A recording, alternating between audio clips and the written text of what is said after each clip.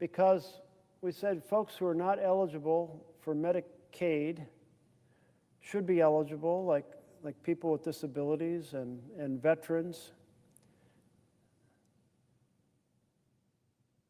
And we said the level at which you're eligible should be expanded upwards because the people outside of Medicaid are still too poor to buy insurance.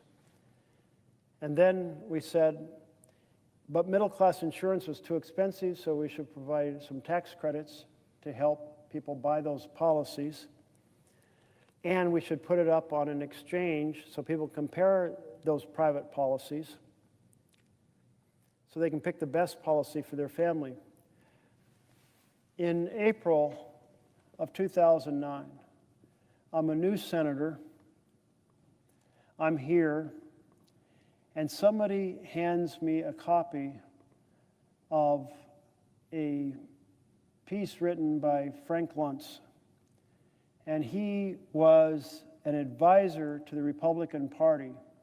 And what this said was, regardless of what Democrats propose under the Obama administration and the Democratic majority to improve health care, we will try to stop it.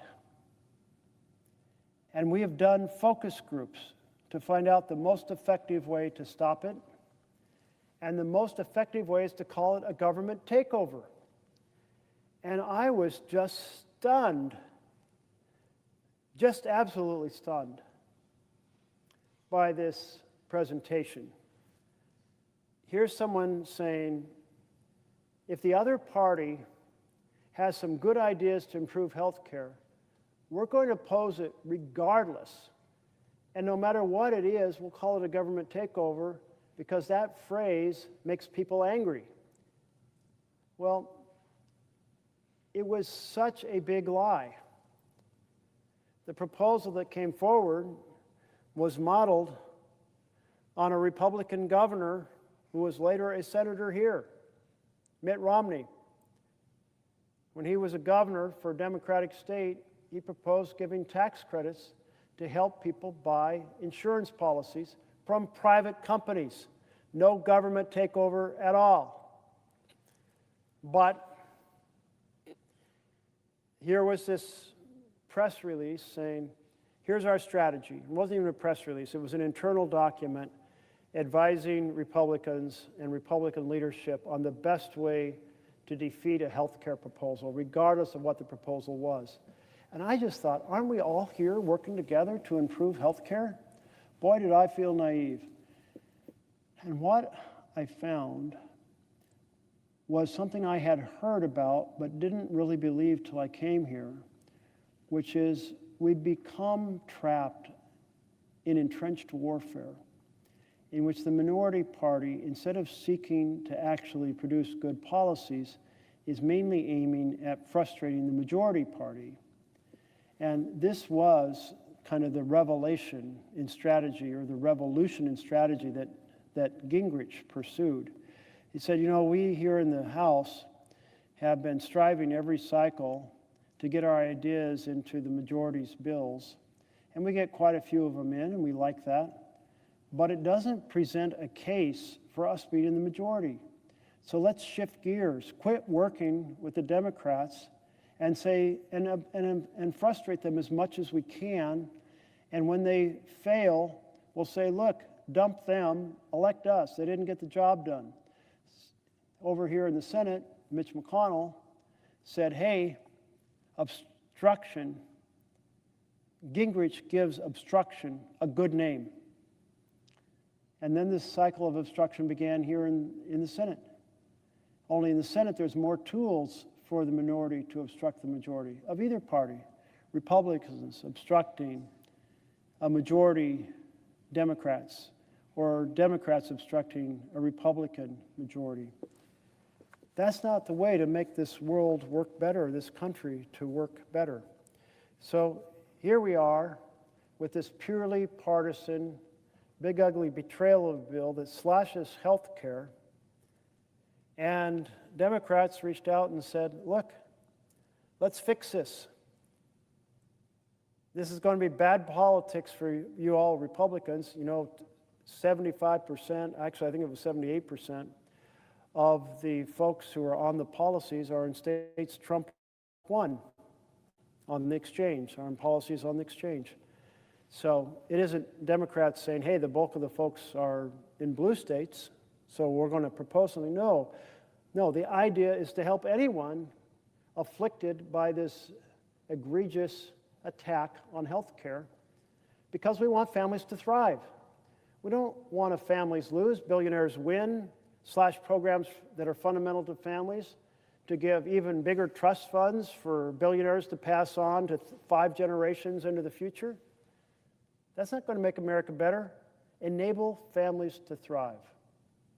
And health care is one of the foundations. One of the questions becomes, what is the connection between this bill and Trump's authoritarian takeover? The key is that when you have an authoritarian takeover, you listen to the billionaires. Do we have that picture still of the billionaires? Of the billionaires lined up behind the president at the inaugural address, the swearing in.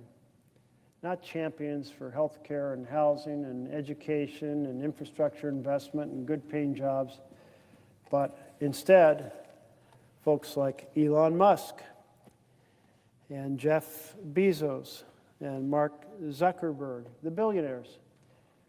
And so an authoritarian government listens to billionaires. They have power. And they pass a bill giving even more money and power to the billionaires, slashing the programs for the people. That's the connection between the authoritarian strategy of President Trump, his inclinations, his violations of the separation of powers, violation of the checks and balances. It's a connection between that authoritarianism and the bill that was passed, what Trump called the big, beautiful bill, and many of us called the big, ugly betrayal. Why do we call it a betrayal? Because Trump campaigned on helping families. But that bill slashed programs to help families to fund tax breaks for billionaires. That bill slashed nutrition to fund tax breaks for billionaires. That bill added $30 trillion to our debt over the next 30 years to fund tax breaks for billionaires. Authoritarian government stops caring about what serves the people of the United States of America and starts producing bills designed to help billionaires at their expense. That is the connections. It's a families lose, billionaires win, authoritarian takeover of America, and every red-blooded patriot in this country who values our freedom needs to make sure they hear the alarm bells ringing and ring the bells themselves so we can have a families thrive and billionaires pay their fair share agenda in its place. The third chapter of this book, How Democracies Die, lays out a little bit more about the American story. On June 15th, 2015, I'm just reading straight from the book here, real estate developer and reality TV star Donald Trump descended an escalator to the lobby of his own building, Trump Tower, to make an announcement. He's running for president. At the time, he was just another long-shot candidate who thought his wealth and celebrity might give him a chance at the very least, allow him to bask in the spotlight for a few months, like fellow businessman Henry Ford a century earlier. Trump held some extremist views. His most recent experience with politics had been as a birther, questioning whether President Barack Obama was born in the United States. To the extent that leading media and political figures took him seriously, it was to denounce him. But the primary system opened up the presidential nomination more than ever before in American history. And openness is a double-edged sword. In this new environment, a wider range of politicians, from George McGovern to Barack Obama, would now compete seriously for the presidency.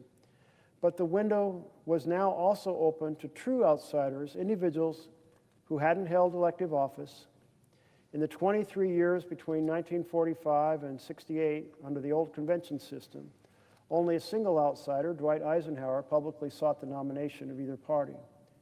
By contrast, during the first 2 decades of the primary system, 1972 through 1992, 8 outsiders ran, 5 Democrats and 3 Republicans, an average of 1.25 per election. And between 1996 and 2016, 18 outsiders competed in one of the 2 parties' primaries, an average of 3 per election. The post-72 primary system was especially vulnerable to a particular kind of outsider, individuals with enough fame or money to skip the invisible primary.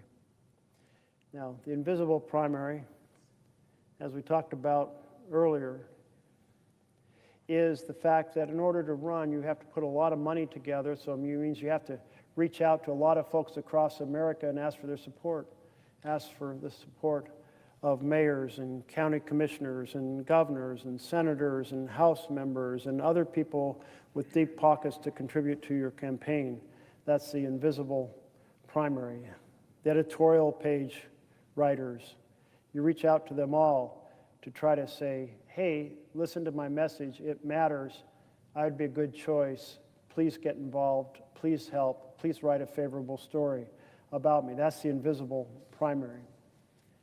In other words, those who can skip the invisible primary are celebrities, affluents. Although conservative outsiders Pat Robinson, Pat Buchanan, Steve Forbes did not manage to overcome the effects of the invisible primary during the 80s and 90s, their relative success provided clues on how it might be done. Forbes, an extraordinarily wealthy businessman, was able to buy name recognition, while Robertson, a televangelist who founded the Christian Broadcasting Network, CBN, and Buchanan, a television commentator and early Republican proponent of white nationalism, were both colorful figures with special media access. Although none of them won the nomination, they used massive wealth and celebrity status to become contenders.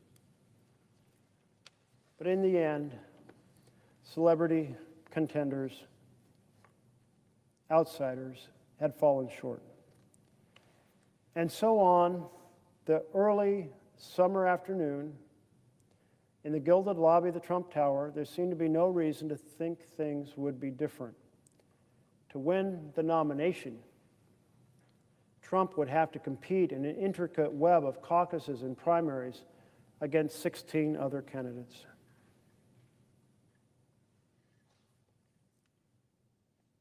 Many of his rivals boasted the kind of resume that had been the hallmark of successful candidates in the past. At the head of the pack was Florida Governor Jeb Bush, brother of the former president.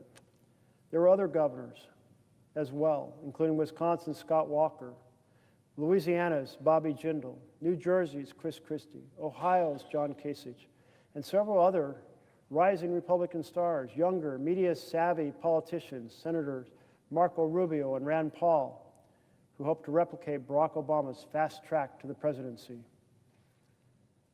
Texas, home to 3 of the last 8 elected presidents, offered 2 more candidates, Senator Ted Cruz and former Governor Rick Perry. Besides Trump, 2 other outsiders threw their hats in the ring, businesswoman Carly Fiorina and neurosurgeon Ben Carson. Trump could not hope to win the support of the establishment. Not only did he lack political experience, but he wasn't even a lifelong Republican. Where Bush, Rubio, Cruz, Christie, Walker, and Kasich all had deep Republican roots, Trump had switched his party registration several times and even contributed to Hillary Clinton's campaign for the Senate. Even after Trump began to surge in the polls, few people took his candidacy seriously. In August 2015, 2 months after Trump declared his candidacy, Las Vegas bookmakers gave him a 100-to-1 odds of winning the White House. In November 2015, as Trump sat high atop the Republican polls, Nate Silver, founder of 538 blog, whose uncannily accurate predictions in 2008 and 12 elections that earned him fame and prestige, wrote an article titled, "Dear Media, Stop Freaking Out About Donald Trump's Poll Numbers." The article predicted Trump's weakness among party insiders would spell his demise.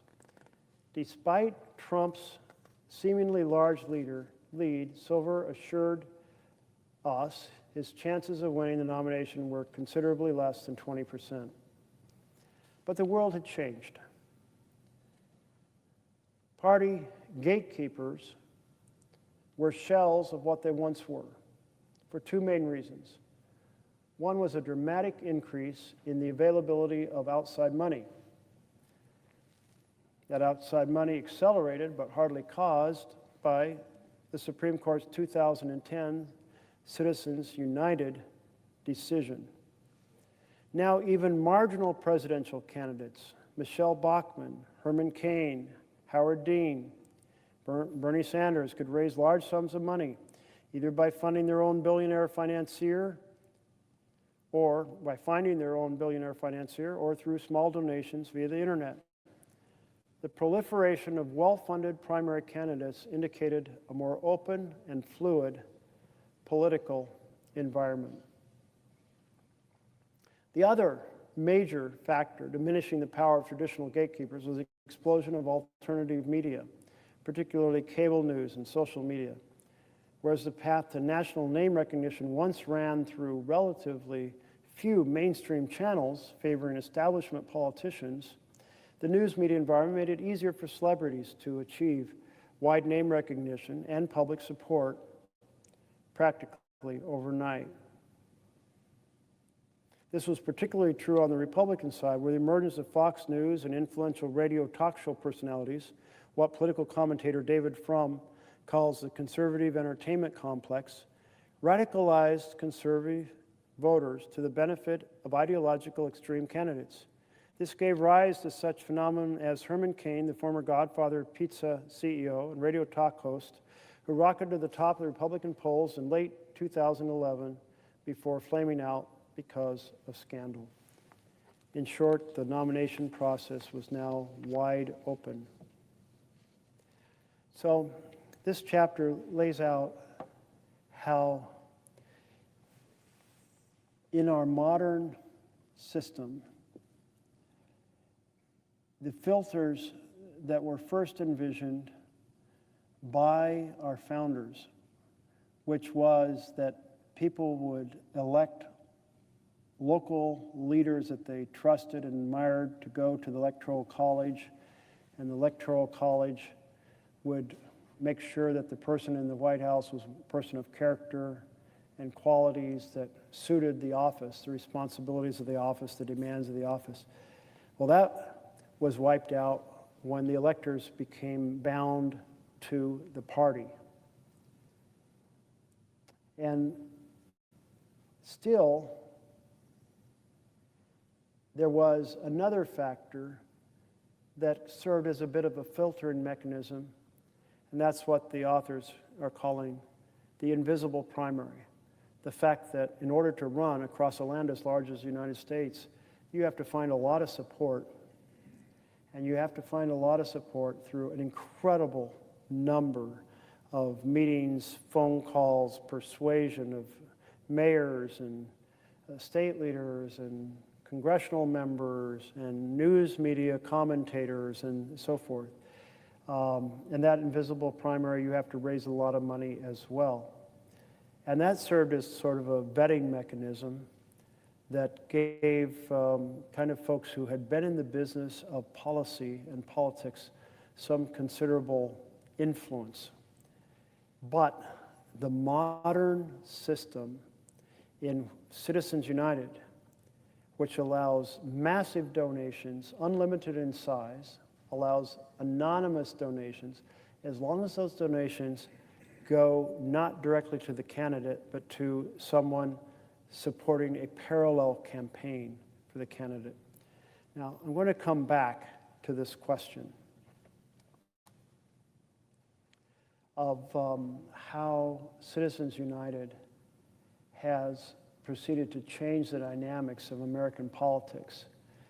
But it is now 12 o'clock somewhere, and that somewhere, midnight, is Mountain Time, midnight on Mountain Time, in Colorado, in Montana, New Mexico, Utah, Wyoming, Idaho, and Arizona. Basically all but the West Coast now. And so, it's midnight again. Let's turn back to Paul Revere's Ride once again, and the poem by Henry Wadsworth Longfellow. And before I was reading excerpts, I think I'll just read the whole poem this time round. Kind of an American classic, but it has to do with the importance of ringing the alarm bells when there's a threat to the colonies in that case, a threat to the United States now from authoritarian control from the president. So this is the poem that Henry Wadsworth Longfellow wrote about the ride of Paul Revere.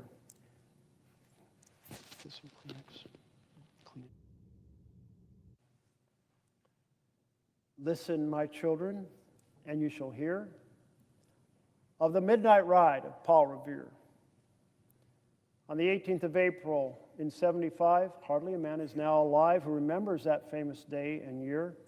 He said to his friend, if the British march by land or sea from the town tonight, hang a lantern aloft in the belfry arch of the North Church Tower as a signal light, 1 if by land and 2 if by sea. And I, on the opposite shore, shall be ready to ride and spread the alarm through every Middlesex village and farm for the country folk to be up and to arm.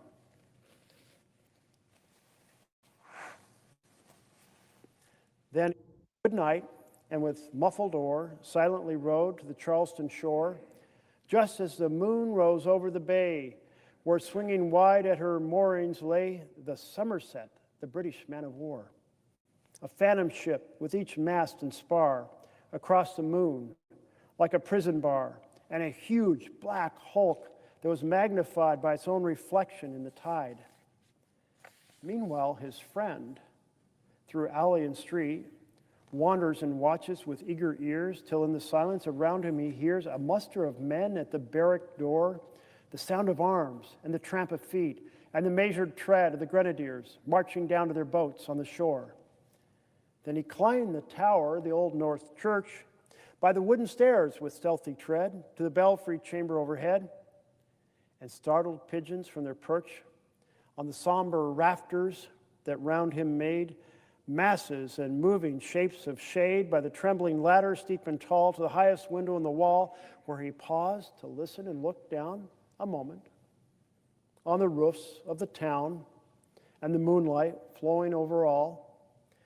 Beneath in the churchyard lay the dead, in their night encampment on the hill, wrapped in silence so deep and still that he could hear, like a sentinel's tread, the watchful night wind as it went creeping along from tent to tent and seeming to whisper, all is well. A moment only, he feels the spell of the place and the hour and the secret dread of the lonely belfry and the dead, for suddenly all his thoughts are bent on a shadowy something far away, where the river widens to meet the bay, a line of black that bends and floats on the rising tide, like a bridge of boats. Meanwhile, impatient to mount and ride, booted and spurred, with a heavy stride on the opposite shore walked Paul Revere. Now he patted his horse's side, now gazed at the landscape far and near, then impetuous stamped the earth, and turned and tightened his saddle girth. But mostly he watched with eager search the belfry tower of the Old North Church as it rose above the graves on the hill, lonely and spectral and somber and still. And lo, as he looks at the belfry's height, a glimmer and then a gleam of light. He springs to the saddle, the bridle he turns, but lingers and gazes till full on his sight a second lamp in the belfry burns. A hurry of hoofs in the village street, a shape in the moonlight, a bulk in the dark, and beneath from the pebbles and passing a spark, struck out by a steed flying fearless and fleet. That was all. And yet, through the gloom and the light, the fate of a nation was riding that night. And the sparks struck out by that steed in his flight kindled the land into flame with its heat. He has left the village and mounted the steep, and beneath him, tranquil, broad, and deep, is the mystic meeting the ocean tides, and under the alders, the skirt, its edge, now soft on the sand, now loud on the ledge, is heard the tramp of his steed as he rides. It was 12 by the village clock when he crossed the bridge into Medford town. He heard the crowing of the cock and the barking of the farmer's dog. And he felt the damp of the river fog that rises after the sun goes down. It was 1 by the village clock when he galloped into Lexington. He saw the gilded weathercock swim in the moonlight as he passed, and the meeting house windows, blank and bare, gaze at him with a spectral glare, as if they already stood aghast at the bloody work they would look upon. It was 2 by the village clock when he came to the bridge in Concord town. He heard the bleating of the flock and the twitter of the birds among the trees, and felt the breath of the morning breeze blowing over the meadows brown. And one was safe and asleep in his bed who was at the bridge would be first to fall, who that day would be lying dead, pierced by a British musket ball. You know the rest in the books you have read, how the British regulars fired and fled, how the farmers gave them ball for ball from behind each fence and farmyard wall, chasing the redcoats down the lane, then crossing the fields to emerge again under the trees at the turn of the road, only pausing to fire and load. So through the night rode Paul Revere, and so through the night went his cry of alarm to every Middlesex village and farm, a cry of defiance, not of fear. A voice in the darkness, a knock at the door, a word that shall echo evermore. For born on the night wind of the past, through all our history to the last, in the hour of darkness and peril and dread and need, the people will awaken and listen to hear the hurrying hoofbeats of that steed and the midnight message of Paul Revere. And the people will awaken and listen to hear the midnight message of Paul Revere. I'm here tonight to ring the alarm bells. That the attack on due process, on freedom of speech, freedom of the press, the weaponization of the Department of Justice against political enemies,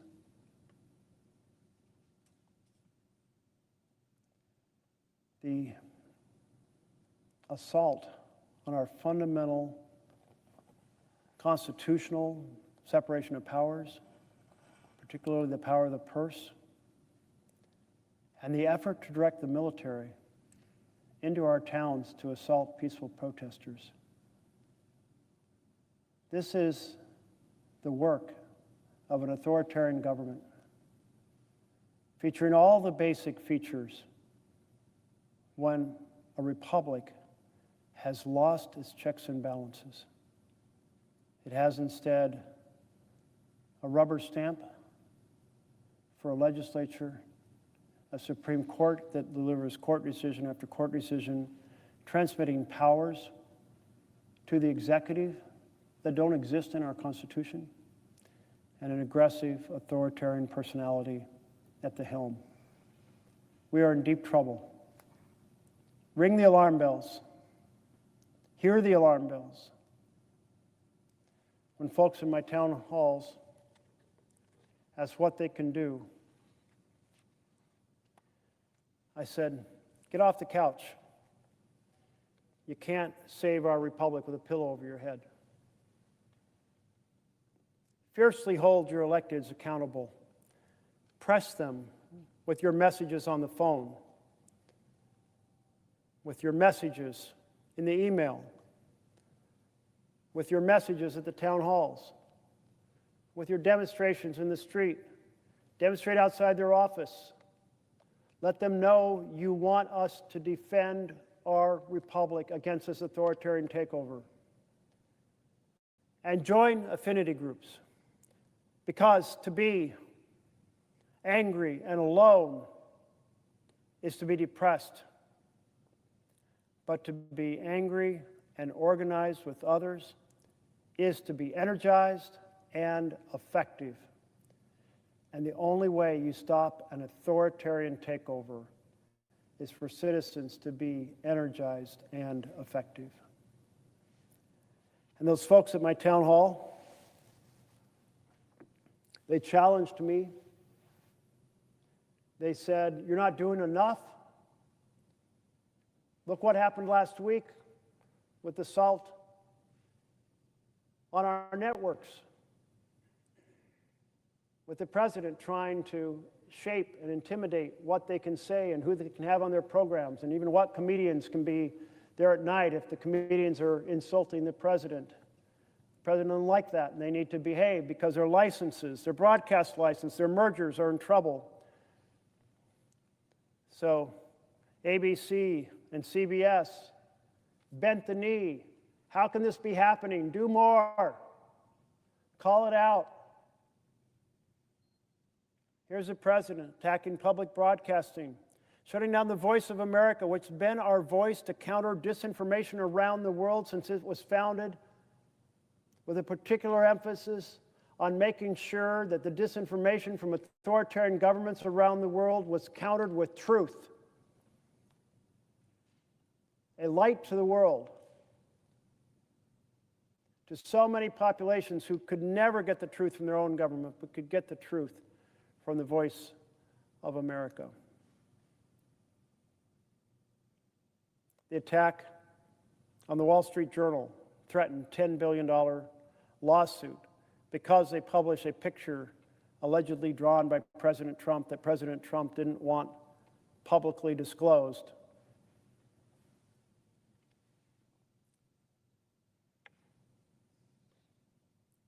Collectively, we are in deep trouble. When Paul Revere wrote, the underlying sense was people heard him, and they responded, and they repulsed the British attack. Now we need Americans to make sure that they hear the voices expressed 7 million strong at 2,700 locations across the country on Saturday, saying we do not have a king. A president is not a king, and a law is not a suggestion, and a constitution is not optional. 7 million people taking the streets to hold us accountable, to hold the president accountable. Are we listening? Are we responding to the threat?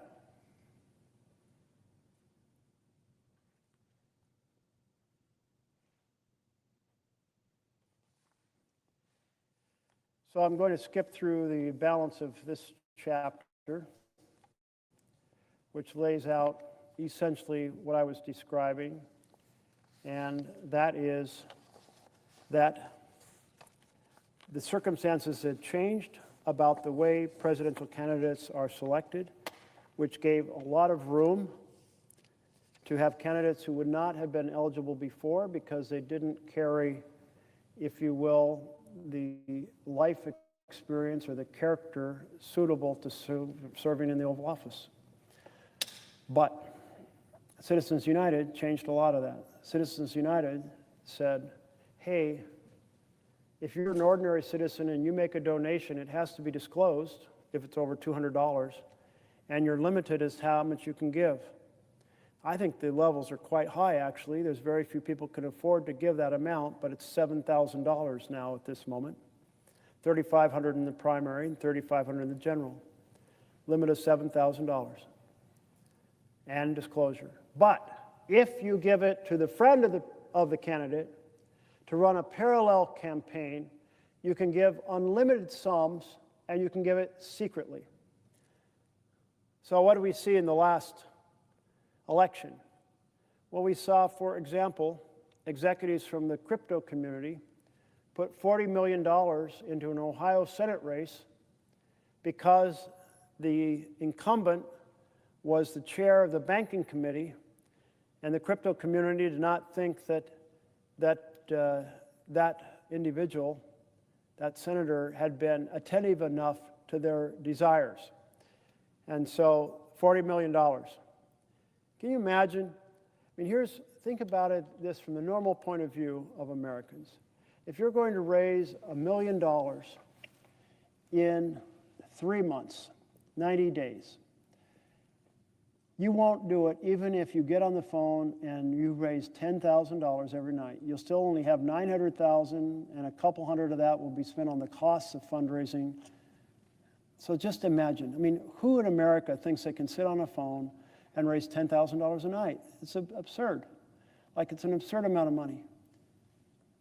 But that's for $1 million. Here, a couple executives put $40 million into a race. And although they weren't required to disclose who they were, they wanted the world to know. So a crypto bill flew through this chamber because senators are terrified that they'll be the next target of Citizens United money, just like our former colleague from Ohio was a target. Massive money like that, massively corrupting. And the argument of the Supreme Court, oh, if you give the money directly to the candidate, well, yes, there can be limits because we can see how that could be influence the candidate. But if you give it to the friend of the candidate, well, the candidate isn't directly receiving the money from you, so they're not influenced. So therefore, no countervailing interest in our democracy to put a limit on donations done to the friend of the candidate to run a parallel campaign. It is a completely bogus argument.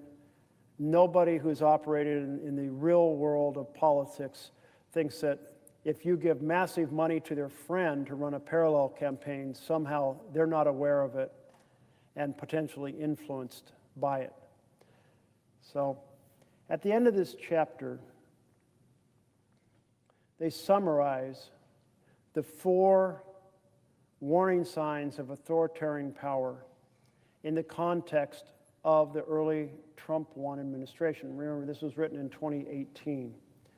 So the first question or sign, concern about identifying authoritarian power was, does the candidate, or in this case, the president, successful candidate, reject the Constitution or express a willingness to violate it? Do they suggest a need for anti-democratic measures such as canceling elections, violating and suspending the Constitution, banning certain organizations, restricting basic civil or political rights?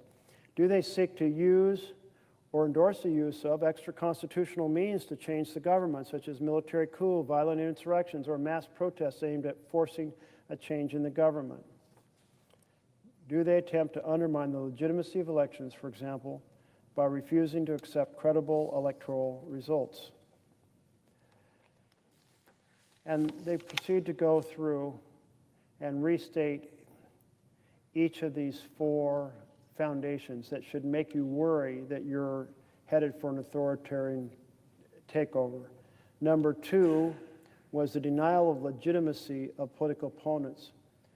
Do they baselessly describe their partisan rivals as criminals whose supposed violation of the law or potential to do so disqualifies them from full participation in the political arena? Well, lock her up. The cry, lock her up, answers that question. Number 3, toleration, or encouragement of violence? Have they tacitly endorsed violence by their supporters by refusing to unambiguously condemn it and punish it? Have they praised or refused to condemn other significant acts of political violence, either in the past or elsewhere in the world? Well, yes, again and again for Mr. Donald Trump. Think about how he tacitly encouraged violence against his Capitol. And many of us currently in the Senate were here at the moment that the mob, urged on by Trump, assaulted this Capitol, called for the death of the Vice President, and tried to interrupt the counting of the ballots. The fourth, readiness to curtail civil liberties of opponents, including media. Have they supported laws or policies that restrict civil liberties, such as expanded libel or defamation laws, or laws restricting protest, criticism of the government, or civic or political organizations? Have they threatened to take legal or punitive action against critics in rival parties, civil society, or the media? Have they praised repressive measures taken by other governments, either in the past or elsewhere in the world? Well, yes and yes and yes. Have they threatened to take punitive action against critics? Trump has his list of enemies. He said publicly he intends to weaponize and is weaponizing the Judicial Department to go after them. Has he praised repressive measures? Well, yes, time and time again, praising dictators around the world. Not democracies, but dictators. So it's 4 for 4 in terms of the warning signs that exist for our democracy. And that was before the straight-out actions that we're witnessing today.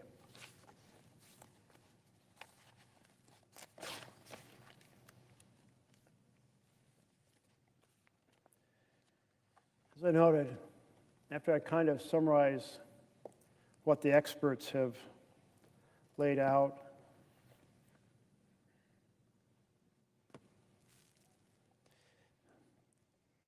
in this book, How Democracies Die, the key point being that we may think democracies die through military coups, through men with guns.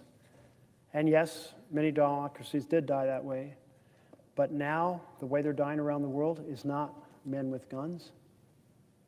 It's elected leaders who erode the boundaries of the checks and balances of the Constitution.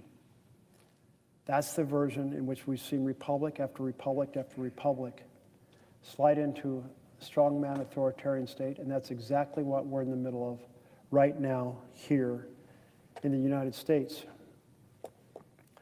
So I addressed free speech. I addressed the violation of laws governing the executive. I addressed free press. But let's talk about how Trump is violating due process. Earlier, I noted how Secretary Rubio has used a McCarthyist 1952 law to silence the freedom of speech for foreign students who disagree with the administration over foreign policy. There was no due process for the students that Rubio disfavored, just as there was no due process for the Venezuelan immigrants Trump sent to El Salvador.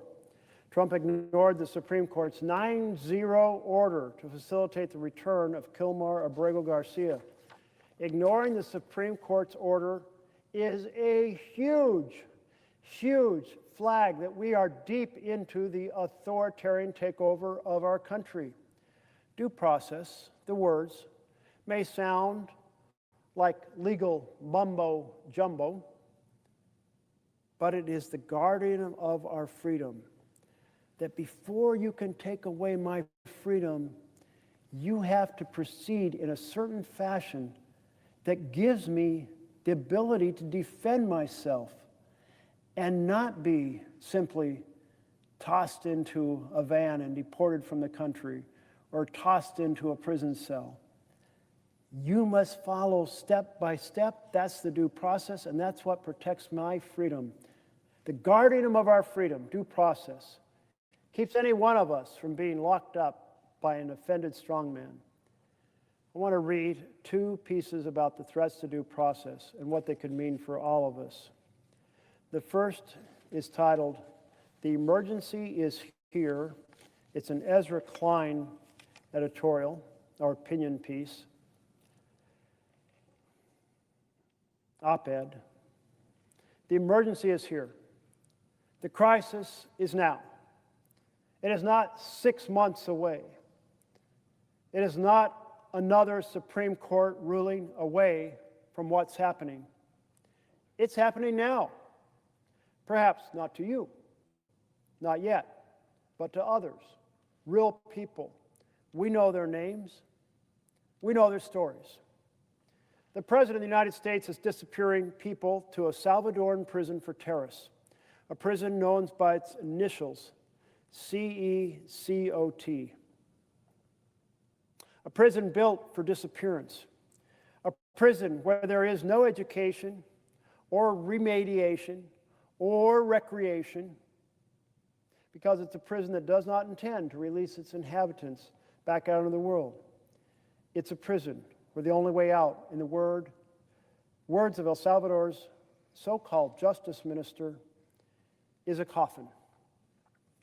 On Monday, President Trump said in the Oval Office, in front of the cameras, sitting next to President Nayib Bukele of El Salvador, that he would like to do this to U.S. citizens as well. Donald Trump, word for word. If it's a homegrown criminal, I have no problem. Now we're studying the laws right now. Pam is studying. If we can do that, that's good. And I'm talking about violent people. I'm talking about really bad people, every bit as bad as the ones coming in. He told Bukele that he'd need to build 5 more of these prisons because America has so many people Trump wants to send. Trump said, "Why? Do you think there's a special category person? They're as bad as anybody that comes in. We have bad ones too, and I'm all for it because we can do things with the president for less money and have great security. And we have a huge prison population. We have a huge number of prisons, and then we have the private prisons, and some are operated well, I guess, and some aren't."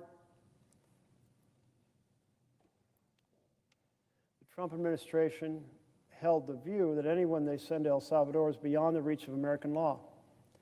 They have been disappeared from our country.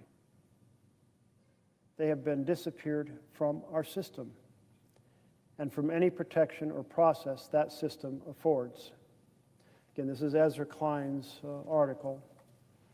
In our prisons, prisoners can be reached by our lawyers and by our courts and by our mercy.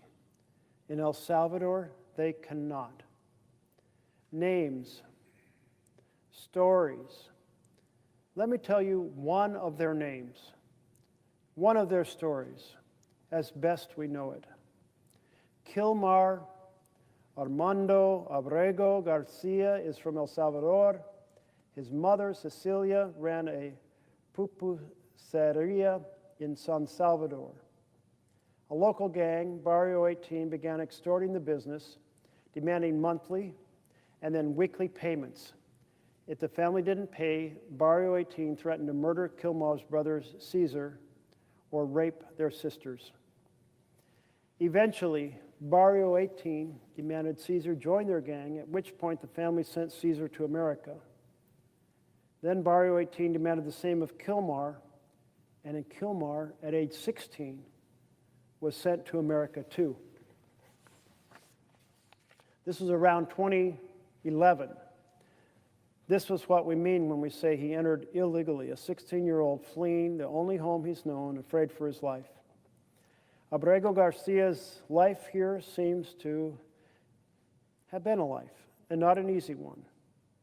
He lived in Maryland. He worked in construction. He met a woman. Her name is Jennifer, a U.S. citizen. She had 2 children from a past relationship. One had epilepsy. The other had autism. In 2019, they had a child together. That child, now 5, is deaf in one ear and also has autism. Jennifer was pregnant in 2019 on the day Abrego Garcia dropped off one kid at school dropped off another at the babysitter, and drove to Home Depot to find construction work. He was arrested for loitering, asked if he was a gang member. He said no. He was put into ICE detention. The story gets stranger from here. About 4 hours after Abrego Garcia was picked up, and that appears to be the first contact he had with local police, a detective produced an allegation, citing a confidential informant, that Abrego Garcia is a gang member. Abrego Garcia has no criminal record, not here, and not in El Salvador. He was accused of being part of a gang that operates in New York, a state where he has never lived. Whoever produced the allegation was never cross-examined. When Abrego Garcia's attorney later tried to get more information, he was told the detective behind the accusation had been suspended and the officers in the unit would not speak to him. Abrego Garcia's partner, Jennifer Stefania Vasquez Sura, said she was shocked when the government said he should stay detained because Kilmar is an M13 gang member. Kilmar is not and has never been a gang member. I'm certain of that, she said. In June of 2019, when Abrego Garcia was still detained, he and Jennifer got married, exchanging rings through an officer separated by a pane of glass. Later that year, a judge ruled that Abrego Garcia could not be deported back to El Salvador because he might be murdered by Barrio 18, that his fear was credible. Abrego Garcia was then set free. Each year since then, he has checked in with immigration authorities. He has been employed as a sheet metal apprentice. He is a member of a union. He was studying for a vocational license at the University of Maryland.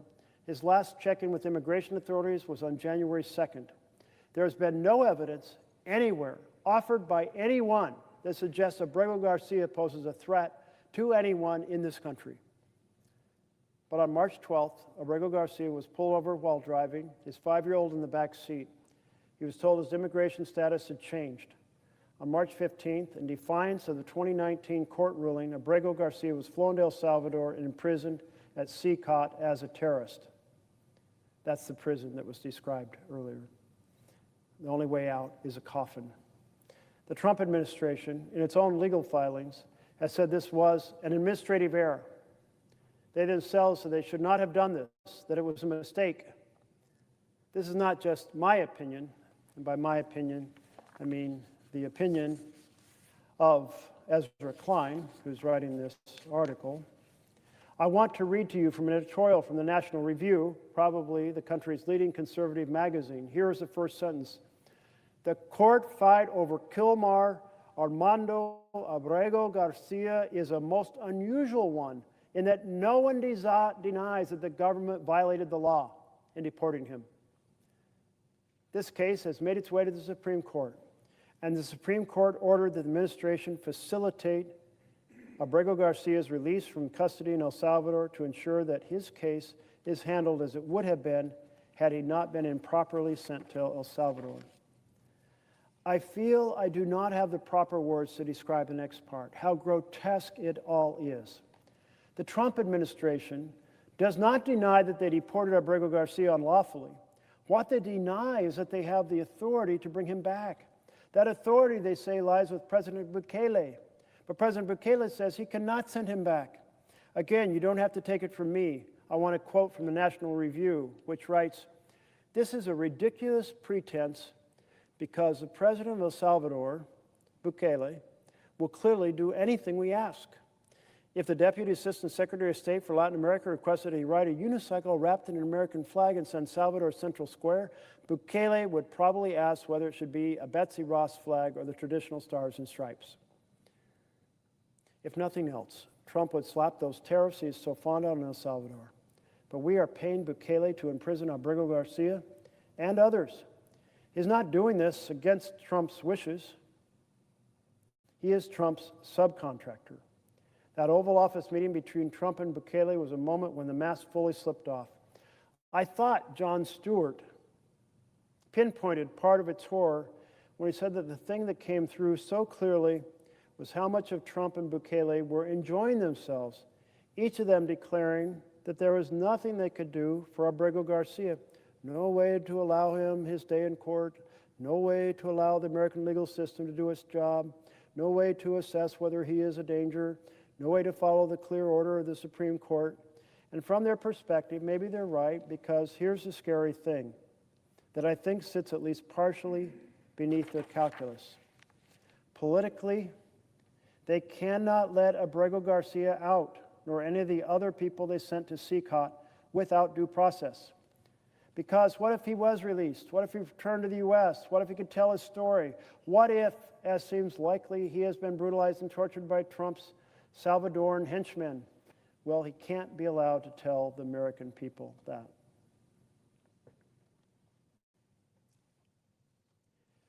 The article went on to say, we're only 100 days, we're not even 100 days in this administration, and we are already faced with this horror. And I can feel the desire to look away from it, even within myself. What all of this demands is too inconvenient, too disruptive. But Trump has said it all plainly and publicly. He intends to send those he hates to foreign prisons beyond the reach of U.S. law. He does not care. He will not seek to discover if those he sends into these foreign hells are guilty of what he claims, because this is not about their guilt. It is about his power. And if he is key, meaning Trump is capable of that, if he wants that, then what else is he capable of? What else does he want? And if the people who serve him are willing to give him that, to defend his right to do that, what else will they give him? What else will they defend? This is the emergency. Like it or not, it is here. A second piece from The Atlantic was titled, "A Loophole That Would Swallow the Constitution." If we want to preserve freedom, we better make sure that due process is vigorously defended and restored. By Jonathan Chair, he starts out by saying, if Donald Trump can disappear people to El Salvador without due process, he can do anything.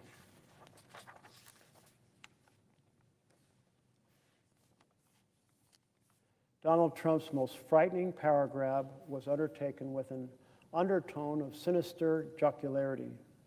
There was no column of tanks in the streets, no burning of the legislature. The president and his partner in despotism, President Bukele of El Salvador, were bantering amiably in the Oval Office in front of the press corps, mocking the American court system with evident delight. Trump's ploy is almost insultingly simple. He has seized the power to arrest any person and whisk them to Bukele's notorious terrorism confinement center, where they will be held indefinitely without trial. Once they are in Bukele's custody, Trump can deny them the protections of American law. His administration has admitted that one such prisoner, Kilmar Abrego Garcia, was sent to El Salvador in error, but insists that it has no recourse. Trump, who has threatened the territorial integrity of multiple hemispheric neighbors, now claims that requesting the return of a prisoner he paid El Salvador to take would violate that country's sovereignty. Neither Trump nor Bukele bothered to make this absurd conceit appear plausible, even as Trump and his officials claim that only El Salvador has the power to free wrongfully imprisoned American residents. The United States is paying El Salvador to hold the prisoners. Naturally, Congress never appropriated such funds. Trump has already seized large swaths of the Congress's constitutionally mandated spending power for himself. That's a reference to what we call the power of the purse, the power vested in the Congress of the United States of America by our Constitution, that the author of this article, Jonathan Chait, is referring to.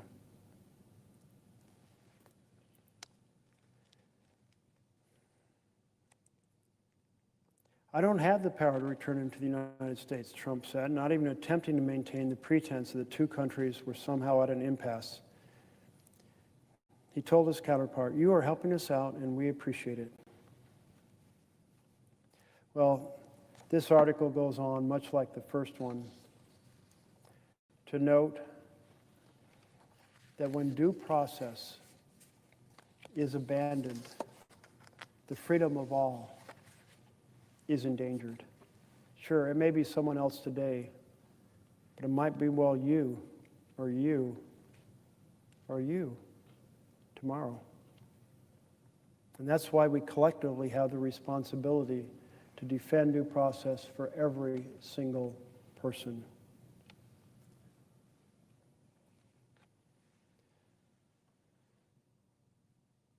The Trump administration's illiberalism has two main sources. One is the personality at the center of its cult. Donald Trump gravitates instinctively toward despots, sees the constraints that democracies place upon elected leaders as a form of weakness, and refuses to accept the legitimacy of any electoral or judicial proceeding that goes against him.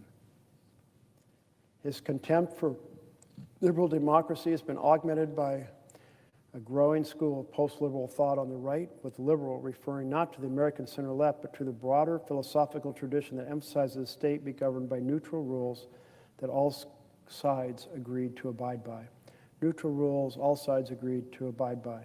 That's kind of a sense of how you organize everything about a government.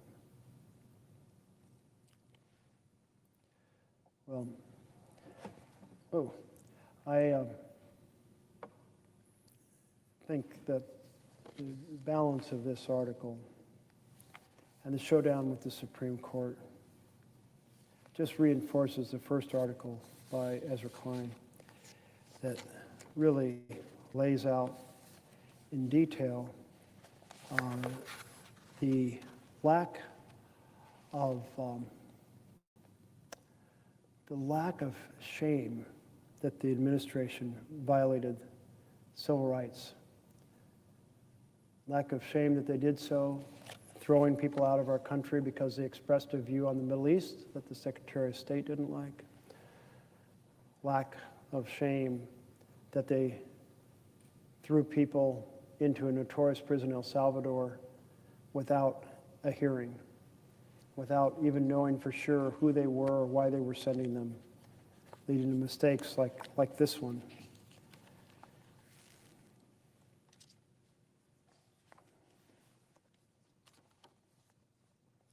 This leads us to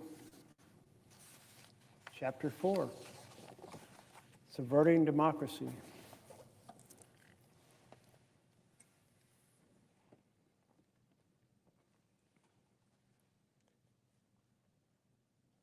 I'm going to untie my shoelace because standing in one place for this much time,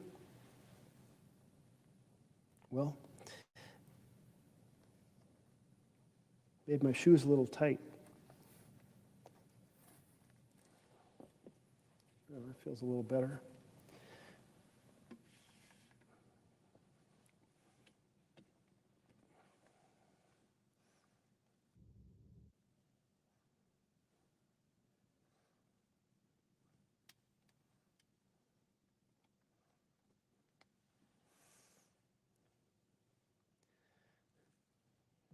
In general, I don't recommend standing through the night and talking.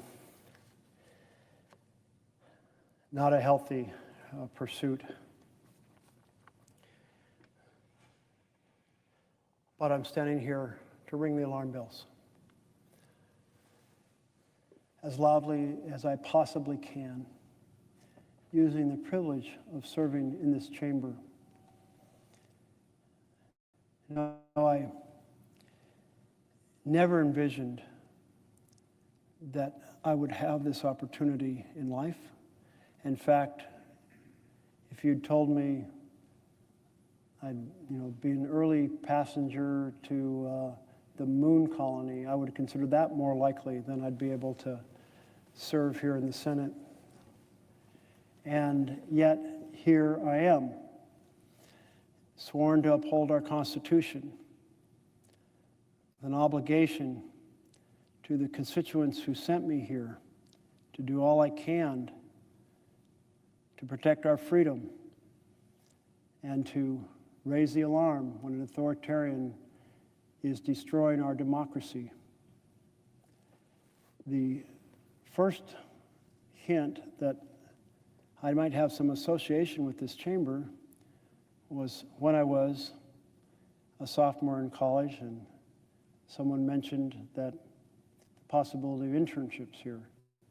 And earlier I mentioned that one of the people I applied to was Hubert Humphrey, and that I was not accepted, nor by any of the other 4 Democrats, but I was accepted by Senator Hatfield. And I had a lot of respect for Senator Hatfield. Senator Hatfield had taken a courageous stand as a governor and as a U.S. Senator against the Vietnam War at a time it was not popular to oppose the Vietnam War. He had been one of the first members of the armed services into Hiroshima following the nuclear bomb. He had seen the utter destruction. He had seen the shadow of a person emblazoned on a wall because the flash of the light is so bright that it changed the color of the wall around the silhouette of the individual.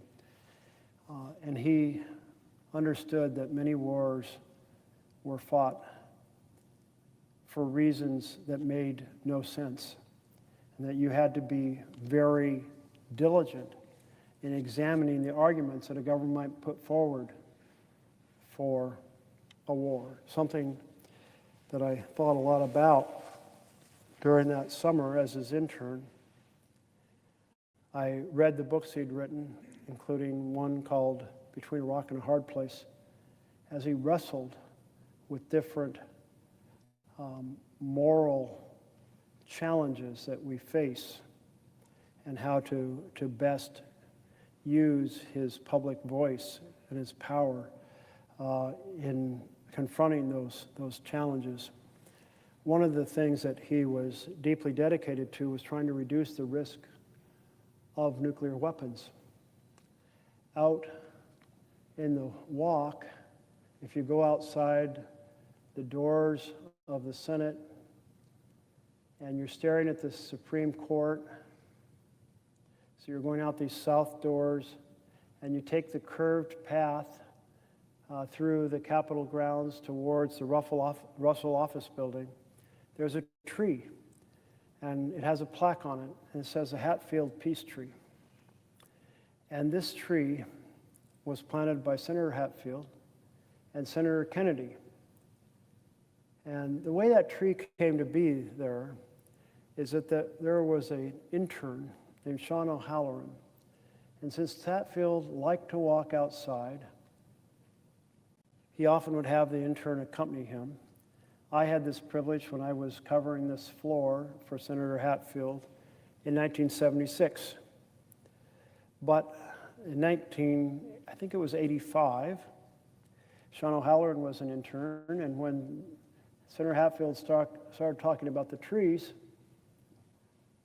this intern said, "Senator Hatfield, you love these trees so much, you should plant one."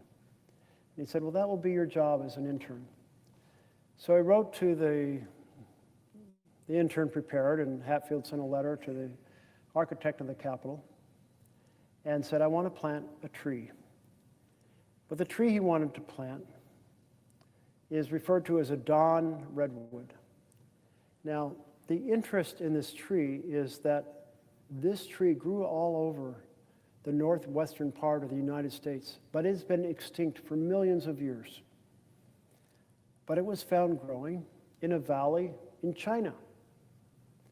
And so it was re-imported back to the U.S. as one of these kind of discovered ancient species. Occasionally read about some deep water fish washing up some ancient fish and discovering there's still something that exists we didn't know about.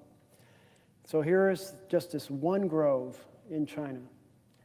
And so that's the tree I want to plant. And the architect of the Capitol responded and said, "Well, the brothers who designed the landscape plan for the Capitol didn't have that tree in their plan, so sorry." And Hatfield responded and said, "Well, if they had known about the existence of the tree, maybe they would have included that tree. You know, it was considered extinct, so they didn't know about it, so maybe it should get a special exemption, be able to plant the tree." Well, eventually, Hatfield knocks on the door of the architect, takes him out, and says, here's where I want to plant the tree. And the architect says, okay. As they're preparing to plant the tree, his team sees Senator Kennedy. And so they go and get Senator Kennedy and say, hey, you may want to plant this tree with Senator Hatfield. And the two of them had worked so closely on the nuclear freeze movement, trying to reduce the risk of nuclear war in the world. The result of trying to reduce the risk of nuclear war had produced a lot of results in that decade of the 1980s. And Senator Kennedy said this should be known as the peace tree. And so the peace tree is out there as a memorial to the effort to reduce one of the major risks to humankind, nuclear war, but also as a memorial to a Democrat and Republican working closely together on a significant challenge. And that is a vision all of us should embrace, trying to find on each issue a partner across the aisle. Because we may disagree on 7 out of 10 things, but that means we agree on 3 out of 10. Why not work together on those 3 out of 10 issues? Well, I did end up, through this internship, coming here in 1976. It was our bicentennial summer, 200-year celebration. And oh my goodness, there was so much going on here. They had just opened the first part of the Metro underground system. It had only a couple stops from Union Station going north on the Red Line. And the Union Station itself, the train station, had been refurbished as a National Visitor Center. And so that was a center of activity. And the Capitol Mall, all summer long, had American Folklife Festival that was just booming. People coming from all over the country in the bicentennial year to come here to witness our capital and think about and celebrate our history. And the fireworks on the 4th of July that summer were like nothing you could ever imagine. I was watching them from the balcony of the Capitol Hill here. And then in the middle of it, this is back when I was in good shape and a good runner, I said, I want to run down and be right underneath the fireworks as they're going off. So I ran down to the Washington Monument, a couple miles down the mall, and laid on the ground and looked up at those fireworks. And it seemed America was on a course that year in which we were emerging from Watergate, we were emerging from the Vietnam War, we had just passed major provisions to try to clean up our air, clean up our water. These were done under the Nixon administration. Gerald Ford was president by virtue of Nixon's resignation. He was running for president for Jimmy Carter. And I recall being in an elevator with Senator Hatfield. The reason I saw a fair amount of him was I was assigned to cover this floor for the Tax Reform Act of 1976. And at that time, there was no television here in the chamber. There were often very long speeches, and Wayne Morris of Oregon particularly enjoyed doing long speeches, although he was no longer the senator at that moment. He had died in 1974 of a heart attack. But even without television, people came and delivered long statements that were often, they were printed in the Congressional Record, they were followed by people across the country. But because there was no television, and no fax machines had been invented, and no cell phones, each senator had somebody here monitoring the floor of the Senate. And then when the vote came, that area out there outside these doors on the southern side, where now reporters gathered, you would have those individuals who represented the senators standing, waiting for the senators to come out of the elevator, grab their senator, brief them on what the debate had been, brief them on what the folks back home said as they came in to vote. And then you'd run up to the staff gallery to cover the next amendment. There were 125 votes on that Tax Reform Act of 1976, all of them by simple majority. Anyway, my point where I started was that I never expected to be serving in the Senate. My mother stayed at home to help raise the kids. My dad was a mechanic. We had no particular political network. The idea of people serving here was that they would come, in my mind, from families with huge networks and huge wealth that would make it possible for them to be folks who serve here in the Senate. So I think about that, the total unlikeliness that I would end up here. The fact is that any number of spots, I could list a dozen of them, my life might have taken a slightly different turn, but one advocacy, one job, one opportunity led to another, and then I got angry about positions the incumbent was taking, promoting the Iraq War and promoting tax relief for the richest Americans, and just felt like democracy demanded a conversation. And a year and a half later, here I am. And it's incumbent on each of us who have the privilege to serve in this body, try to do the best damn job we can to defend the freedoms of the country. I was quite sure our debates would always just be about policies, about health care, about housing, about education, about investment in infrastructure, about the creation of good paying laws, about the environment, certainly about climate change, certainly about equality of opportunity for every American and ending discrimination policies. I never thought we'd be in a moment where the President of the United States is engaged in a full-fledged authoritarian takeover, a dismantlement of the checks and balances of our Constitution. Yet that's where we are. And having the privilege to serve here and the responsibility to the Constitution that we take on when we come means that every one of us, all 100 of us, should be full-fledged advocates to end this authoritarian takeover. All 100 of us should be ringing the alarm bells in every way we possibly can. The American people get it. 7 million people turned out on Saturday in the largest demonstration in American history to say, pay attention. There are no kings in America. Laws are not suggestions.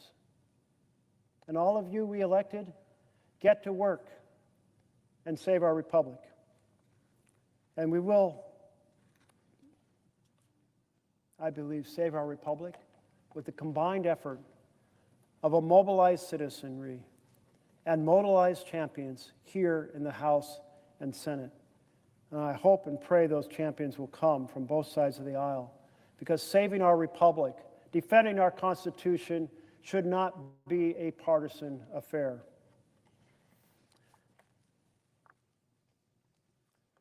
We are now at the 4th time midnight has been struck in America. This time, midnight is arriving in Washington and Oregon and Nevada and California. And in another couple hours, Alaska, and then Hawaii, which my team will track.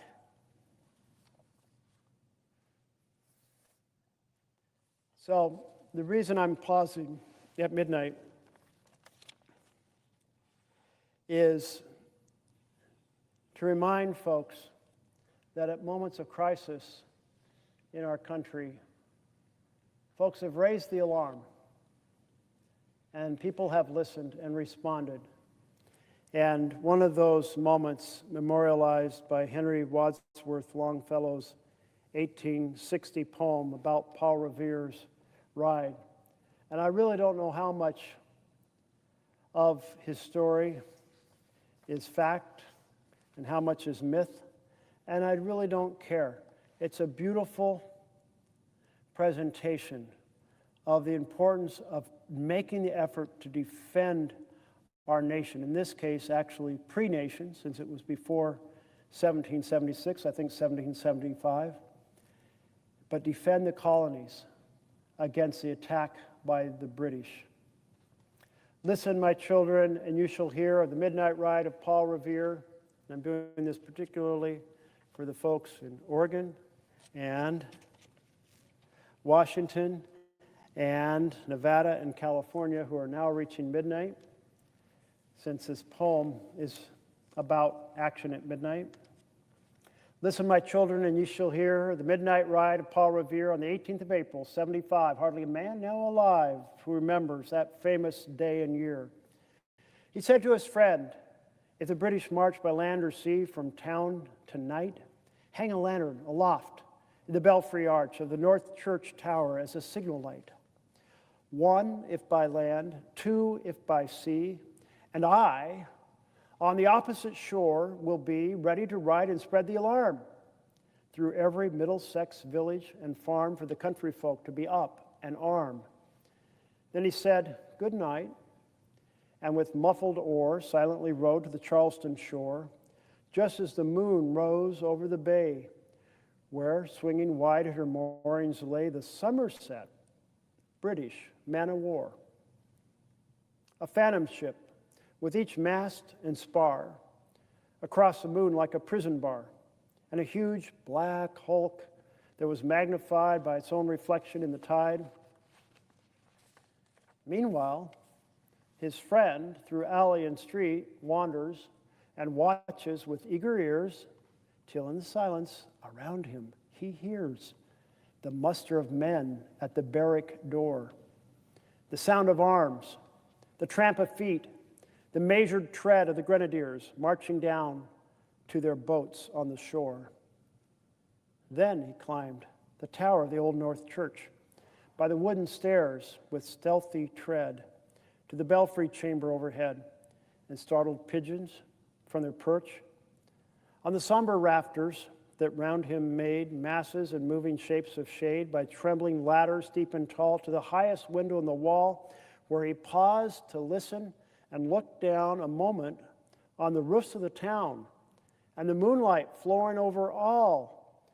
Beneath in the churchyard lay the dead in their night encampment on the hill, wrapped in silence so deep and still that he could hear like a sentinel's tread the watchful night wind as it went creeping from tent to tent and seeming to whisper, all is well.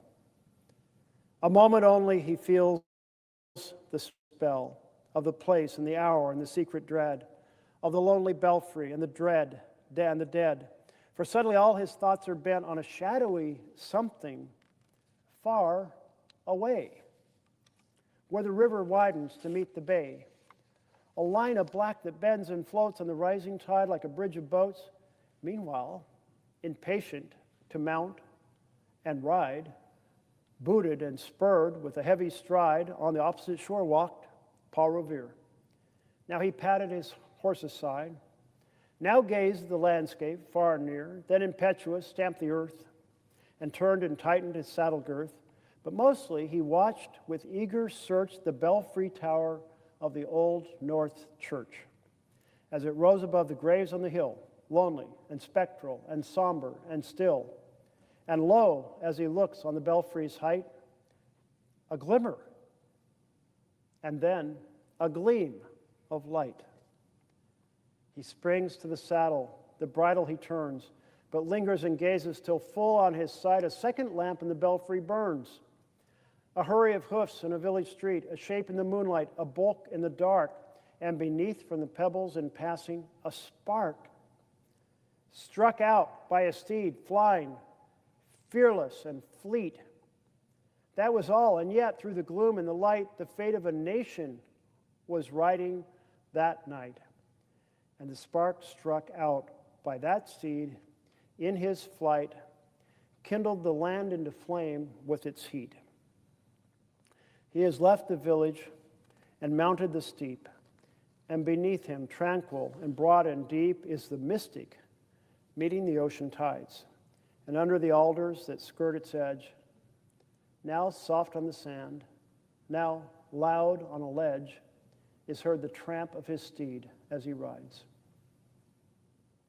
It was 12 by the village clock when he crossed the bridge into Medford town. He heard the crowing of the cock and the barking of the farmer's dog, and felt the damp of the river fog that rises after the sun goes down. It was 1 by the village clock when he galloped into Lexington.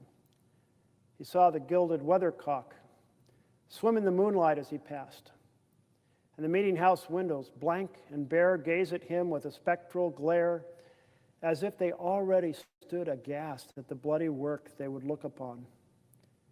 It was 2 by the village clock when he came to the bridge in Concord Town. He heard the bleating of the flock and the twitter of birds among the trees, and felt the breath of the morning breeze blowing over the meadows brown, and one was safe and asleep in his bed who at the bridge would be first to fall, who that day would be lying dead, pierced by a British musket ball. You know the rest in the books you have read, how the British regulars fired and fled, how the farmers gave them ball for ball, from behind each fence and farmyard wall, chasing the redcoats down the lane, then crossing the fields to emerge again under the trees at the turn of the road, and only pausing to fire and load. So, through the night rode Paul Revere, and so through the night went his cry of alarm.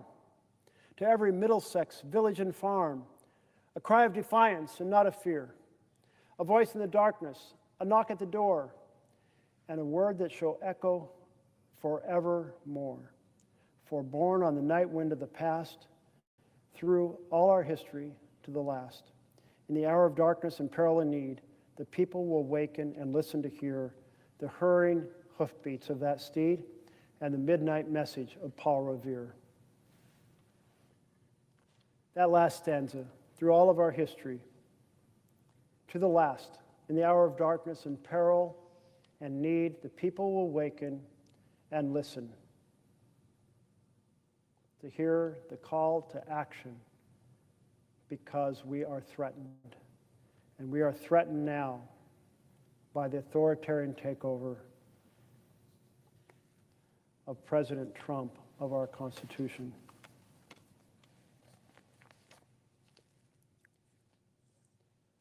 Chapter 4, Subverting Democracy. If you're just tuning in at 3 a.m. Eastern Time, this is a passage from How Democracies Die. 2 scholars who have studied how democracies die all around the world. They say, you know, we think of democracies dying because of men with guns. And certainly there's been many military coups, and in many cases democracies have perished in that fashion.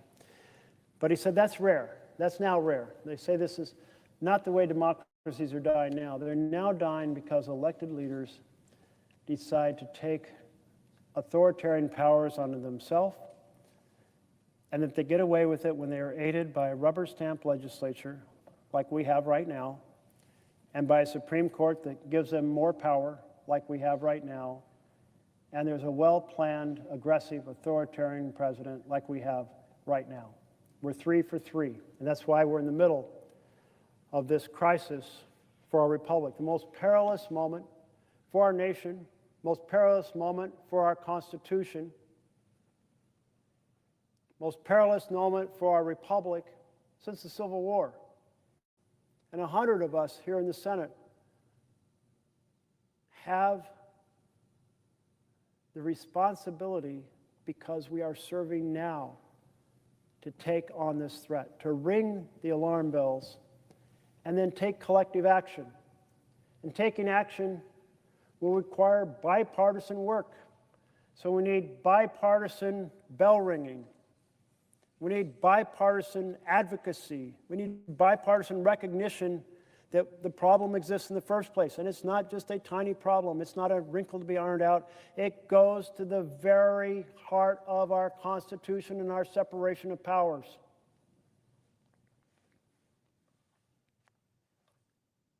The authoritarian takeover is a knife at the heart of government of, by, and for the people.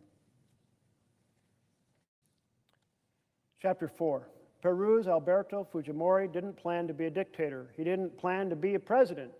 A little-known university rector of Japanese descent, Fujimori had hoped to run for a Senate seat in 1990 in Peru.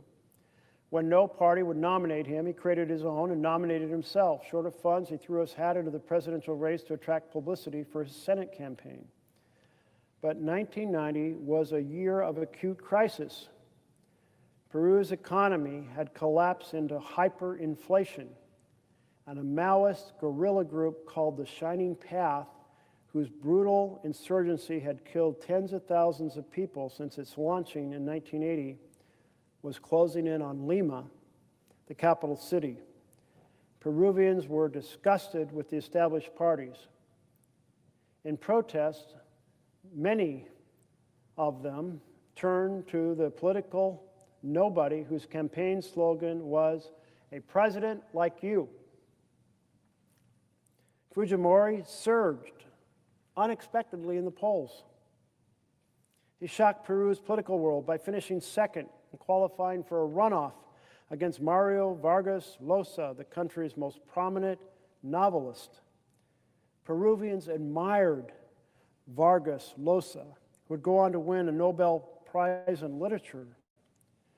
Virtually the entire establishment, politicians, media, business leaders, backed Vargas Llosa, but ordinary Peruvians viewed him as too cozy with the elites, who seemed deaf to their concerns. Fujimori, whose populist discourse tapped into this anger, struck many as the only real option for change, and he won. It's one of the most unlikely presidential campaigns in the world, I think. A little-known university rector hopes to run for Senate seat, launches a presidential campaign to draw attention to his Senate race, and ends up as president of the nation. In his inaugural address, Fujimori warned that Peru faced the most profound crisis in its Republican history. The economy, he said, was on the brink of collapse, and Peruvian society had been broken apart by violence, corruption, terrorism, drug trafficking. Fujimori pledged to dig Peru out of the state that it's in and guide it to a better destiny. He was convinced that the country needed drastic economic reforms. They would have to step up the fight against terrorism, but only a vague idea of how to accomplish these things. He also faced daunting obstacles. As a political outsider, Fujimori had few friends among Peru's traditional power brokers. Opposition parties controlled Congress, and their appointees sat on the Supreme Court. The traditional media, most of which had backed Vargas Llosa, distrusted him. Fujimori had been unsparing in his attacks on the political elite, describing it as a corrupt oligarchy that was running the country. Now he found that those he'd attacked and defeated during the campaign still controlled many of the levers of power.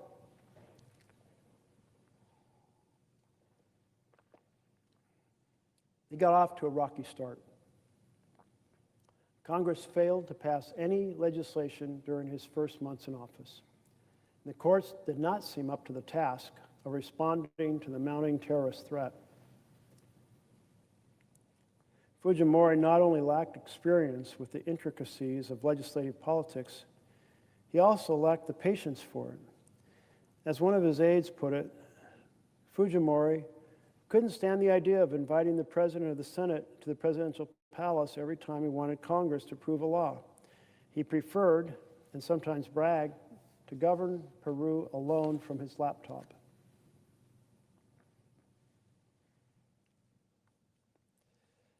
So the article, this chapter goes on with an extensive recap of Fujimori's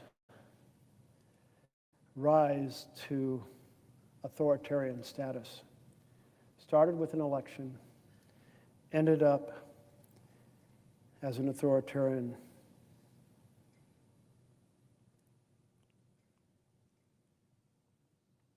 He started governing by decree. In November 1991, he sent a massive package of 126 decrees for congressional approval. The decrees were far-reaching, including anti-terrorism measures that threatened civil liberties. Congress demurred. Not only did it repeal or water down several of the most important decrees, it passed legislation curbing the president's power. The conflict escalated. Fujimori accused Congress of being controlled by drug traffickers. In response, the Senate passed a motion to vacate the presidency because of Fujimori's moral incapacity. The motion fell a few votes short in the Chamber of Deputies. The conflict had reached a point where one government official worried that either Congress would kill the president or the president would kill the Congress. The president killed Congress. On April 5th, 1992, Fujimori appeared on television and announced he was dissolving Congress and the Constitution. Less than 2 years after a surprising election, the long-shot outsider had become a tyrant. Although some elected demagogues take office with a blueprint for autocracy, many, such as Fujimori, do not. Democratic breakdown doesn't need a blueprint. Rather, as Peru's experience suggests, it can be the result of a sequence of unanticipated events, an escalating tit-for-tat between a demagogic, norm-breaking leader and a threatened political establishment. The process often begins with words. Demagogues attack their critics in harsh and provocative terms, as enemies, as subversives, as terrorists. When he first ran for president, Hugo Chavez described his opponents as rancid pigs and squalid oligarchs. As president, he called his critics enemies and traitors. Fujimori linked his opponents to terrorism and drug trafficking. And Prime Minister Silvio Berlusconi attacked judges who ruled against him as communist. Journalists also became targets. Ecuadorian President Rafael Correa called the media a grave political enemy that has to be defeated.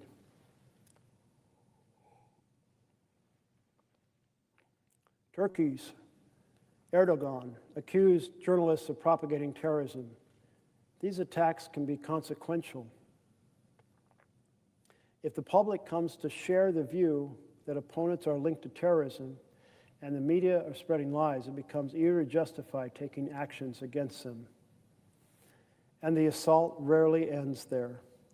Though observers often assure us that demagogues are all talk and their words should not be taken too seriously, a look at demagogic leaders around the world suggests many of them do eventually cross the line from words to action. This is because a demagogue's initial rise to power tends to polarize society, creating a climate of panic, hostility, and mutual distrust. The new leader's threatening words often have a boomerang effect.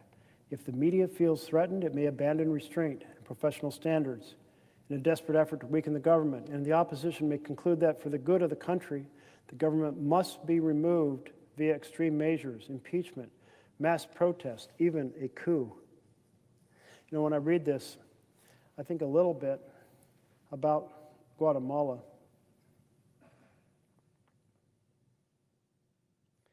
In Guatemala, a couple years ago, they had a candidate who had been a professor, not very involved in politics, but decided to run for president. I believe his father had been a president. And he was 8th in the polls.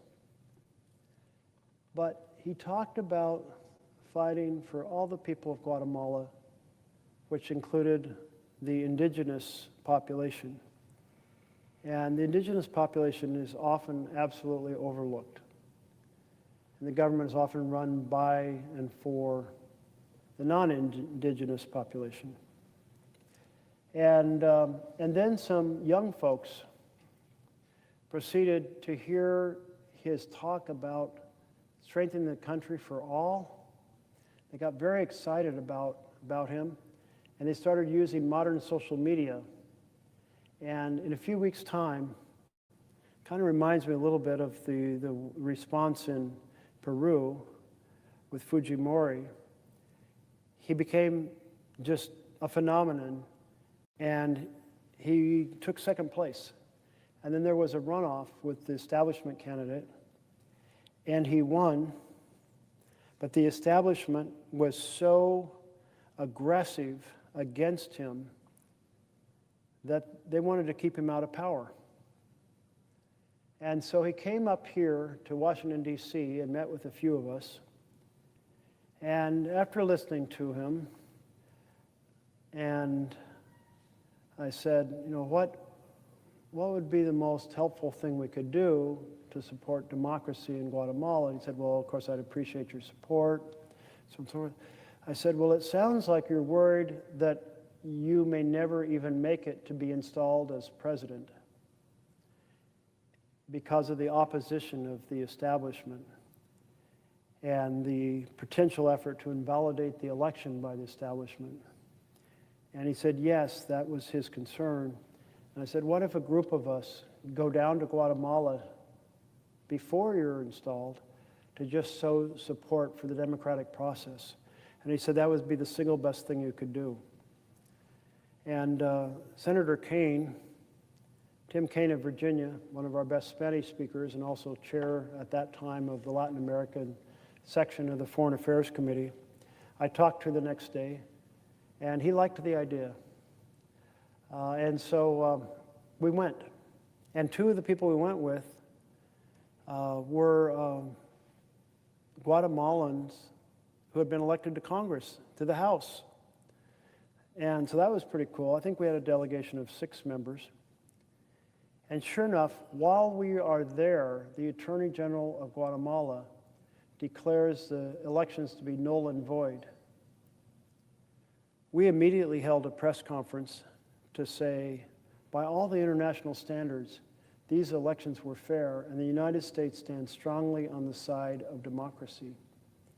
And then the outgoing president, and my memory is that the Guatemalan president had a term limit, so he was not running for re-election. The outgoing president, by the end of the day, said yes, he supported the peaceful transition and the respect for the elections. And the Europeans had weighed in.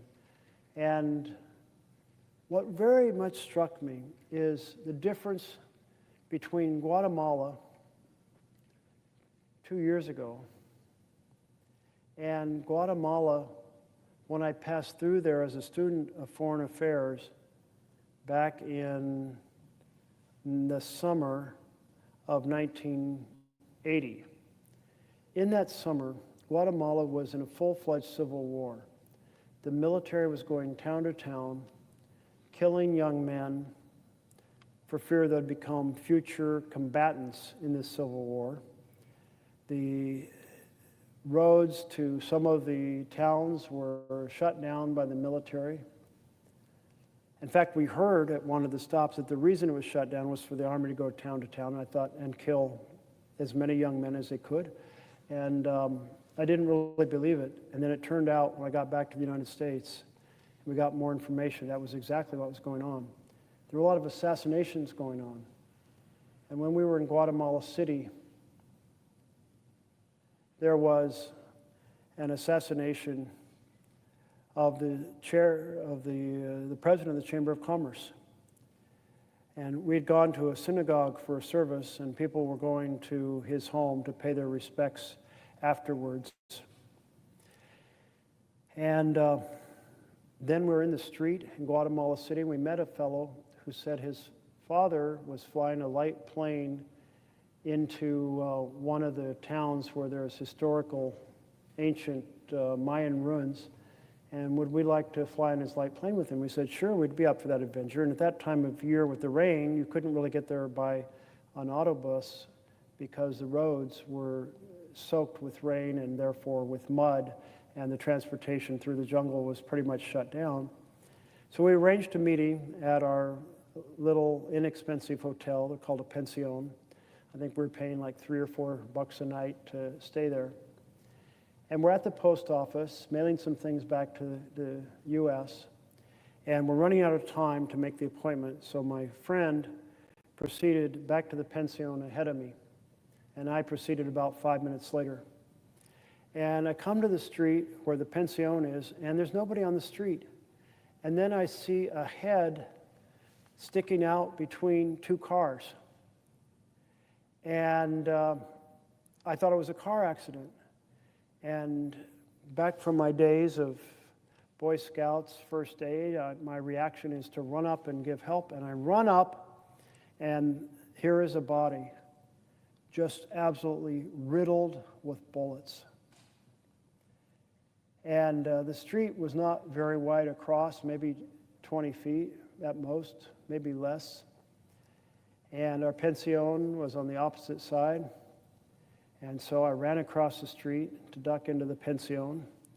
My friend, who had arrived a few minutes before, had walked into the cantina across the street. And as he was walking out with a beer in his hand, the person walking out behind him was gunned down by assassins. That was the person whose body I found a few minutes later. At that time, the United States was not supportive of democracy in Latin America. And the battle that was taking place between the factions in Guatemala was the battle of bullets. But 2 years ago, when a delegation of us went down to support democracy, instead of a battle of bullets, it was a battle of ballots.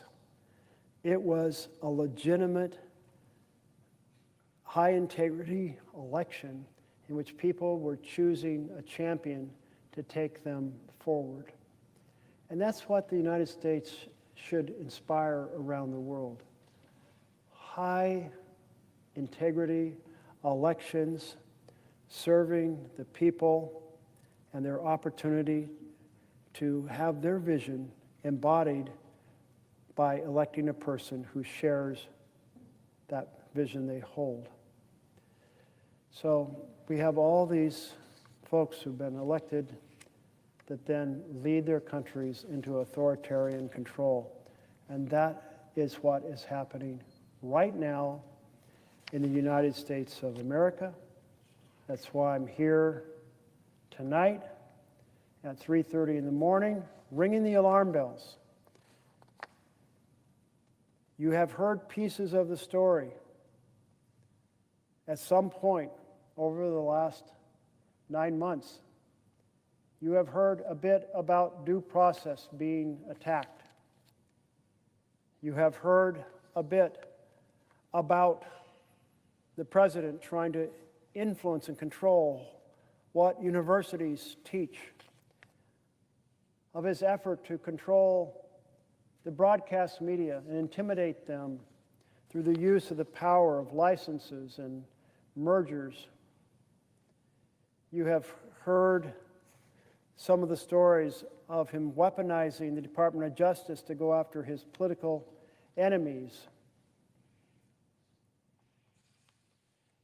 And you have heard about his effort to federalize our National Guard to go to suppress dissent in peaceful cities.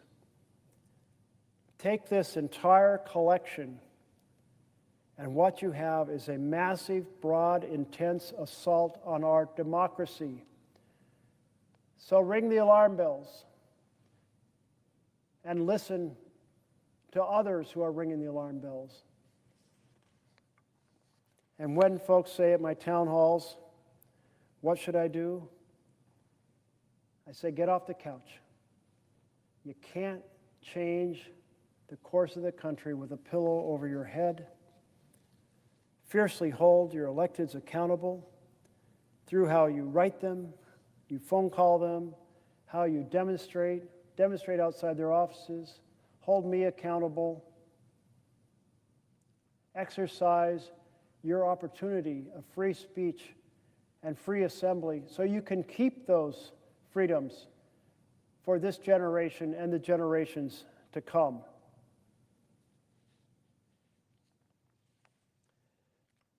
And join an affinity group, because to be angry and alone is to be depressed. But to be angry and organized with others is to be energized and effective. And we need Americans to be energized and effective in order to save our republic. So This chapter goes through the various countries, including Malaysia, through many other countries, but then it turns a little bit to the United States. So let me pick up at that point. Perhaps the most striking example of rewriting the rules to lock in an authoritarian advantage comes from the United States. The end of post-Civil War Reconstruction in the 1870s led to the emergence of authoritarian single-party regimes in every post-Confederate state. Single-party rule was not some benign historical accident. Rather, it was a product of brazenly anti-democratic constitutional engineering. During the era of Reconstruction, the mass enfranchisement of African Americans posed a major threat to Southern white political control and to the political dominance of the Democratic Party. Under the 1967 Reconstruction Act and the 15th Amendment, which prohibited suffrage limitations on account of race, African Americans suddenly constituted a majority of the voting population in Mississippi, South Carolina, Louisiana, and a near majority in Alabama, Florida, Georgia, and North Carolina. Federal troops oversaw the mass registration of black voters throughout the South. Nationwide, the percentage of black men who were eligible to vote increased from 0.5% in 1866 to 80.5% 2 years later. In many southern states, black registration rates exceeded 90%, and black citizens voted. In the 1880 presidential election, estimated black turnout was 65% or higher in North and South Carolina, Tennessee, Texas, and Virginia. Enfranchisement empowered African Americans. More than 2,000 Southern freemen won elective office in the 1870s, including 14 congressmen and 2 U.S. senators. I often ask my interns or other student groups about that period, do they know where the first 2 African American senators came from? What state they came from? And they've never gotten this right. And I don't know if anyone in this room would get it right now. The answer is Mississippi. When Mississippi rejoined the Union, they had 2 Senate seats to fill, and they worked out a deal that recognized the political power of the fact that black Americans could now vote in the South, and the legislature, because we had indirect elections, sent the first black senator here and then sent a second one a couple years later. It was in this chamber a big public event. I think they referred to it in the newspapers as the 15th Amendment in body and soul. Flesh right here. But what happened? A deal was struck in the election of 1876.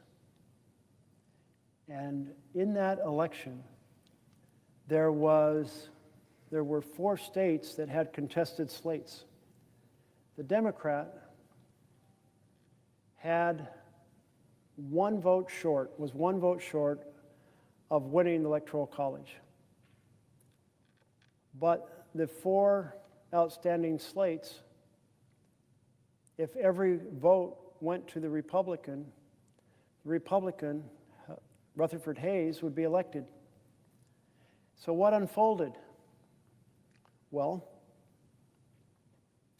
a standoff. The Republicans said, hey, in the Constitution, it's the vice president who receives the slate of folks serving in the Electoral College over in the House, and so it should be the vice president who decides the slates. The Democrats said, not so fast. There's nothing in the Constitution that assigns that responsibility to the vice president. Now, if that story sounds like the election of 2020, you are absolutely right. It is a scary parallel. And so they decided to pass a bill and create a commission of 15. And there would be 5 senators and 5 House members and 5 Supreme Court justices, and they would be chosen so that there were 7 Republicans and 7 Democrats and 1 independent. And this panel would decide which slates to accept. Well, the independent on the Supreme Court proceeded to resign, and a Republican was assigned. So now there was an 8-7 split. And in that 8-7 split, they voted exactly by party. The Republicans voted for all of the contested slates to go to the Republican nominee, Rutherford Hayes. The Democrats voted the opposite direction. And it looked like the Republican had won. But not so fast. The Democrats controlled the House of Representatives. And the Democrats said, we will filibuster the vote counting in the House. And so they retired to a house not here, far here from this chamber, and a deal was struck. And that deal was this. The Republican, Rutherford Hayes, would get every single one of the contested slates and become president, but the first action would be to end Reconstruction. And by ending Reconstruction, it meant that the military forces that were protecting registration and voting in the South would be pulled out. And with that deal, civil rights were crushed in the southern United States. It would be, from that time forward until the Voting Rights Act, extraordinarily difficult and unlikely that you'd be able to vote if you were a black man or woman in the southern states of the United States. And so that was what was going on at this time, was this tension, post-Civil War tension, particularly over political power in the South. The Democrats, as a result of the elections that included the newly registered black citizens, lost power in North Carolina and Tennessee and Virginia. In the 1880s and 1890s, they nearly lost it in Alabama, Arkansas, Florida, Georgia, Mississippi, Texas. If Democratic elections continued, political scientist V.O. Key Jr. observed, it would have been fatal to the status of black belt whites. So they changed the rules and did away with democracy.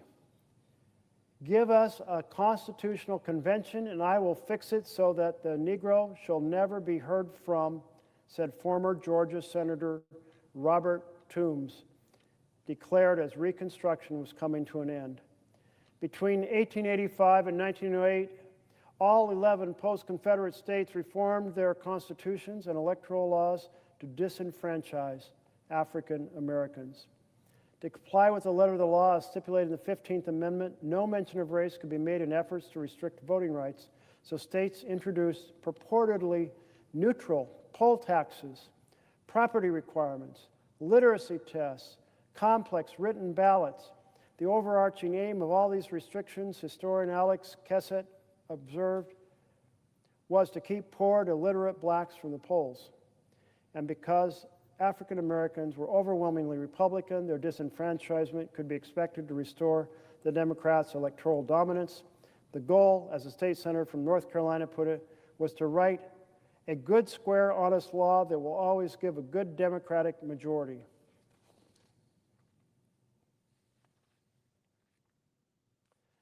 And in that political deal, rewriting the rules of the road led to nearly a century of disenfranchisement of millions of Americans. And one of the things that these scholars point out is you really just have two significant opportunities to stop the entrenchment of an authoritarian state. So we're in the middle of an authoritarian state. And what are these two ways that we have to keep it from becoming entrenched and to save our republic? And one is a significant protest during the first year. Because if people don't respond to the fact that these freedoms are being attacked, freedom of the press, freedom of assembly, the weaponization of the jurisdiction against political enemies list, the doing away of due process that protects our freedom from an overbearing government, the effort to be able to send the military into our cities. If people don't pay attention, there's no outcry, then people become accustomed to believing, well, perhaps these things aren't that far off from the norm. Perhaps they aren't that much of a breaking of the law. Perhaps they aren't that much of a disturbance of the Constitution. So perhaps I shouldn't be so worried about it, and I should just continue in my path. That outcry is essential in that first year so that folks know that, yes, this is outside the norms. Yes, this is breaking the law. Yes, this is scrapping, shredding the Constitution, and it is not okay. And through that demonstration, through that protest, people say, there's others who feel the same way that we can organize with and save our republic. The second main way that you have a chance to keep authoritarian power from becoming entrenched is the next election. Because it always happens. The authoritarian tries to rig the elections. And if you don't win the next election, they have too much time to rig the system and leave you stranded in a strongman state that can endure for decades. Do we have any real evidence of that happening even now? We sure do. The president is trying to have his team compile a national voter registration list so that it will be easier to manipulate that voting registration list in the next election, easier to purge names of folks that the president's team thinks might vote against the Republicans. And then there's the gerrymandering, a full-on force effort to redistrict in the middle of a 10-year period. Normally, we redistrict after each census, every 10 years. To redistrict now, to split up seats that are held perhaps in a city that tends to be more blue, and a Democrat holds a seat. So redistrict it and slice it into little pieces and glue it onto the edge of surrounding red districts so that you take away that little representation that the people in that blue city had. That effort in full mode right now. And then we have the president attacking vote by mail. The president hates vote by mail because it stops the election day shenanigans. On election day, it is so simple to rig the vote. If you don't want people in the city to vote, You, well, produce fewer sites to vote, which means a lot more people have to crowd into the same election site. You proceed to put in machines that don't function very well, so you slow things down. You put in staff members who slow things down as well. You relocate the location so it's a new place, so people go to the wrong place and give up. You put out misinformation about the timing of the election. You heard about those tweets in the past. So sorry you missed the election last Tuesday. Hope you'll make it next time, when actually the election is the coming Tuesday. Put out information, misinformation about the location. When people are in long lines, send people down to look intimidating, discourage them. Create a law that says you can't hand out glasses of water to people waiting in the heat for hour after hour to vote. These are all things that are done. Vote by mail, you can't do any of that. Vote by mail, high integrity, voting at the precincts, easily manipulated. President Trump wants to end the high integrity system of voting that he can't manipulate. Make everyone go to the system he can manipulate. That's exactly why the experts say the next election matters so much, because those efforts, if given an additional 2 years, just get amplified across the country. So that's the responsibility we have. Should be a responsibility held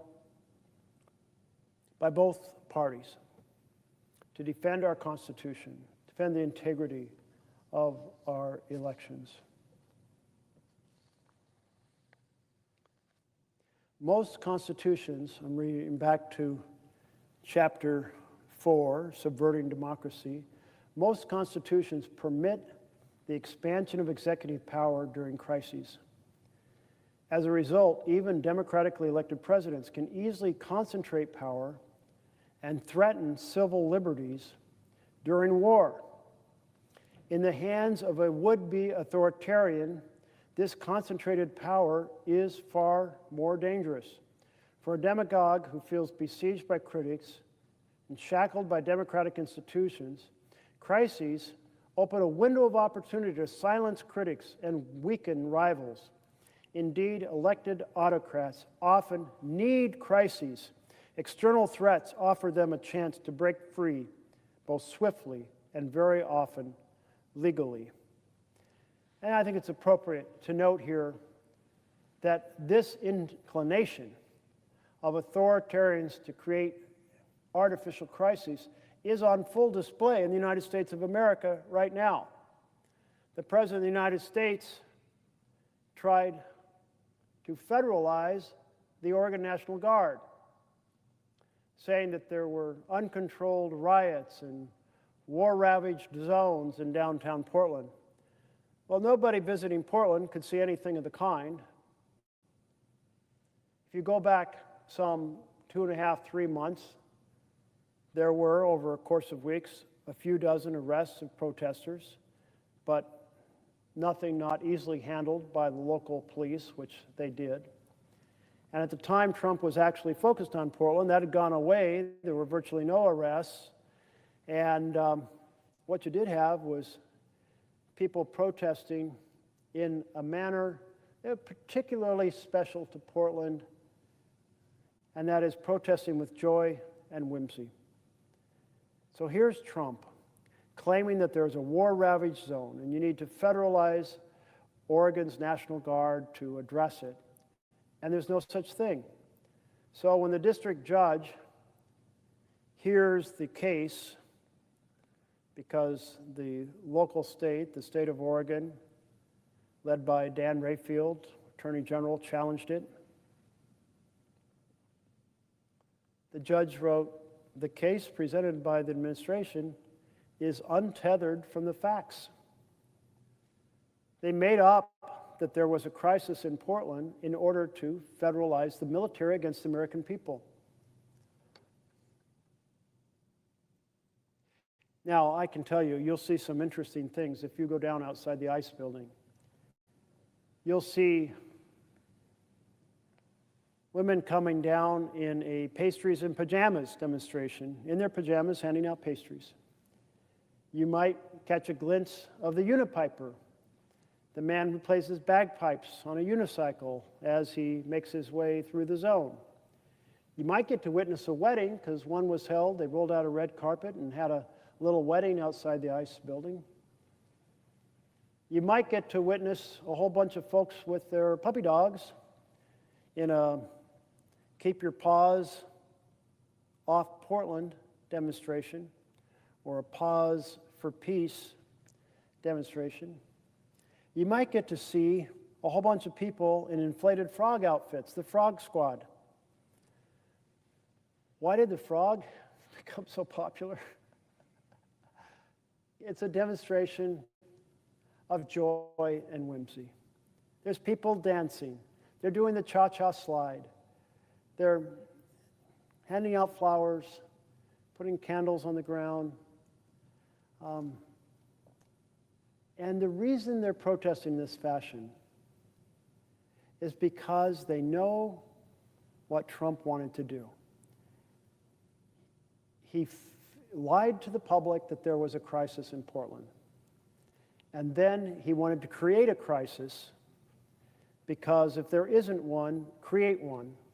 And so he had his federal agents go out and attack peaceful protesters. Well, they did not engage. They backed off.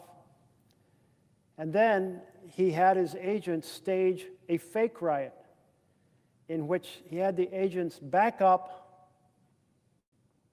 the protesters 3 blocks, which they did without altercations. They followed instructions. And behind the federal agents were videographers.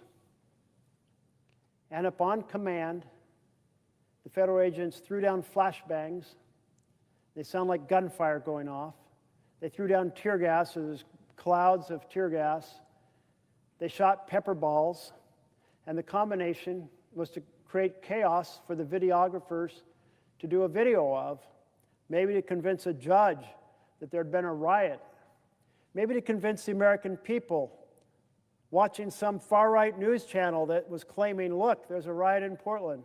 Or maybe they're just replaying from 2020 when there actually was significant disturbances in Portland.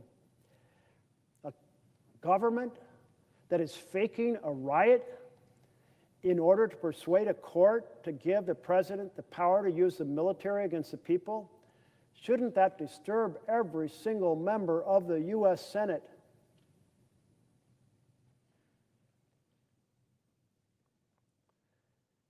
So as this goes on, the combination of a would-be authoritarian and a major crisis can, therefore, be deadly for democracy. Some leaders come into office facing crises. For example, Fujimori took office amid hyperinflation and mounting guerrilla insurgency. So when he justified his 1992 presidential coup as a necessary evil, most Peruvians agreed with him. Fujimori's approval rating shot up to 81% after his coup. Other leaders invent crises. There was a backstory to Ferdinand Marcos' declaration of martial law in 1972. His crisis was largely fabricated. Acutely aware that he needed to justify his plan to skirt the Constitution's 2-term limit in the presidency, Marcos decided to manufacture a, quote, communist menace. Facing only a few dozen actual insurgents, President Marcos fomented public hysteria to justify an emergency action. Marcos wanted to declare martial law as early as 1971, but selling his plan required an act of violence, a terrorist attack that generated widespread fear. That would come the following year when the Manila bombings, which U.S. intelligence officials believed to be the work of the government forces themselves, and the assassination attempt on Defense Secretary Enrile, which Enrile later admitted was a sham. In fact, he said he was nowhere near the scene of the reported attack. So Marcos manufactured a crisis in order to accentuate his authoritarian control. President Trump manufactured a fake riot in Portland to try to convince the courts or the public that there was, in fact, violence that would justify the federalization of the Oregon National Guard. And when the judge said, "No way," then he said, "I'll just send in the National Guard that have already been federalized from Texas and California." And the judge said, "Not so fast, because it isn't just the act of federalizing them. They can't be sent in unless there is something that meets the standard of the law. The standard of the law, unless you have a cooperation from a governor, is there has to be either an invasion or there has to be a rebellion." Well, neither existed. So if you couldn't meet the standard to federalize the Oregon forces, you also couldn't meet the standard to send the federalized forces from California or Texas. And as of the moment, that's more or less where things stand, but a lot is going on. There's a 3-judge panel, the Ninth Circuit, that came out and said, well, we don't agree with the district judge. The district judge who said you can't federalize because there's a standard in the law, and you have to have a rebellion, or you have to have an invasion, and neither exist. And those 2 judges of that 3-judge panel said, well, you know, there was some arrests a couple months earlier, and maybe that was fair basis. And but clearly it was nothing like a rebellion or an invasion. And the judges said, and maybe the definition of rebellion, which appropriately reflected the understanding of what a rebellion was at the time the laws were written, maybe we should use a more flexible definition of rebellion. And then the real clincher of an argument: defer to the president's judgment. Now, here's the thing. If the law says the president can only bring in the military domestically against U.S. citizens if there's a rebellion or an invasion, that's an objective standard of the law. But these 2 judges said, toss that objective standard aside. As long as the president claims there's a rebellion, defer to the president. Well, that's not a standard of law. There's nothing in this law that says defer to the president. It sets a standard. And people knew what a rebellion was. It was a sizable, organized, weaponized group seeking to overthrow the government. That's a rebellion. And a bunch of women handing out pastries in their pajamas is not a rebellion. A bunch of people in inflatable frog suits holding protest signs is not a rebellion. You may wonder, well, how did they decide, like, the whole frog suit thing? Well, it's because of one of the provocative acts by the federal agents who walked up and sprayed pepper spray inside the suit of this person wearing an inflatable frog suit. And it's such an outrageous act that others said, I'm going to wear one too. So suddenly you have the frog squad. Well, so there we are. If the court says standards in the law mean nothing, the president can fictionalize and just claim something exists that doesn't exist, then we have thrown the door wide open to not just the authoritarian assault on our freedoms that's in full force, but to using the military against our citizens. And that is a horrendously dangerous place to go. And now we will see if the Ninth Circuit has a 12-member panel called an en banc panel to take a broader look at this question. And we'll also see what happens when the Chicago court, which had the same opinion that there was no rebellion, there was no invasion under Title X that could justify the federalization or the use of federalized National Guard in Illinois. That's going to the Supreme Court. They may issue something from the shadow docket, where they never even hold a hearing, but they just assert a principle, often without explaining why or how they got to the conclusion. So much may happen and unfold in the coming days. But I'm ringing the alarm bells to say this is an extraordinarily dangerous moment right now, in which a couple judges have said the standards required in the law can be cast aside and just give full deference to a fictionalized story told by a president. The courts are to hold the president accountable to the law, hold all of us accountable to the law. If the courts simply roll over and say whatever the president says goes, and this chamber is just a rubber stamp for whatever the president says, then we have an authoritarian state, and that's what we have right now. Well, we've arrived at another. Page 1 got mixed.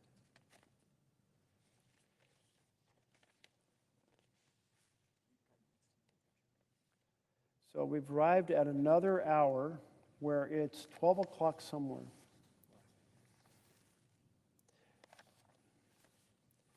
And somewhere in this pile, I have the first page of Henry Wadsworth Longfellow's poem on Paul Revere's Ride.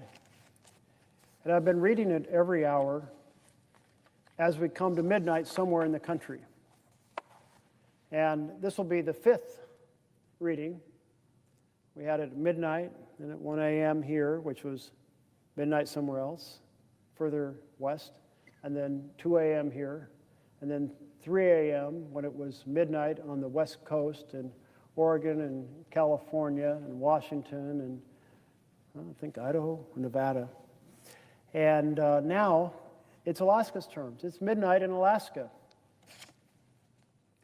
And the reason I'm reading this poem repeatedly, once an hour, is simply to try to drill in the fact that when our country is threatened, when our republic is threatened, a warning needs to go out.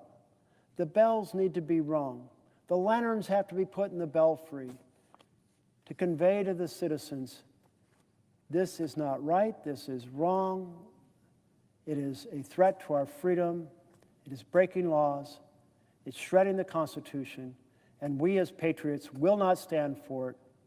And we will do everything within our power, our heart, our nerve, our sinew, everything within our power to restore our republic for the people. Listen, my children, and you shall hear of the midnight ride of Paul Revere. On the 18th of April in 75, hardly a man is now alive who remembers that famous day and year. He said to his friend, if the British march by land or sea from the town tonight, hang a lantern aloft in the belfry arch of the North Church Tower as a signal light. 1, if by land, or 2, if by sea, and I on the opposite shore will be ready to ride and spread the alarm through every Middlesex village and farm for the country folk to be up and to arm. Then he said, good night, and with muffled oar, silently rowed to the Charlestown shore, just as the moon rose over the bay, where swinging wide at her moorings lay the Somerset, British man-of-war, a phantom ship, with each mast and spar across the moon like a prison bar, and a huge black hulk that was magnified by its own reflection in the tide. Meanwhile, his friend, through alley and street, wanders and watches with eager ears till the silence around him he hears the muster of men at the barrack door, the sound of arms, the tramp of feet, the measured tread of the grenadiers marching down to their boats on the shore. Then he climbed the tower of the old North Church by the wooden stairs with stealthy tread to the belfry chamber overhead and startled the pigeons from their perch on the somber rafters that round him made masses and moving shapes of shade by the trembling ladder, steep and tall, to the highest window in the wall, where he paused to listen and look down a moment on the roofs of the town and the moonlight flowing over all. Beneath in the churchyard lay the dead in their night encampment on the hill, wrapped in silence so deep and still that he could hear, like a sentinel's tread, the watchful night wind as it went, creeping along from tent to tent and seeming to whisper, all is well. A moment only he feels the spell of the place and the hour and the secret dread of the lonely belfry and the dead, for suddenly all his thoughts are bent on a shadowy something far away, where the river widens to meet the bay, a line of black that bends and floats on the rising tide like a bridge of boats. Meanwhile, impatient to mount and ride, booted and spurred with a heavy stride, on the opposite shore walked Paul Revere.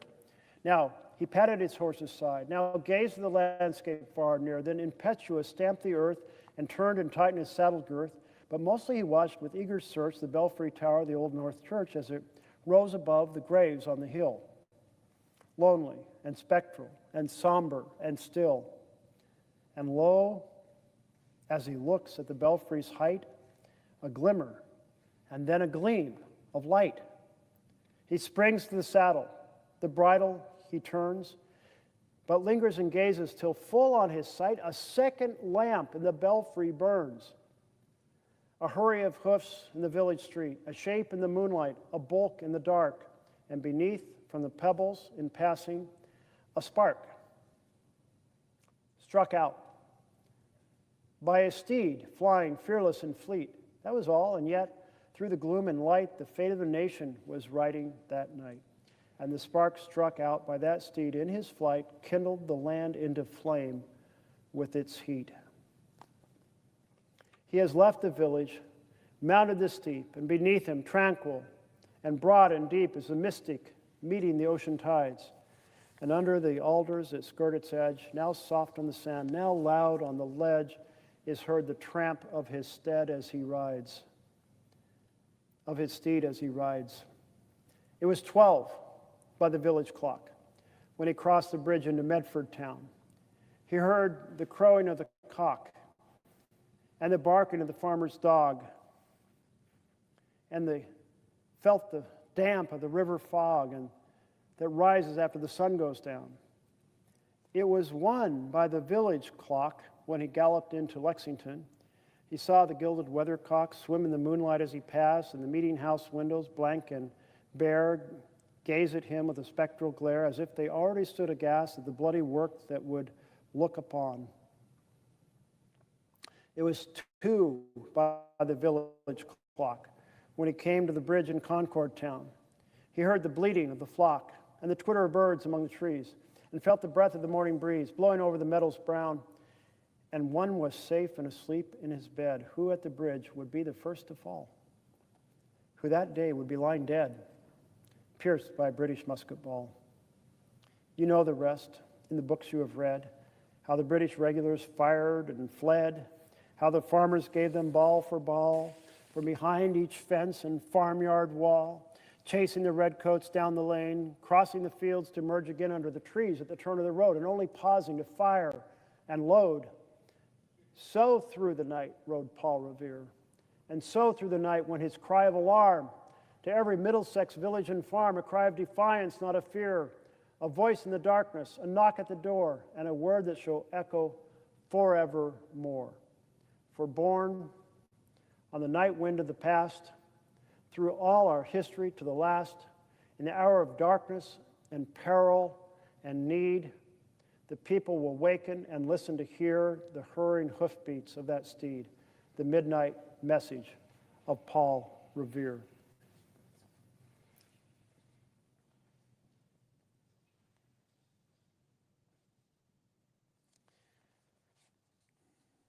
When the colonies were threatened,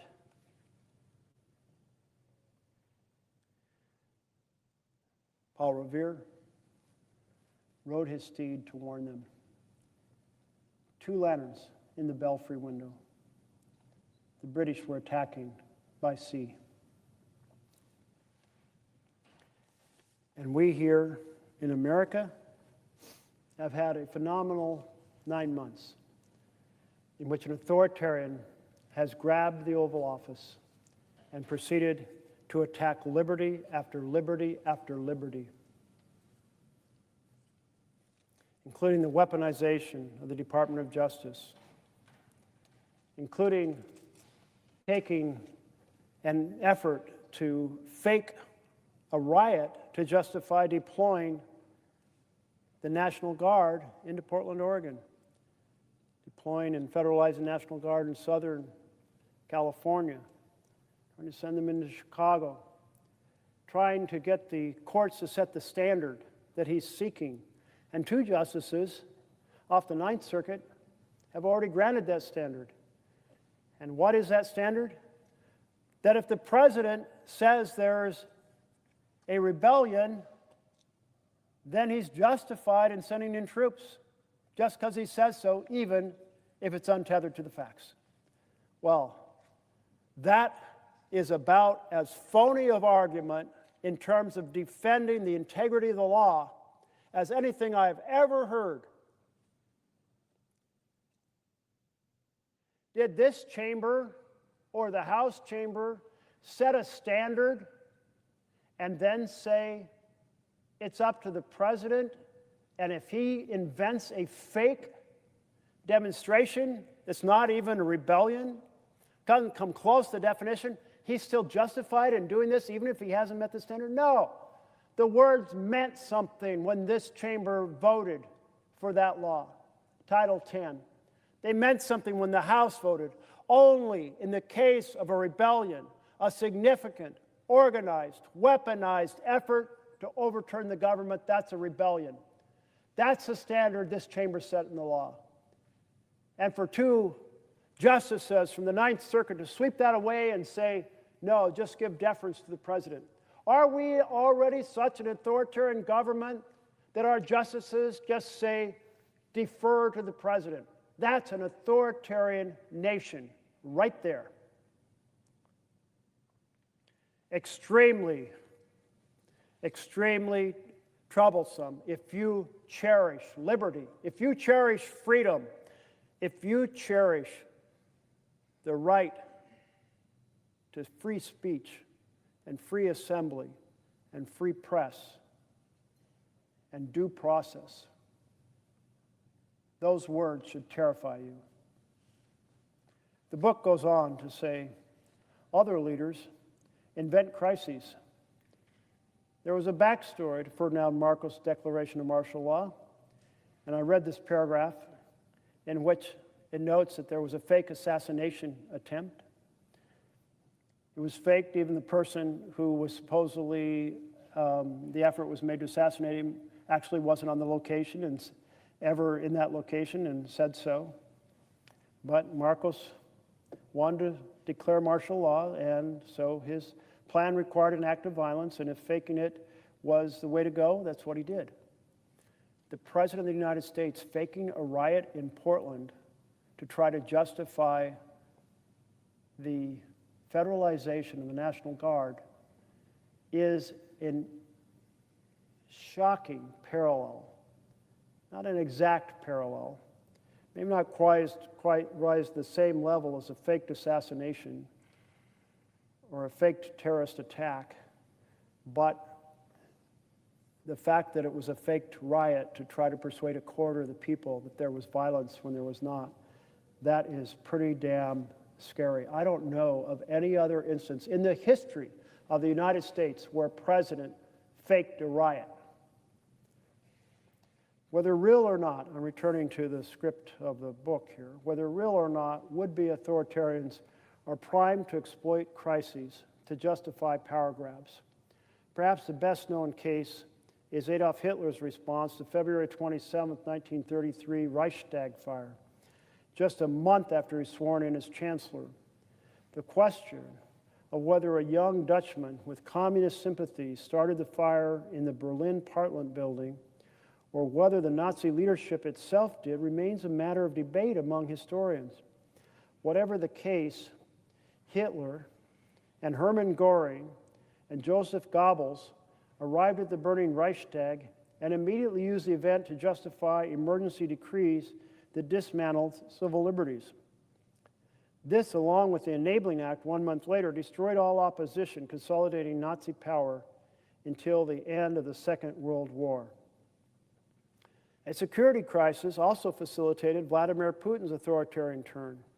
In September 1999, shortly after Putin was named prime minister, a series of bombings in Moscow and other cities, presumably by Chechen terrorists, killed nearly 300 people. Putin responded by launching a war in Chechnya and a large-scale crackdown.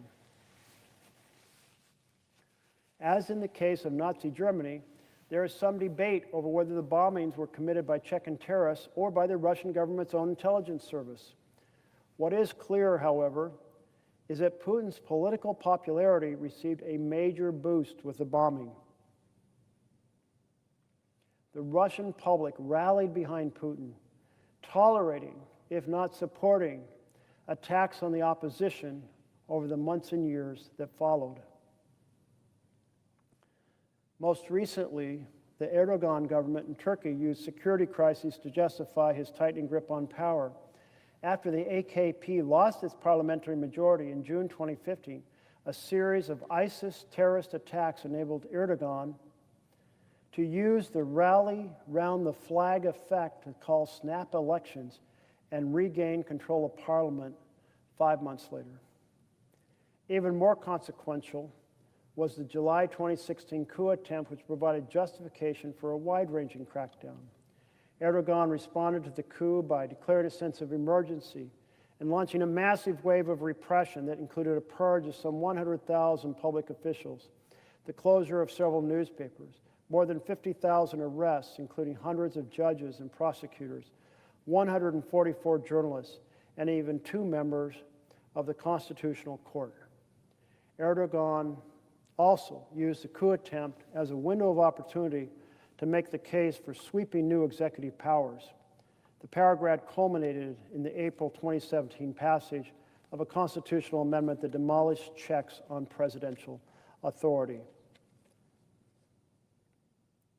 Few demagogues hemmed in by constitutional constraints, 4 demagogues hemmed in by constitutional constraints, a crisis represents an opportunity to begin to dismantle the inconvenient and sometimes threatening checks and balances that come with democratic politics.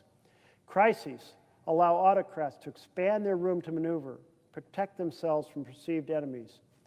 But the question remains, are democratic institutions so easily swept away? So, if we ring our alarm bells, as we understand these numerous assaults on our freedoms, as we recognize the weaponization of the Justice Department against a public enemies list, as we see the president doing everything in his power to try to get the courts to allow him to federalize the National Guard when any facts he's presenting are untethered to reality, as we see his effort to create a fake riot to persuade the press or the judges or the public that there really was a crisis to be addressed, as we understand that his goal is to provoke violence in order to justify greater authoritarian control. This is straight out of the authoritarian playbook. As this set of professors relays, you see it again and again and again, either using an actual crisis or generating a fake crisis to expand authoritarian power. So be on the watch, colleagues, patriots, for the misinformation or the fake crisis being used to expand presidential authoritarian power. Already we've seen it as he's pursued the authorization, the federalization of the National Guard in California and Texas and Oregon and Illinois, as he's tried to send those federalized National Guard from Texas and California into Oregon. That is really a move at this point to do two things. One is to get a court precedent that makes it legitimate to send in the National Guard whenever the president wants. And in addition to using Title 10, he's threatened to use the Insurrection Act. Well, the Insurrection Act explicitly gives deference to the president about whether there's an insurrection, not like Title 10 that deals with rebellion. Presidents are enormously reluctant because they understand the Constitution and that troops are to be used to defend America, not attack Americans. But an authoritarian wants those military forces available, and the president's trying to get the precedents in place. He may get it from the Supreme Court. He may get it on the shadow docket just this week. If that happens, ring the alarm bells even louder that the gates have been thrown wide open to the president's use of the military to suppress dissent here in the United States of America.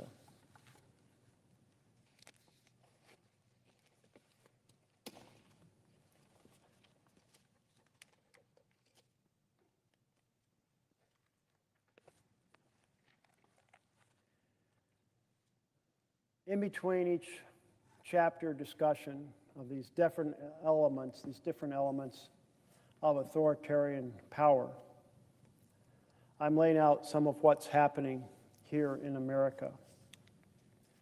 And we've looked at the assault on free speech.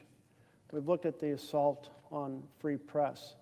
We looked at the assault on due process. We looked at the deliberate and willful rejection of accountability to the laws that govern the executive.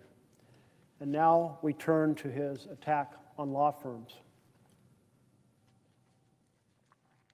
Another of Trump's strategies is to go after those who enforce the law. So Trump has attacked a host of major law firms, in some cases hamstringing the firms by suspending their national security clearances.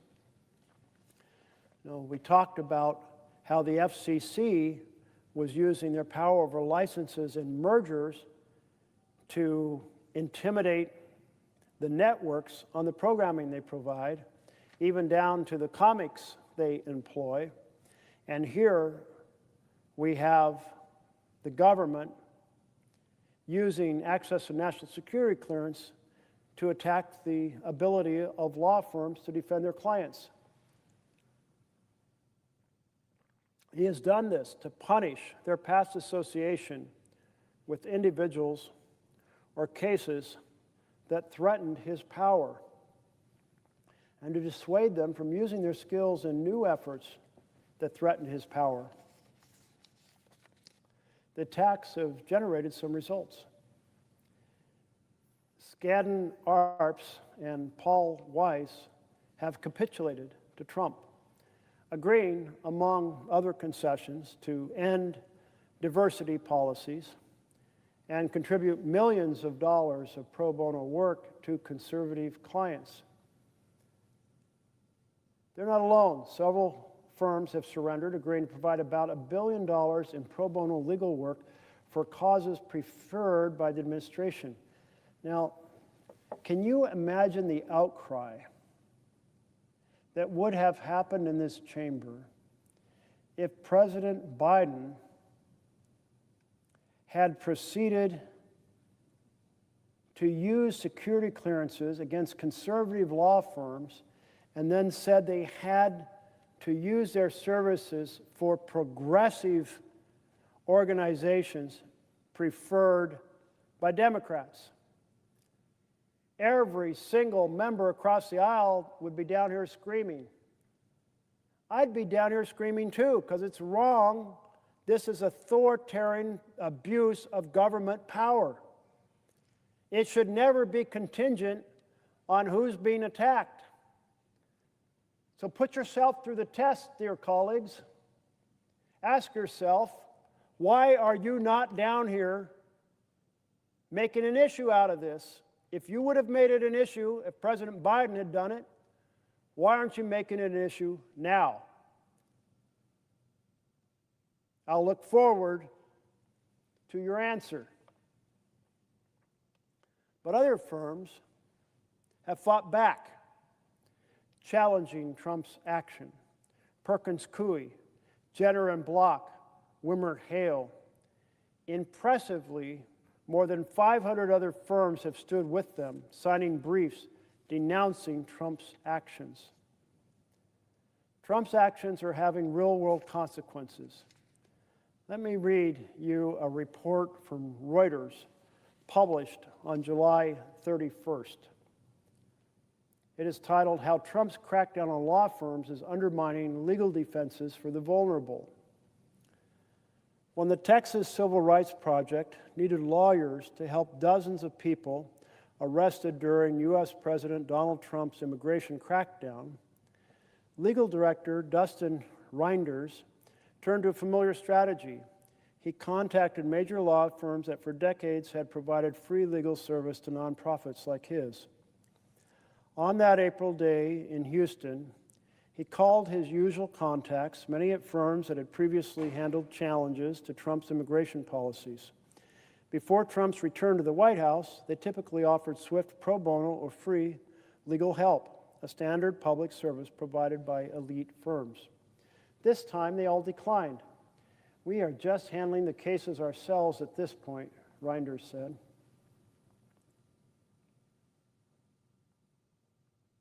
In March and April, Trump issued a series of executive orders targeting law firms he considers adversaries.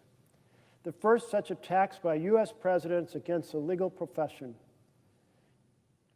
And I'm adding in, just to clarify, ever. Not in 200 plus years following 1787 Constitution has the president proceeded to attack law firms and tried to blackmail them, sometimes successfully, into providing pro bono services for causes the president prefers. Wow. First time ever. Another norm that would not have been crossed by any other president because other presidents didn't believe it was right for the government to blackmail law firms. And it's not right. It's abusing the power of government, threatening the security clearances in order to get this result.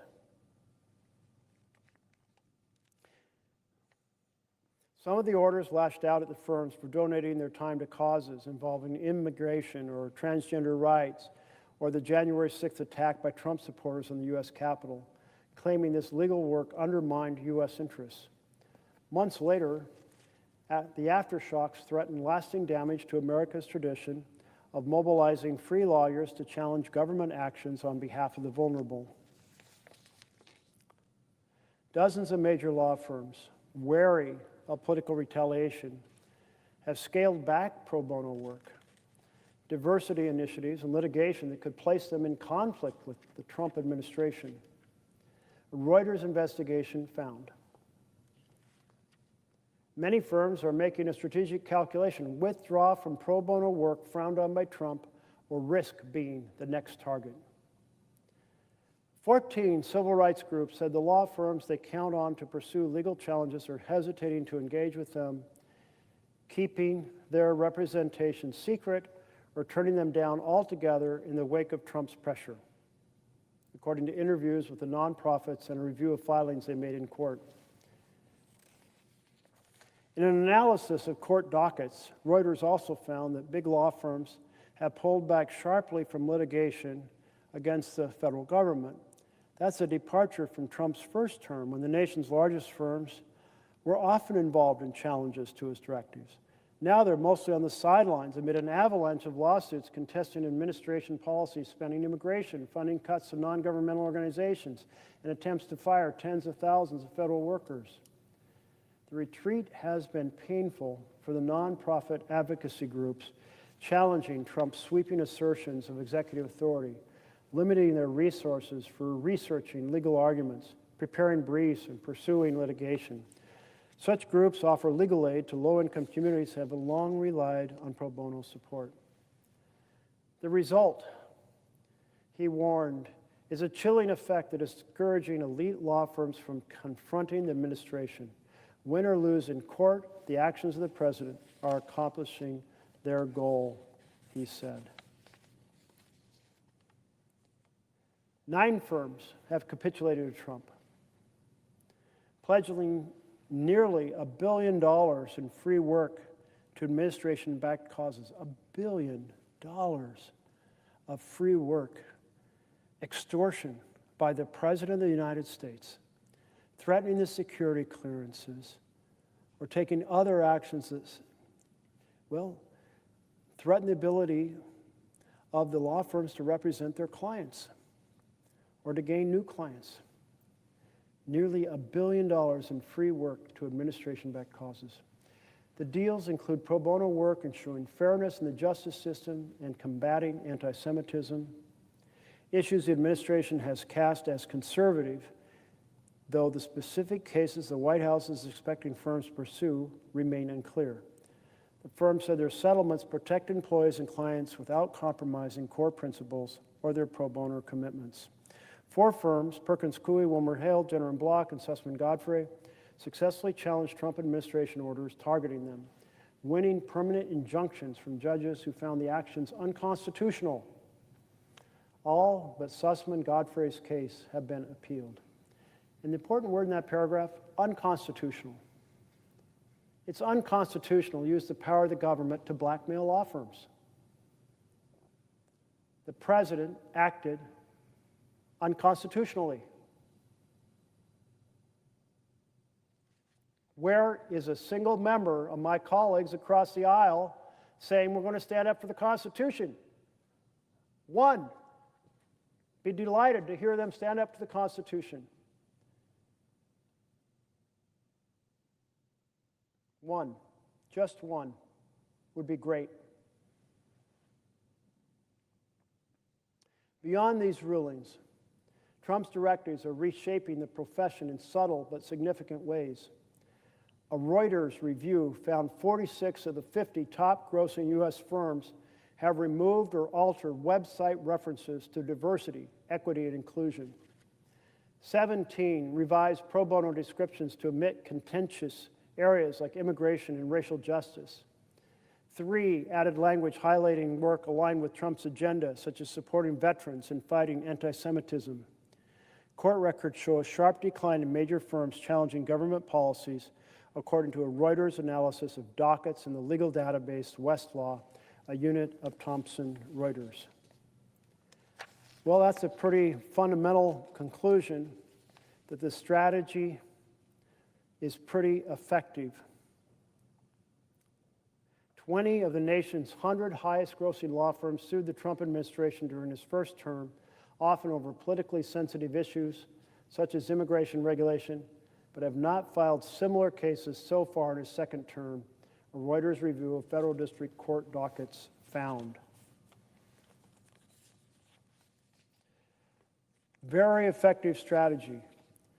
Threaten the success of a law firm by threatening their security clearances, and you get 2 effects. Either you get a settlement in which they have to donate, now it's totaled $1 billion of free legal services to whoever the president wants, or, in addition, I should say, you also get intimidation that has law firms changing their practices. They won't represent clients that might make them a target of the administration's blackmail extortion strategy.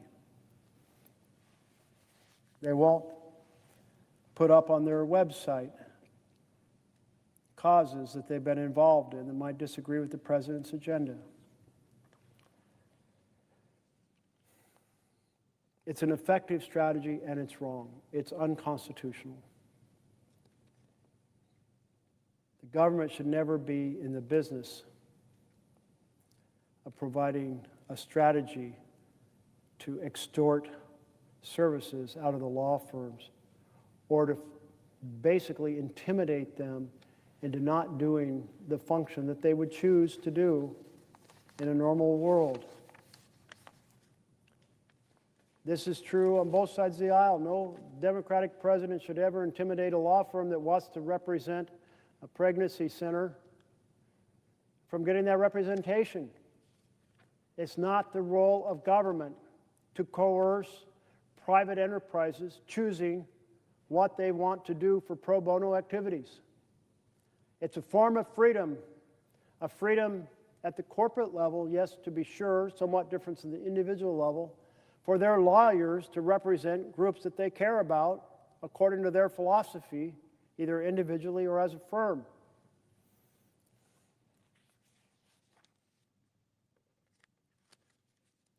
Well, in the middle of this, we are still in the middle of the Republican shutdown because Republicans want to preserve the slashing cuts to health care affecting so many millions of Americans.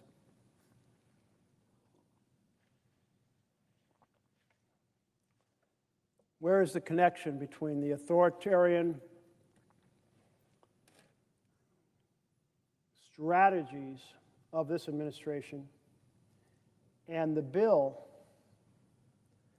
what Trump called his big beautiful bill and others call the big ugly betrayal? What is the connection between them? And the answer is that under an authoritarian government, the incentive is to serve the billionaires. Maybe we can put up the billionaires chart again, if you wouldn't mind, Mike. That was clear from day one when Trump proceeded to be sworn into office, give his inaugural speech just down this hallway in the rotunda. And there he was, not giving a traditional speech. In a traditional speech, he would have been saying, here in America, I was elected for a vision. And my vision had these key elements to make America better. And now I'm going to work with Congress and get the vision enacted. Instead, he simply announced in his speech, one after another, fiats, as some countries call them. More formally, here they're called executive orders. Executive order this, executive order that.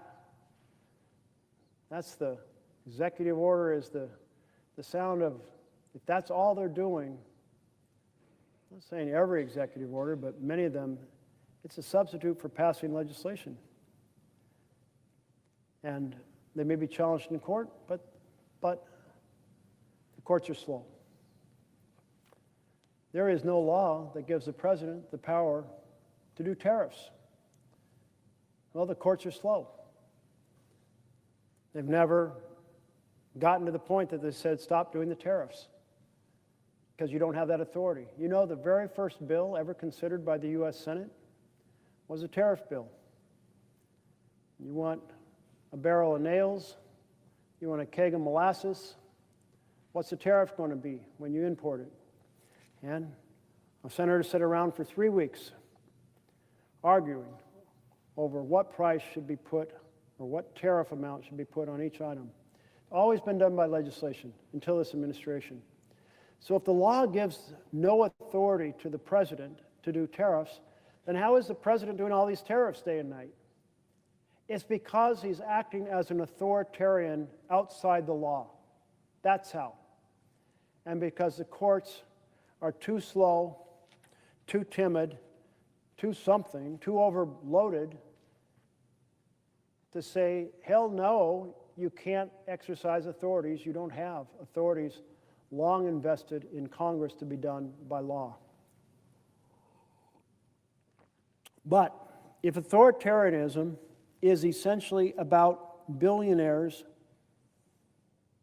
being empowered, and too bad for the families, then it's a perfect fit for the bill passed by this chamber in the House of Representatives, the bill Trump called the Big Beautiful Bill. Because what was the theory behind that bill? It was run up the debt of the United States an additional $30 trillion over the next 30 years. It does grind on me every time I hear someone who voted to run up the debt $30 trillion over the next 30 years talk about they're a fiscal conservative, because nothing could be further from the fact. And they slashed the tax credits to support affordable health insurance on the exchange, to fund tax breaks for billionaires.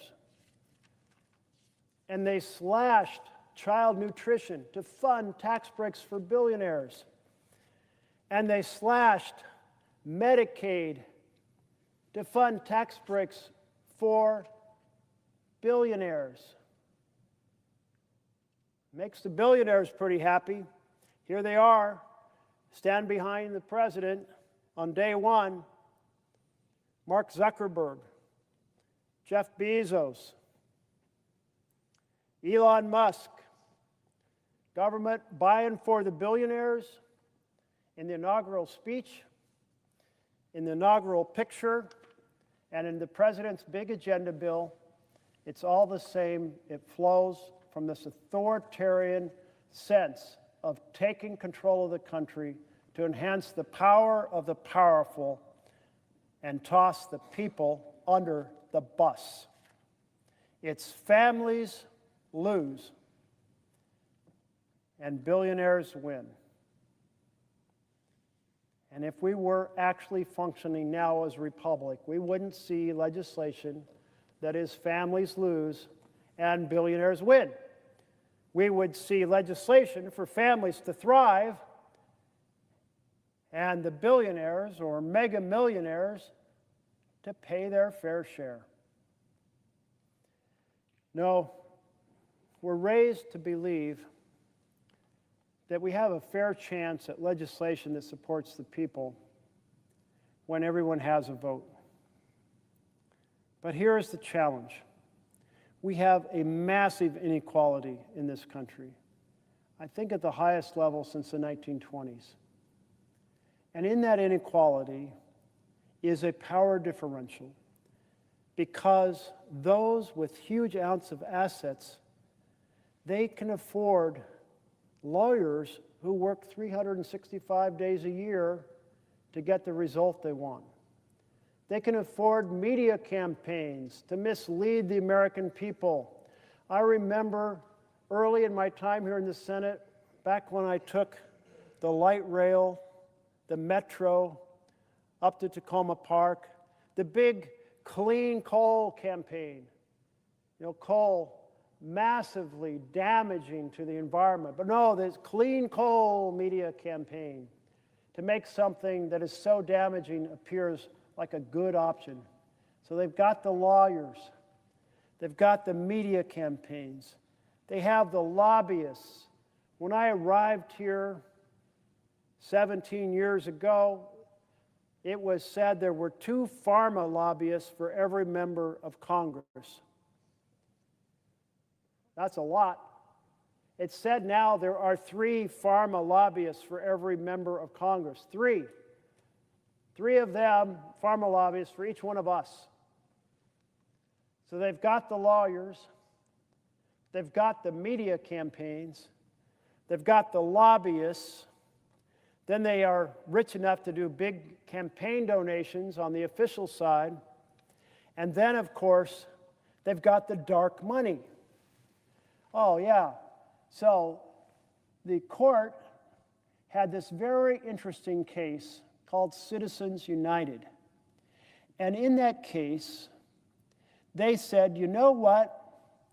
Limits on individual donations can be capped because the candidate may experience corruption by knowing that a large amount of the money came from a few individuals with particular interests. Makes sense. You win your campaign because it was financed, well, who knows? Let's say the car industry. So you're going to be pretty favorable towards that car industry.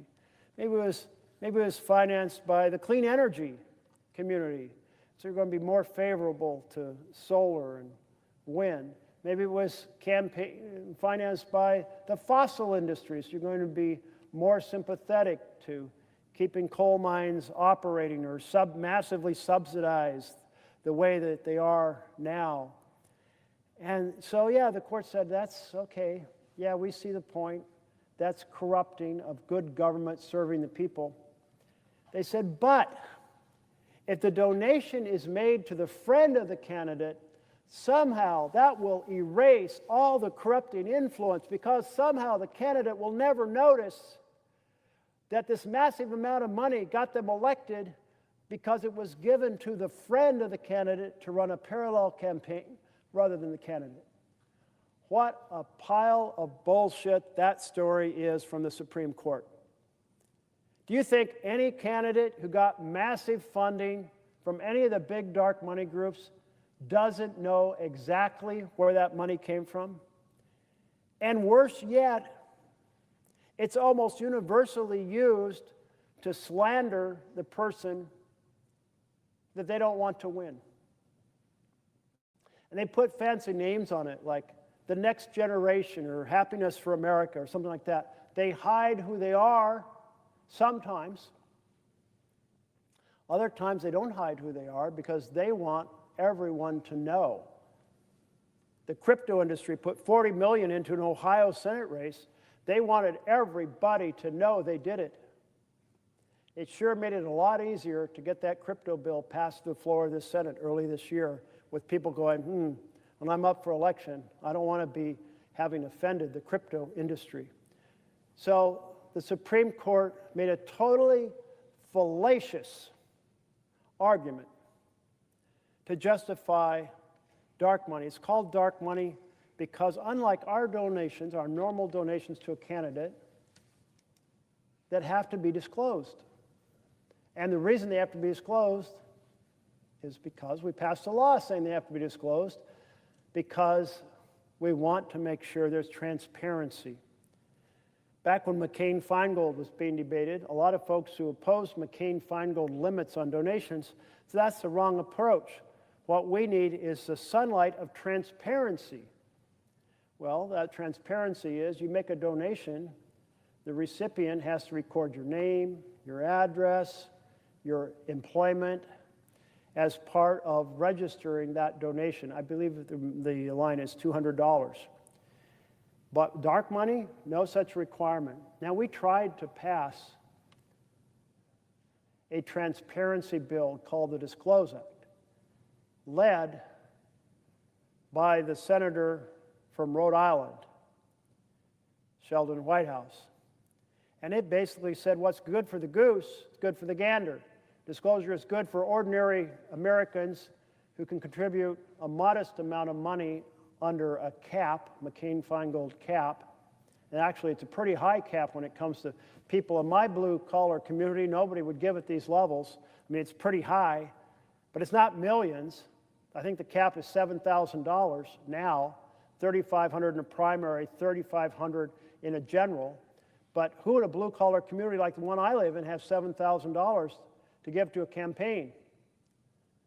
So it's still pretty high, but it's not the $40 million for sure that the crypto industry put into a Senate race in a single week because they didn't like the way that the incumbent senator had led the banking committee and wanted certain things passed out of that banking committee that didn't get passed out.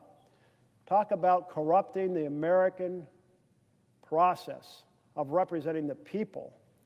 Boy, that's a whopper right there. But that's where we are, with the powerful having so much maldistribution of wealth. They can employ the lawyers, the lobbyists, the media campaigns, They can proceed to give large regular donations and massive dark money donations. All of that means there is no such thing as an equal playing field in America. All of that means the government operates more for the powerful than for the people. And then we have the amplification of that disparity by an authoritarian government that isn't even trying to address the fundamentals for the people, not even trying to address health care, not even trying to address housing or education, could care less about good-paying jobs.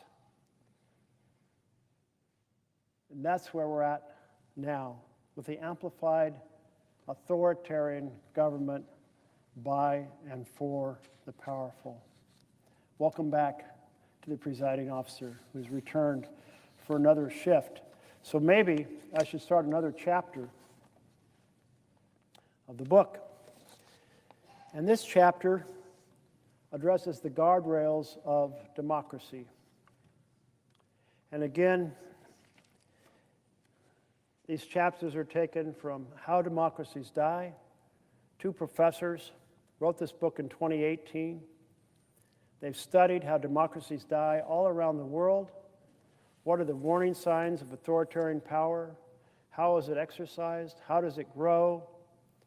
How is the effort in a democracy made to filter the candidates so that you actually end up someone at the head of the executive branch who has the qualities of character and the capabilities appropriate to the office?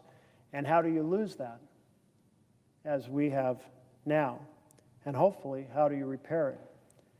This chapter, chapter 5, the guardrails of democracy. For generations, Americans have retained great faith in their Constitution as a centerpiece of a belief that the United States was a chosen nation, providentially guided, a beacon of hope and possibility to the world.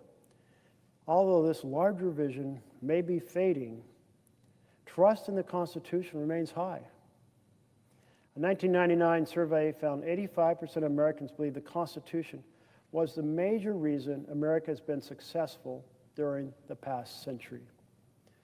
Indeed, our constitutional system of checks and balances was designed to prevent leaders from concentrating and abusing power. And for most of American history, it has succeeded. President Abraham Lincoln's concentration of power during the Civil War was reversed by the Supreme Court after the war ended. President Richard Nixon's illegal wiretapping, exposed after a 1972 Watergate break-in, triggered a high-profile congressional investigation and bipartisan pressure for a special prosecutor that eventually forced his resignation in the face of certain impeachment. In these and other instances, our political institutions served as crucial bulwarks against authoritarian tendencies. But are constitutional safeguards by themselves enough to secure a democracy? We believe the answer is no. Even well-designed constitutions sometimes fail. Germany's 1919 Weimar Constitution was designed by some of the country's greatest legal minds.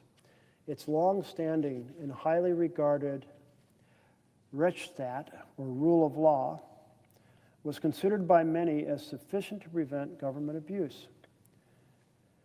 But both the Constitution and the Rechtsstaat collapsed rapidly in the face of Adolf Hitler's usurpation of power in 1933. Or consider the experience of post-colonial Latin America.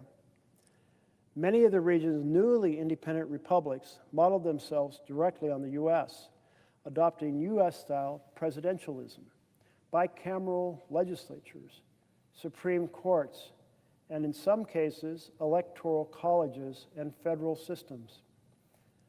Some wrote constitutions that were near replicas of the U.S. Constitution, yet almost all of the region's embryonic republics plunged into civil war and dictatorship.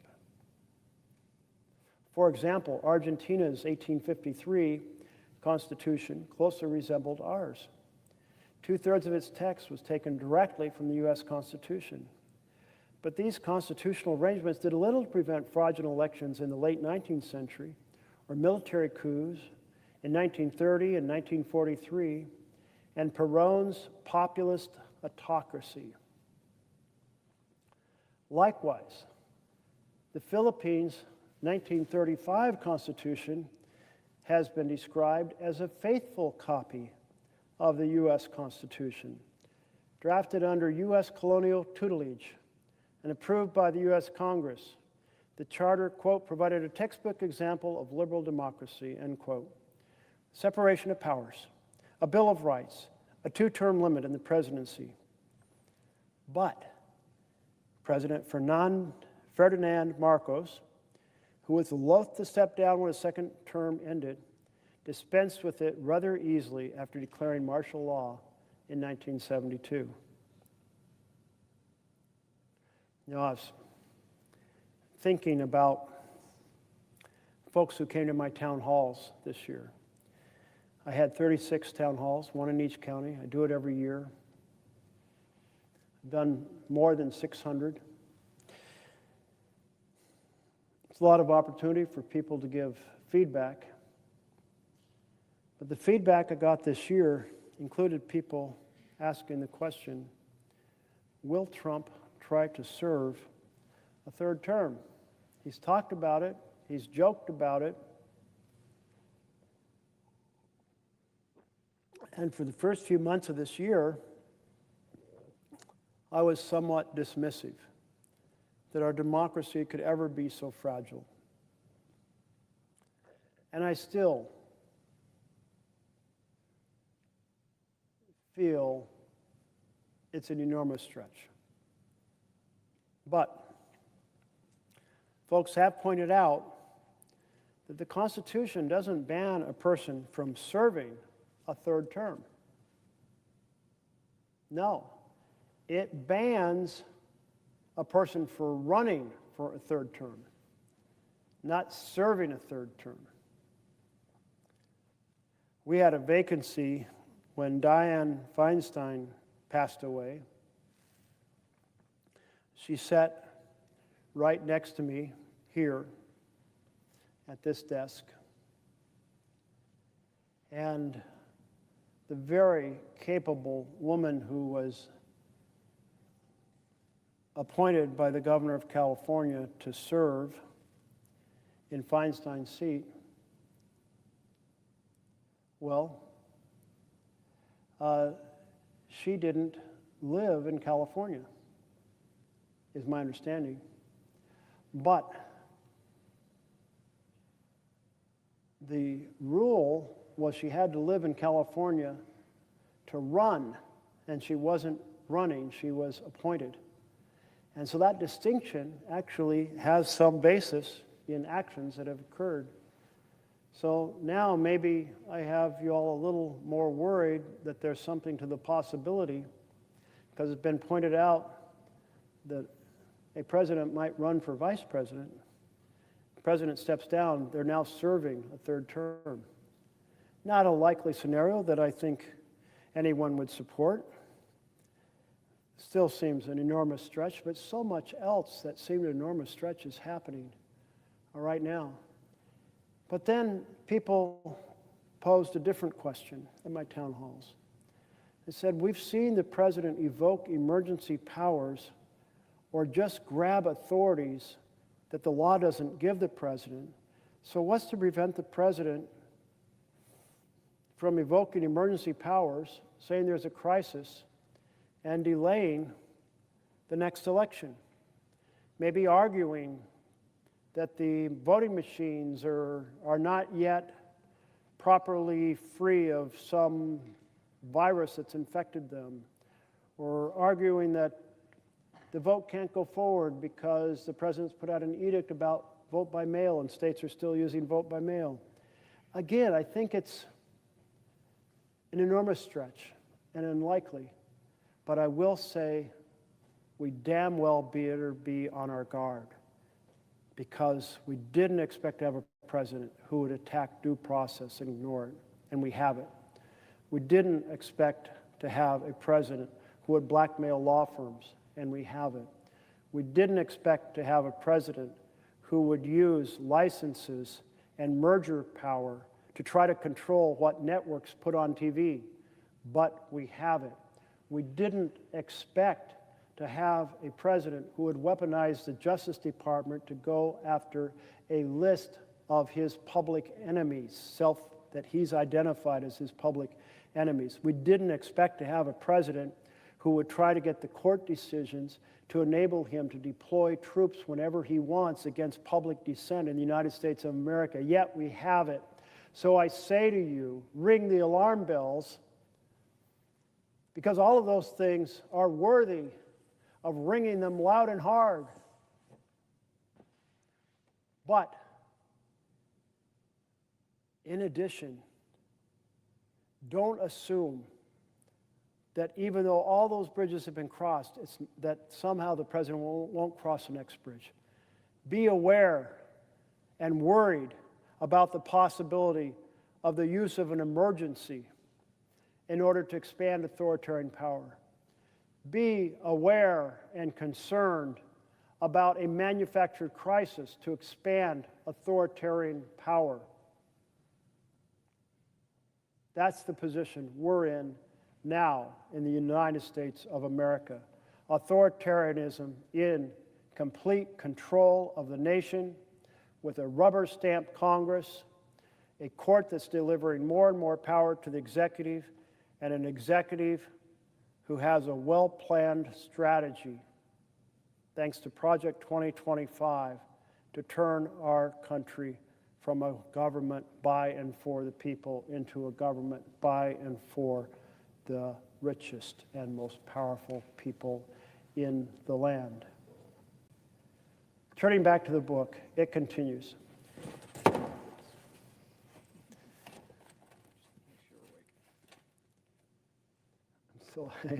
I'm still awake. Even without a chart falling on me, I'm awake. So they asked the question, are constitutional safeguards by themselves enough to secure democracy?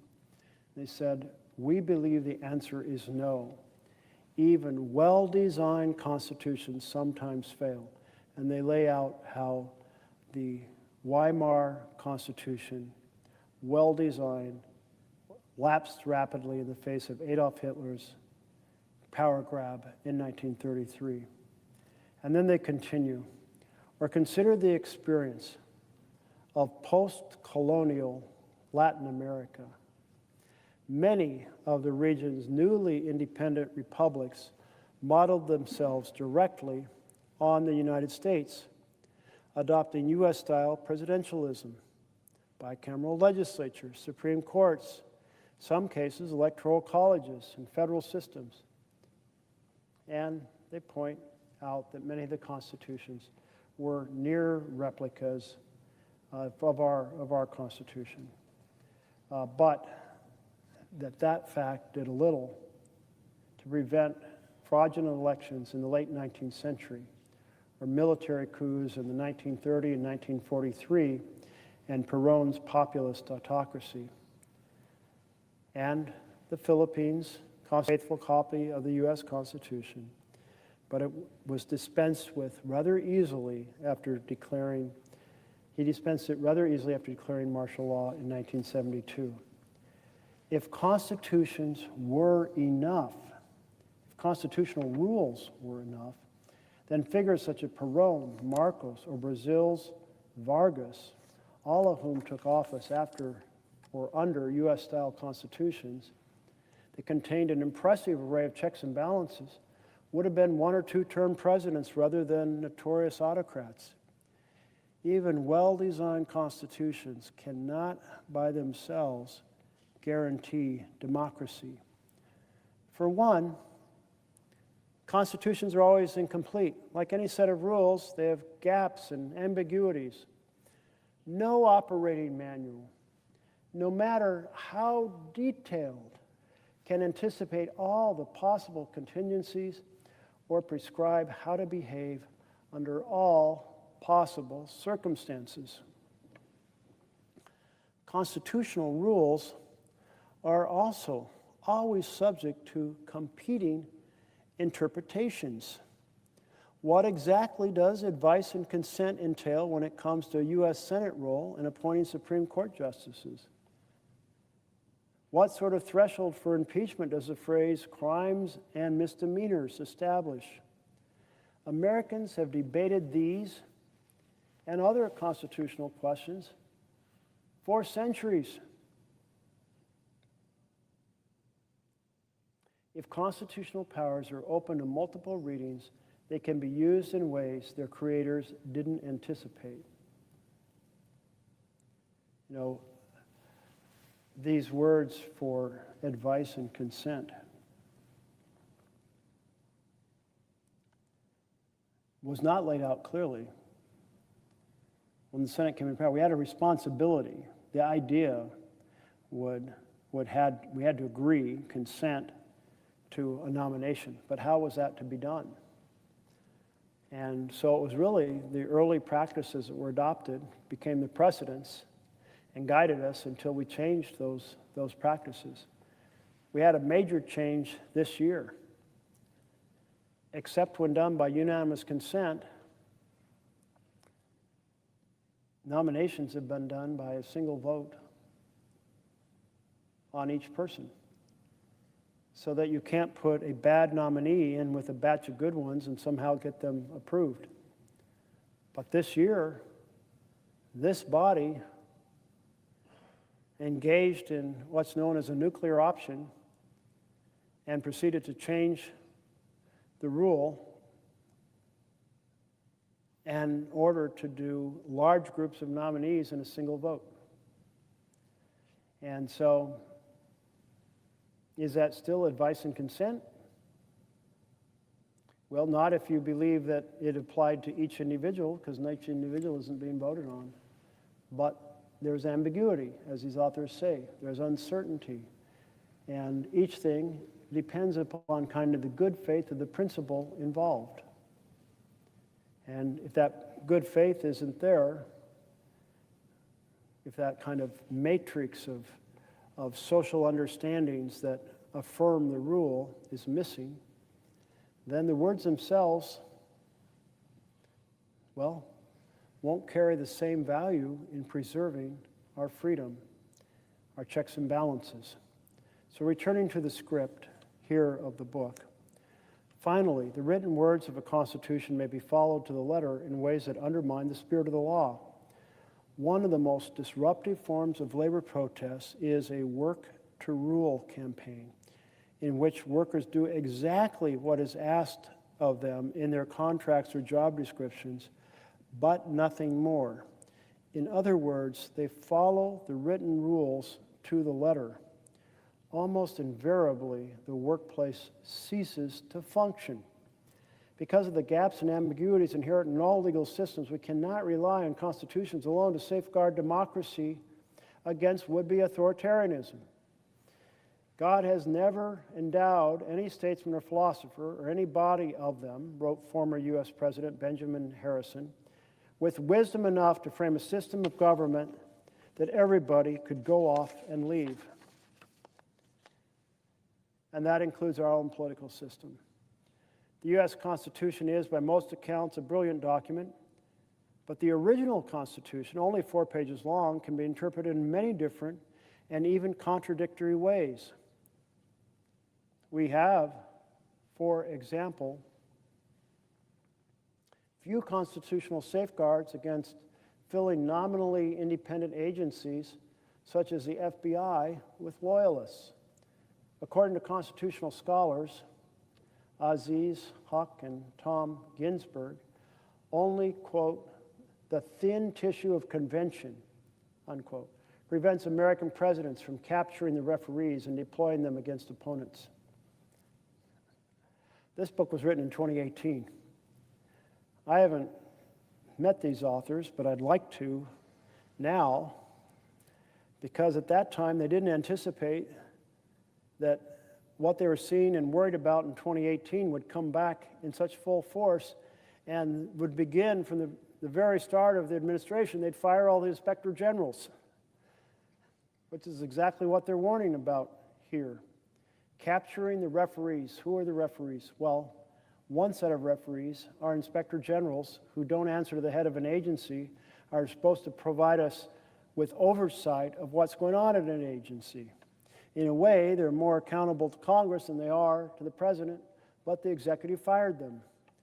And for the most part, the court has shrugged its shoulders and said, oh well, go ahead. So Huck and Ginsburg warned that the constitutional legal safeguards of democracy would prove fairly easy to manipulate in the face of a truly anti-democratic leader. If the Constitution written in Philadelphia in 1787 is not what secured American democracy for so long,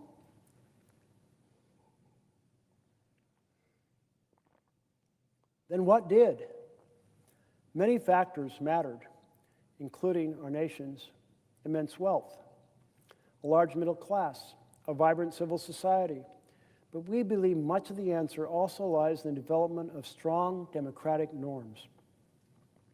All successful democracies rely on informal rules that, although not found in the Constitution or any laws, are widely known and respected. In the case of the American democracy, this has been vital. I was thinking about how the norms have changed from time to time in America.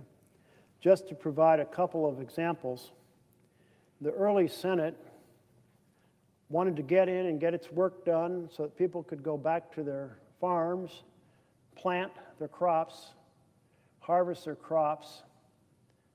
There was no time to be fooling around, and Jefferson laid out a manual for the operation of the Senate, and he talked about how your comments needed to be direct and not superfluous and on point so that everybody could get their thoughts into the conversation, and then you could vote. You can go on to the next topic. And a second convention was that the presiding officer, by the Constitution, the Vice President of the United States, sat right up there in the dais. Well, we don't have a Vice President sitting in the dais tonight, but the understanding was the Vice President had the responsibility under the Constitution to make the Senate operate. Much as the way as when I was Speaker of the Oregon House, it was my job to be at the dais and keep things moving and make them operate and solve the problems when they came up. Thomas Jefferson played that role when he's Vice President. And he wrote a manual about how we should behave here.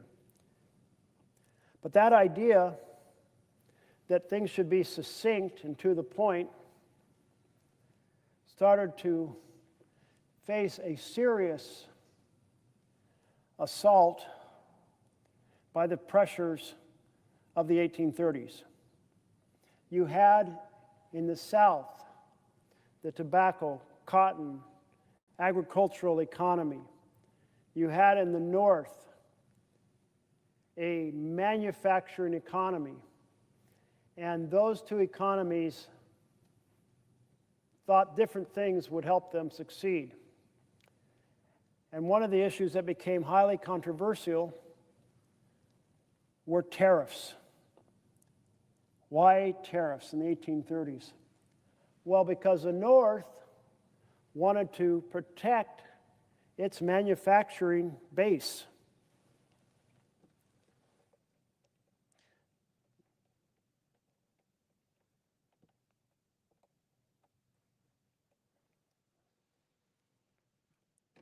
Stretch out this cord a little more so I'm tethered at a slightly longer distance.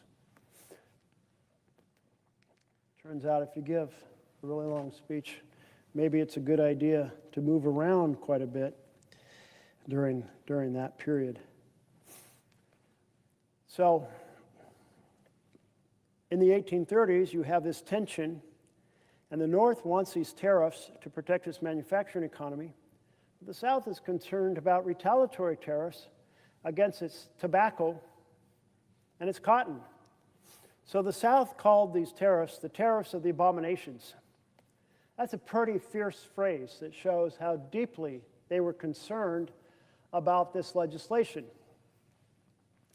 And Calhoun, who had been vice president and then left that to run and come back to this body as a U.S. Senator, he was really the spearheader of the philosophy that you could have states that could nullify a federal law if they didn't like it. Now, this idea wasn't completely a kooky idea. We were, in the beginning, an assembly of states, and there were alternative visions of whether we were primarily a group of states working together or were we one nation. And under the idea of nullification, states were retaining far more power, and the suggestions, the laws, the federal laws were suggestions, and they could nullify them if they wanted. Now, this came to a test over tariffs because ultimately Calhoun organized and encouraged South Carolina to write a bill that nullified a tariff law. Wow, okay. So Jackson, who was president, well, Jackson was a slave owner, I think born in Virginia, but representing Tennessee, or coming from Tennessee for most of his career. He said, hell no, you can't nullify laws, South Carolina. And he came to Congress and he got a declaration of war against South Carolina. And South Carolina backed down. And they undid their nullification law. And that was the end of nullification. So here is a Southern economy based on tobacco and cotton and slave labor.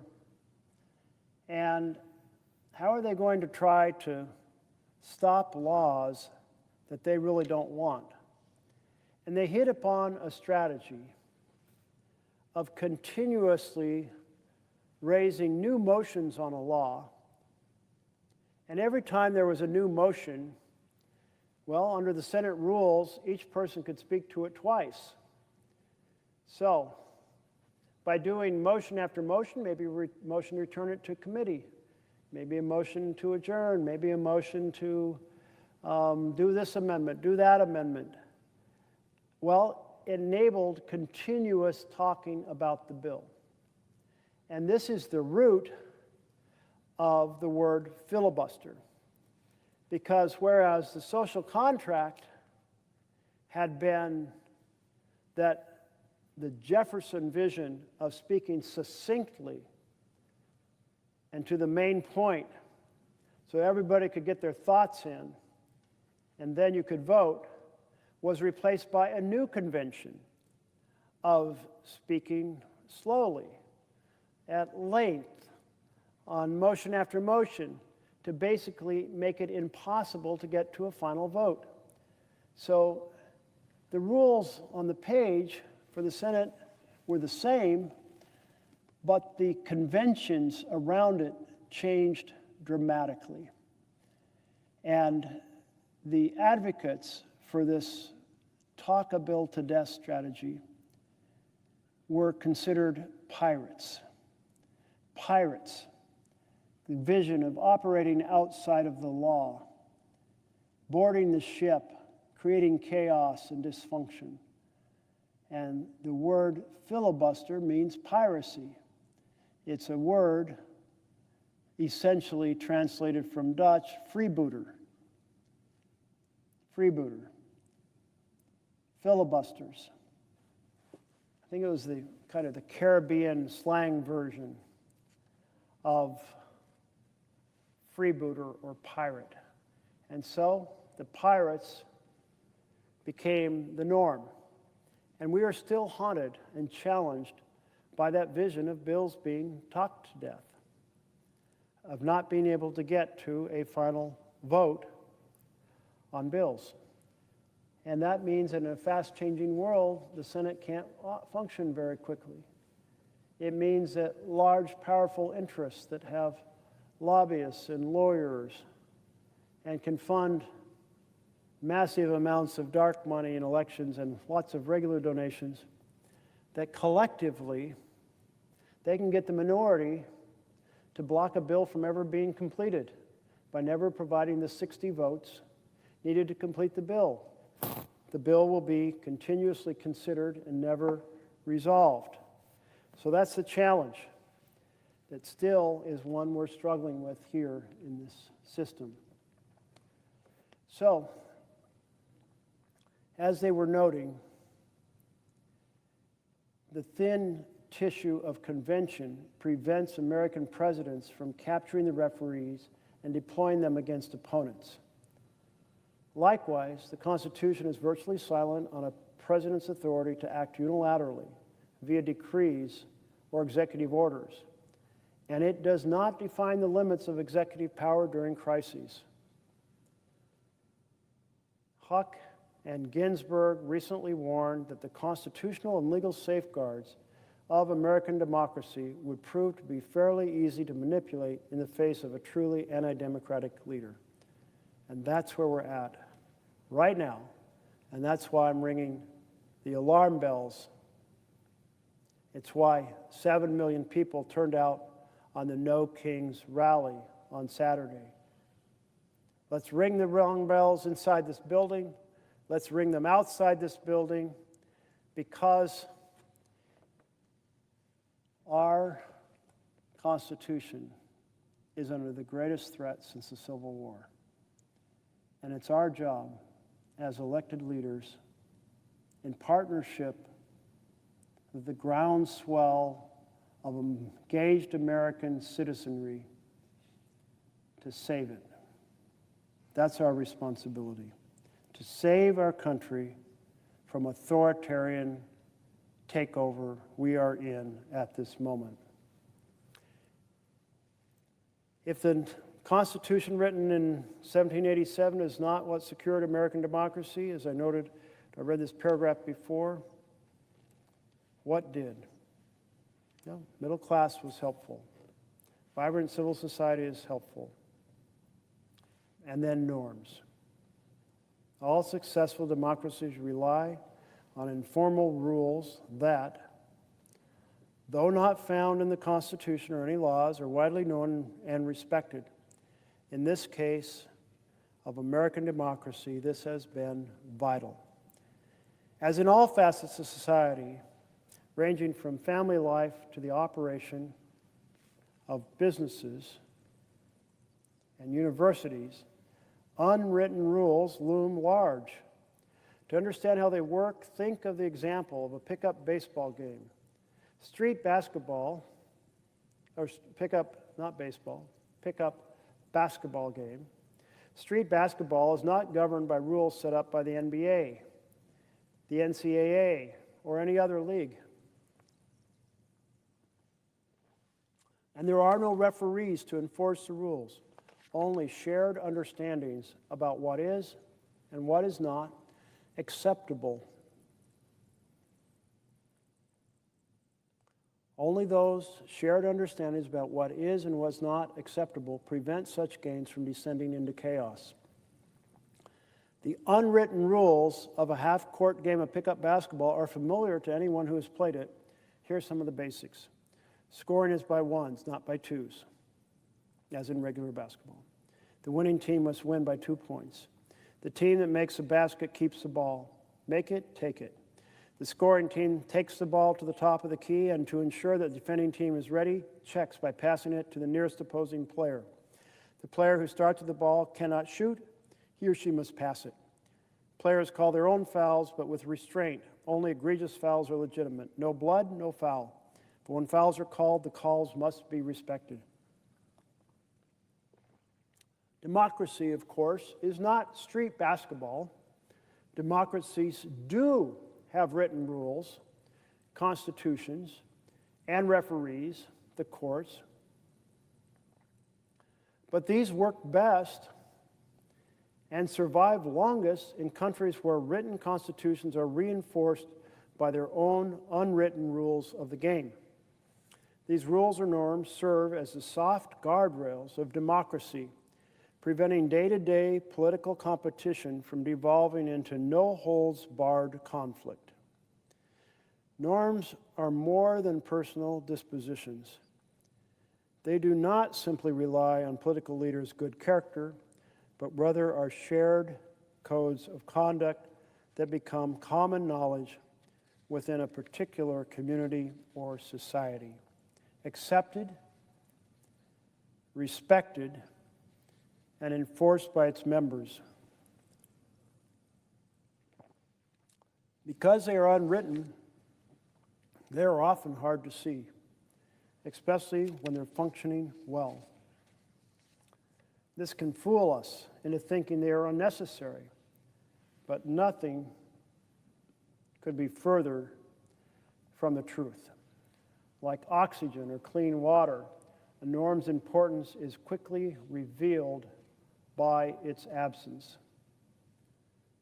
When norms are strong, violations trigger expressions of disapproval, ranging from head shaking and ridicule to public criticism and outright ostracism.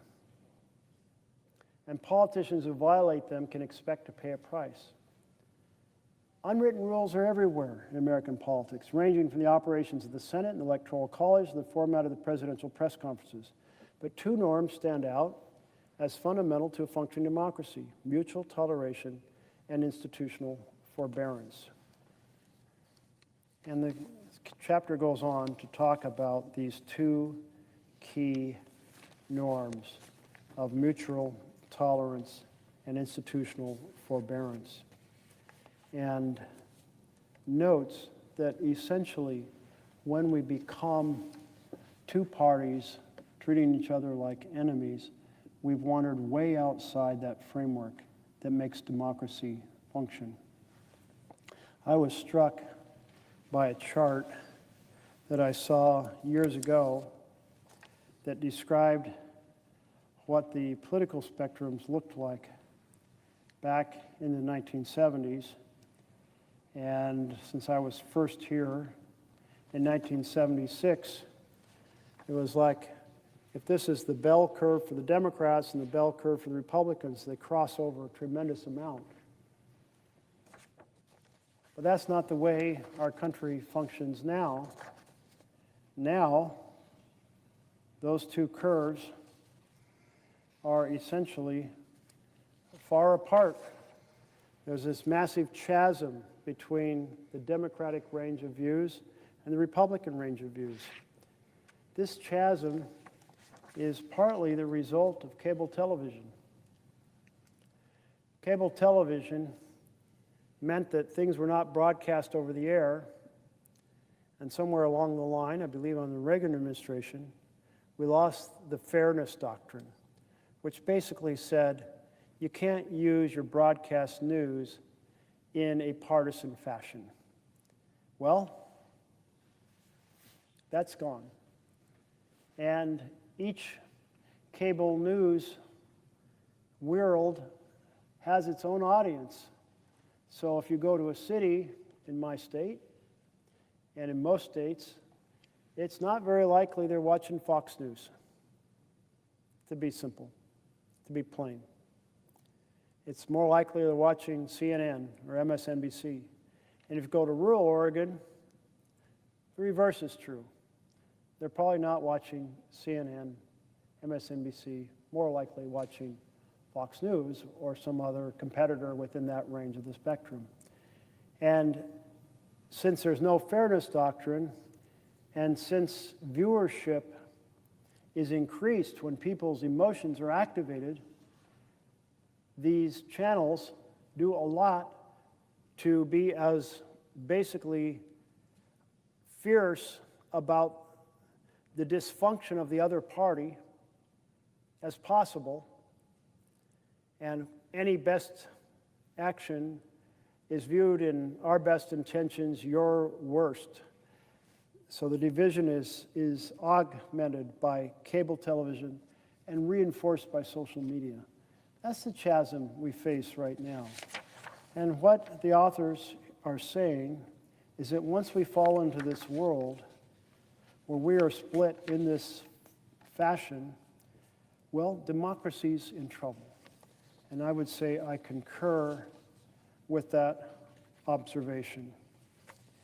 They go on about mutual tolerance in that respect, but then also about forbearance.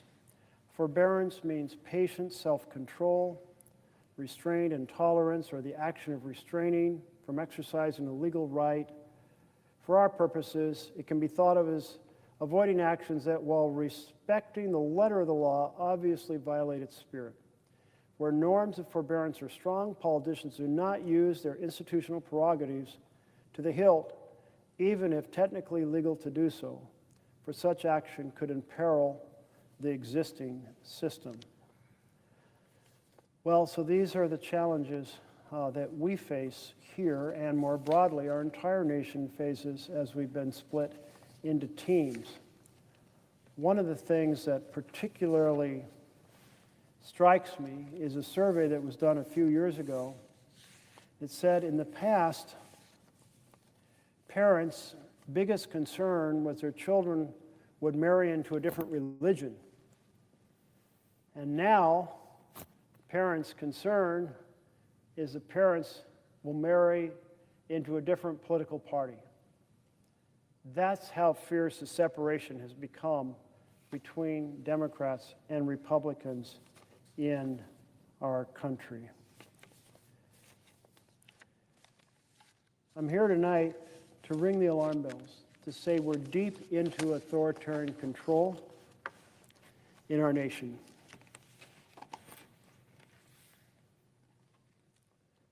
And that we have an obligation for hundreds of years. Our forefathers and foremothers fought and died to preserve this vision of freedom, to preserve this constitutional framework. And in 9 simple months, more has been done to unravel it, to crush it, than we could ever have imagined. Take more than 3 more years of this, and the ability to escape this authoritarian framework and style is incredibly unlikely. It's why it's important to ring the alarm bells now, to weigh in now, to have the No Kings March now, as we did this last weekend, to remind us all of the responsibilities we have to save the vision of our Constitution. This isn't a you can just kind of relax and maybe save it a couple years from now. No, it'll be too entrenched. That is the message. That is why we need to ring the alarm bells. Between each chapter, I'm looking at a different strategy in which Trump is waging war on our Constitution and is expanding his authoritarian power. And we've looked at his attack on the press. We looked at his attack on free speech. We looked at his attack on due process. We looked at his attack on law firms. Well, now we're going to look at the attack on universities. Trump and his team have tried to use the power of the state to reshape policies at universities by launching investigations of their practices and by freezing millions or billions in their federal grants.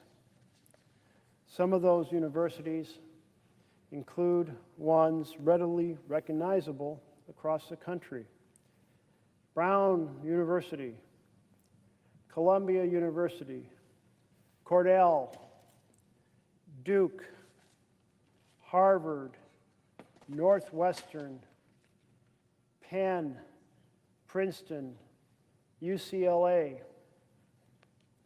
dozens of other schools are under scrutiny. Harvard is one of Trump's biggest targets, with roughly $9 billion at stake. Let me read you this reporting about Trump's attacks on universities that was written just last month, September 5th.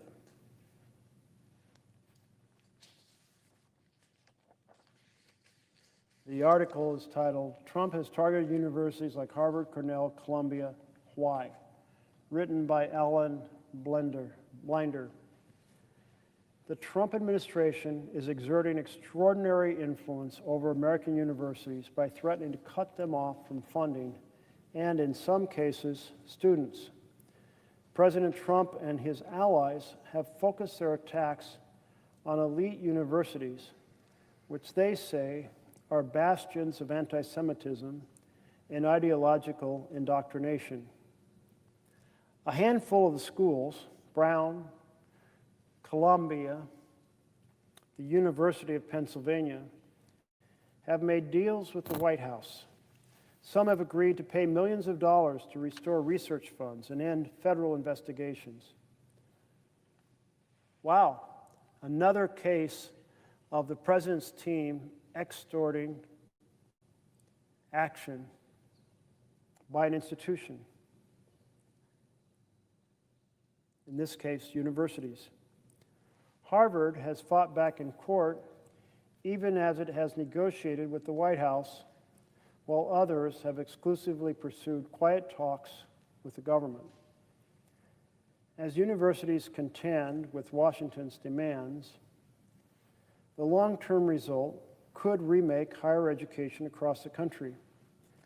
Billions in funds for research have been frozen, while administration officials have also tried to prevent universities from enrolling international students. So freeze the research funds and then attack the ability to enroll students who pay full tuition. Two ways of attacking the ability of a university to make their books balance. The higher education industry has acknowledged shortcomings and failures, but university leaders have also warned that the federal government is trying to stamp out academic freedom, a cornerstone of the American education system. Since taking power in January, the Trump administration has said it would end or limit federal money to a number of universities, including Brown, Columbia, Cornell, Duke, Harvard, Northwestern, Penn, Princeton, University of California, Los Angeles. Dozens of other schools are also under scrutiny, largely by the Department of Education's Office for Civil Rights, and aware that some of their federal funding is imperiled. But much of the focus is on 10 schools the Trump administration task force, which says it is devoted to rooting out anti-Semitism, identified for particular attention. The University of Virginia also drew the ire of the administration. She demanded the resignation of the school's president to help resolve a Justice Department inquiry into diversity, equity, and inclusion. Oh my goodness. You know, Trump's obsession with diversity, equity, inclusion is an obsession with his fight for inequality of opportunity. Now, I was raised to believe that everyone should have a chance to thrive. Everyone should. And that everyone has something to contribute. Well, everyone having something to contribute, that's diversity. People bring different life experiences, different cultural backgrounds, different ways of observing the world. By sharing those, we make the society stronger. Those strands are woven together. They result in more than the individuals by themselves.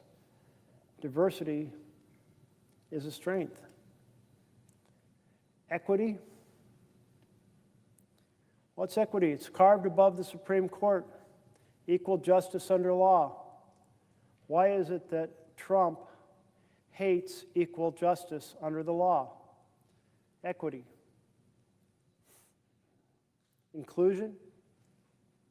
Inclusion means an end to bigotry that locks out people because of the color of their skin, or their family background, or the country they come from. End to bigotry in order to give people opportunity to thrive. Positive thing, end to bigotry. So here we have Trump turning the value of everyone having something to offer, of equal justice under the law, and of ending bigotry into a negative. I don't buy it, not for a second. This attack on diversity, equity, and inclusion, an attack on equal justice, an attack on opportunity for all. But here are all these schools getting rid of their programs dedicated to these important values of opportunity for all. The Trump administration announced 3 significant deals in July. First, Penn agreed to implement certain policies around transgender people in athletics, and to apologize, in effect, for the trans athlete, Leah Thomas's participation in the women's swim team several years ago. The agreement included no financial penalties. Columbia, which faced accusations that it tolerated anti-Semitism on its campus, agreed to a suite of policy changes as well as a $200 million fine to the U.S. government. Brown University cut a similar deal, though its $50 million payout was going to be directed towards state workforce development organizations, not the federal government. Brown and Columbia secured specific provisions intended to limit the Trump administration's involvement in academic matters. The next section of this essay is titled, "What's Happening with Harvard?" The Trump administration's biggest target has been Harvard, the country's oldest and richest university. The university has roughly $9 billion at stake in its fight with the federal government. The dispute erupted after Harvard rejected Trump administration proposals, including one for the use of an outsider to audit programs and departments that most fuel anti-Semitic harassment or reflect ideological capture. The government also wanted Harvard to curb the power of its faculty and report international students who commit misconduct. The Trump administration wants a report on ideological capture. Well, how about it start with doing a report on itself and its ideology of authoritarian takeover that's destroying our Constitution? Now that would be a report worth doing right there. The Trump administration almost immediately began cutting off billions in funds. Officials have since said they would direct federal agencies to end all the remaining contracts with the school. The government told the university not to expect grant money in the future. Harvard sued the administration over the cuts. In September, a federal judge in Boston broadly ruled in Harvard's favor, though the administration immediately pledged to appeal. It was not clear when and whether the federal money would flow again. But the administration's onslaught goes beyond research funding. The university is confronting an array of investigations, some of which Harvard officials fear could become full-blown criminal inquiries in the coming months. Mr. Trump has also threatened Harvard's tax-exempt status. So we saw the president use power over mergers and license to try to compel the networks as to what programming they could have. And here we're seeing using the power over tax-exempt status to try to compel what the university does.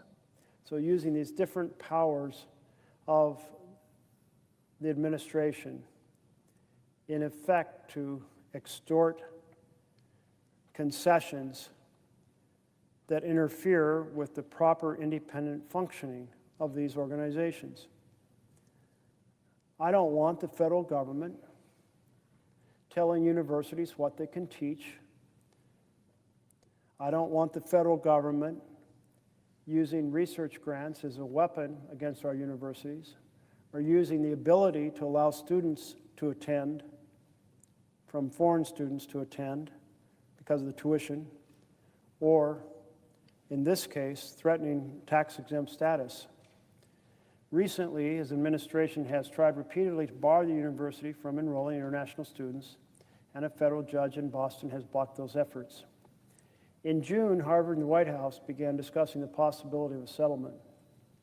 Even as the talks unfolded, though, the administration kept hammering at Harvard with subpoenas, accusations of civil rights violations, and a subsequent challenge to its accreditation. Harvard signaled it might be willing to spend $500 million to settle with the White House. Well, it's working, right? Major institutions, proud independent institutions that know their role in terms of research that contributes to all fields in America, to the prosperity of America, are feeling quite compelled that they can't endure this collective attack by the administration. We here in this chamber, we should be passing laws that say you can't do this. Protecting academic freedom. Academic freedom is also about the students' freedom, but we're not. And that's a shame. The administration has frequently claimed that targeted schools harbor anti-Semitism, and it goes on to address that issue some length. Many conservatives say their views have been marginalized in lecture halls. They've said they want universities to emphasize academic programs that lead students to jobs essential to the economy. In other words, our universities, our private universities, become an extension of the philosophy of the government. And if that happens to sound appealing to you now, because you broadly share Trump's perspectives, would you like it so much with a different president telling the universities what to do, including conservative universities, based on a more liberal set of ideas about the world? I suspect not. The situation gets even worse. On October 2nd, the New York Times reported the White House sent letters to universities urging them to, quote, pledge support for President Trump's political agenda to help ensure access to research funds. To his political agenda? Can we not all agree that this is a massive abuse of government power? Let me read you the reporting. Trump administration asked colleges to sign compact to get funding preference. Demands sent to 9 top schools included pledging to freeze tuition for 5 years and to commit to strict definitions of gender. The White House on Wednesday sent letters to 9 of the nation's top public and private universities, urging campus leaders to pledge support for President Trump's political agenda to help ensure access to federal research funds. Pledge support, let me repeat that, to Trump's political agenda to ensure access to federal research funds. The letters came attached to a 10-page compact that serves as a sort of priority statement for the administration's educational goals.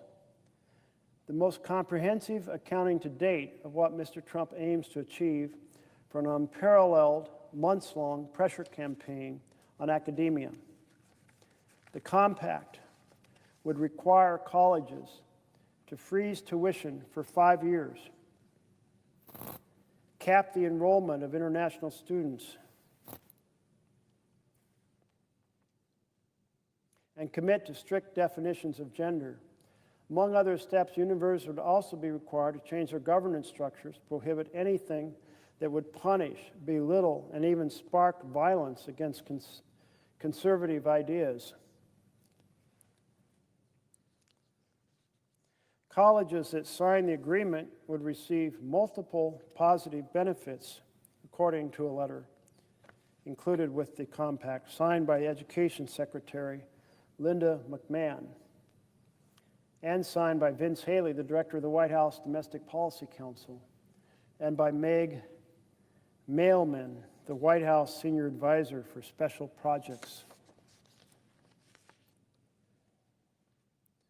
The Trump administration gave 9 universities a set of terms to follow for better access to federal funds. At least one said it wanted to sign up, but some students wanted the college officials to say no. Colleges that agree would get priority access to federal funds and looser restraints on overhead costs. Signed compacts would also serve as assurance to the government that schools are complying with civil rights laws. Federal civil rights investigations have been used to halt much of the research funding the administration has blocked so far this year. So it's it's kind of completely captured by this notion that you don't get research funds unless you reshape your views and your actions to accentuate Trump's political agenda. Well, that's how far things have gone off track. The president wants to dictate how our universities teach and what they teach, and they want the universities to promote his political agenda. The letters were sent to a number of these universities, and there are a number of comments. University of Texas system is honored that our flagship, the University of Texas at Austin, has been named as one of only 9 institutions in the U.S. selected by the Trump administration for potential funding advantages under its new compact for academic excellence in higher education, said Kevin Eltife, chairman of the University of Texas Board of Regents. He said it in a statement on Thursday. We enthusiastically look forward to engaging with university officials and reviewing the compact immediately. The other 8 schools declined to comment, did not immediately, or said they were still studying the compact. The letters prompted concern about the precedent of signing on to such agreements. Well, it should be concerned anytime a government, a free society, tells the universities what they can teach and that they have to promote the president's political agenda. That is a massive red line that has been crossed. I hope all 9 say absolutely no. But I'll tell you, we saw with the previous threats, universities cut deals because when millions or billions of funds are being held up by the government, that's an effective strategy of blackmail that forces university presidents to say, I got a responsibility to keep this place functioning. We got a lot of folks who are involved in the research. We can't send them all home. The interruption will damage the enormous amount of work that's already been done. I mean, the pressures are intense. That's a terrible place where universities are when the power of the U.S. government is mobilized to oppress them. On October 10th, an article notes about MIT that they rejected special funding offer from the Trump administration. MIT became the first university to reject an agreement that would trade support for the Trump administration's higher education agenda in exchange for favorable treatment. The proposal called the Compact for Academic Excellence was sent to 9 universities, require colleges to cap international student enrollment, freeze tuition for 5 years, adhere to definitions of gender, and prohibit anything that would belittle conservative ideas. In a letter on Friday to the Trump administration, MIT's president, Sally Kornbluth, wrote the university has already freely met or exceeded many of the standards outlined in the proposal, but she disagrees with other requirements or demands, including those that restrict free expression. Fundamentally, the premise of the document is inconsistent with our core beliefs that scientific funding should be based on scientific merit alone. Liz Huston said in a statement that, quote, any university that refuses this once-in-a-lifetime opportunity to transform higher education isn't serving its students or their parents. They're bowing to radical left-wing bureaucrats. The best science can't thrive in institutions that have abandoned merit-free inquiry in pursuit of truth, she added. President Trump encourages universities to join us in restoring academic excellence and common-sense policies. But the administration is not asking for free inquiry in pursuit of truth. They're asking the universities to promote the Trump's political agenda.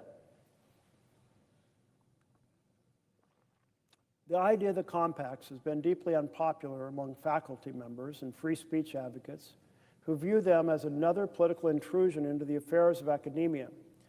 They argue that the Trump administration is threatening the independence of American higher education by cutting hundreds of millions of dollars in research funding to force top universities to adopt its agenda. And of course, that's exactly what is happening.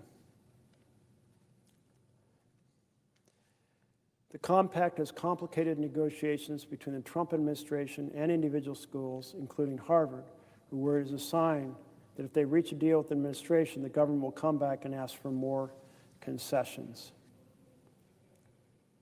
Two of the universities that received this invitation to this compact were ones that had already reached deals with the Trump administration. And so that's what's driving the concern that it's just going to be more.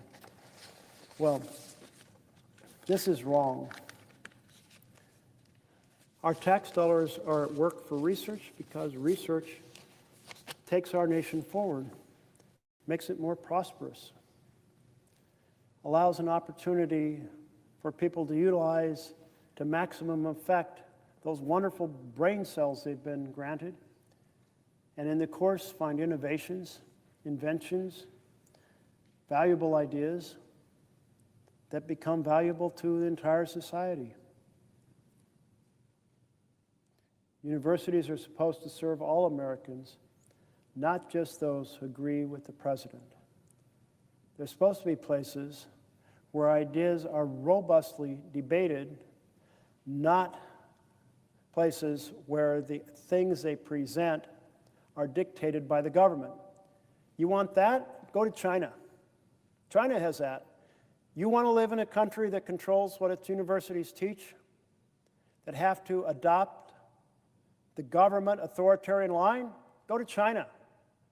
That's where you'll find that in abundance if that's what you love. If you love this idea of a government dictating what our universities teach.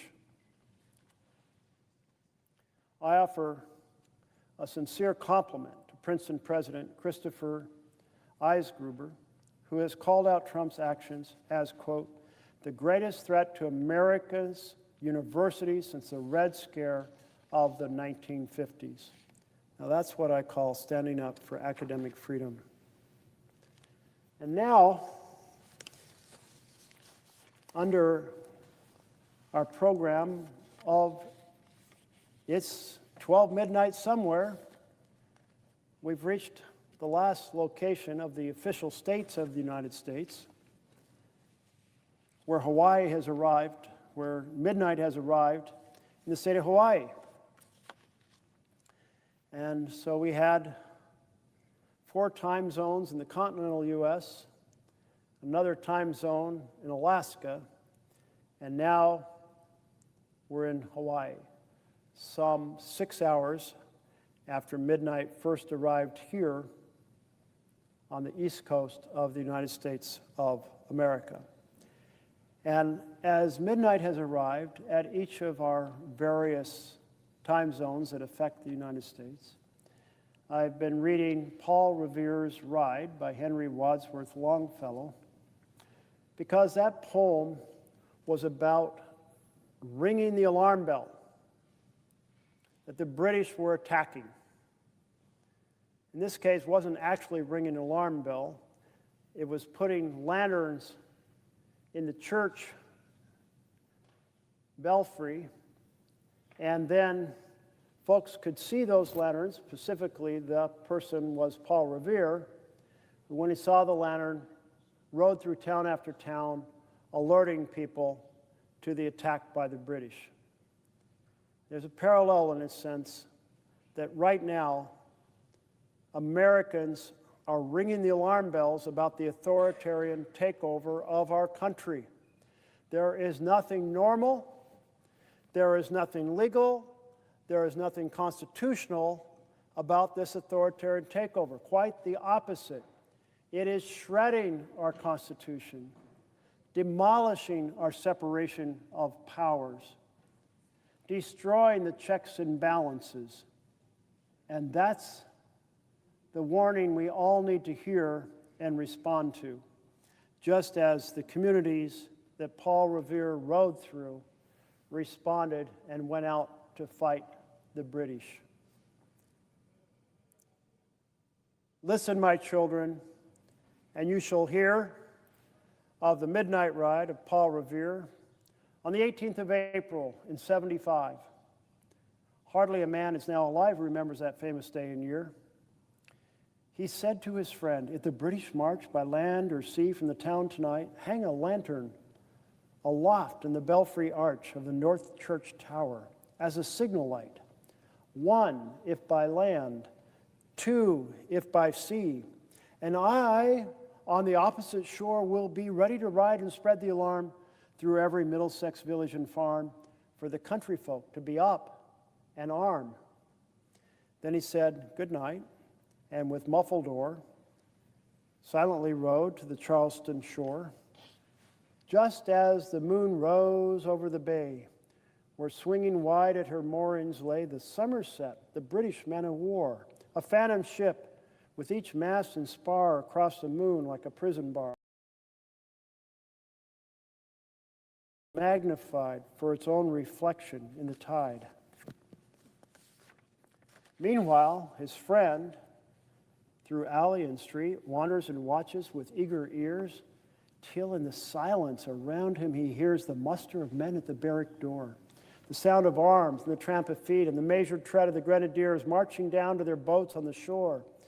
Then he climbed the tower of the Old North Church by the wooden stairs with stealthy tread to the belfry chamber overhead and startled the pigeons from their perch on the somber rafters that round him made masses and moving shapes of shade by the trembling ladder, steep and tall, to the highest window in the wall, where he paused to listen and look down a moment on the roofs of the town and the moonlight flowing over all.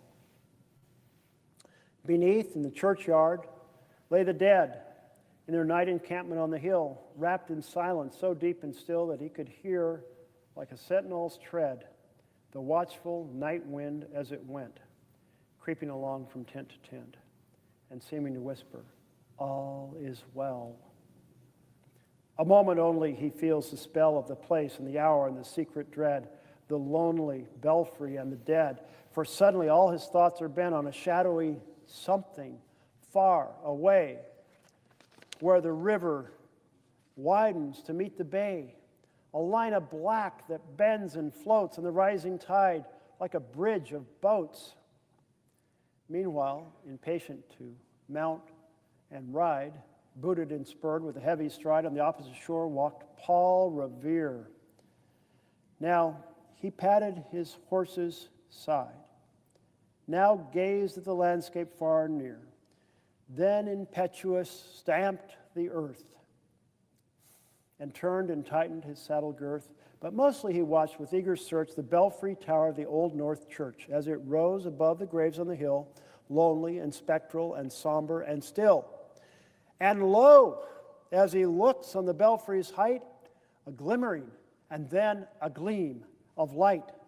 He springs to the saddle, the bridle he turns, but lingers and gazes till full on his sight a second lamp in the belfry burns. A hurry of hoofs in the village street, a shape in the moonlight, a bulk in the dark, and beneath from the pebbles and passing a spark, struck out by steed, flying fearless and fleet. That was all. And yet, through the gloom and the light, the fate of a nation was riding that night. And the spark struck out by that steed in his flight kindled the land into flame with its heat. He has left the village and mounted the steep, and beneath him, tranquil and broad and deep, is the mystic meeting the ocean tides, and under the alders that skirt its edge, now soft on sand, now loud on ledge, is heard the tramp of his steed as he rides. It was 12 by the village clock when he crossed the bridge into Medford town. He heard the crowing of the cock and the barking of the farmer's dog, felt the damp of the river fog, rises after the sun goes down. It was 1 by the village clock when he galloped into Lexington. He saw the gilded weathercock swim in the moonlight as he passed, and the meeting house windows, blank and bare, gaze at him with spectral glare, as if they already stood aghast at the bloody work they would look upon. It was 2 by the village clock when he came to the bridge in Concord town. He heard the bleating of the flock, the twitter of the birds among the trees, and felt the breath of the morning breeze blowing over the meadows brown. And one was safe and asleep in his bed, who, at the bridge, would be the first to fall, who that day would be lying dead, pierced by a British musket ball. You know the rest. In the books you have read, how the British regulars fired and fled, how the farmers gave them ball for ball, from behind each fence and farmyard wall, chasing the redcoats down the lane, then crossing the fields to merge again under the trees at the turn of the road, only pausing to fire and load. So through the night rode Paul Revere, and so through the night went his cry of alarm to every Middlesex village and farm, a cry of defiance and not of fear, a voice in the darkness, a knock at the door, and a word that shall echo forevermore. For born on the night wind of the past, through all our history to the last, in the hour of darkness and peril and need, the people will waken and listen to hear the hurrying hoofbeats of that steed and the midnight message of Paul Revere. The midnight message of Paul Revere. To be alerted, to be warned that the British are coming and that they are an enormous threat to the colonies.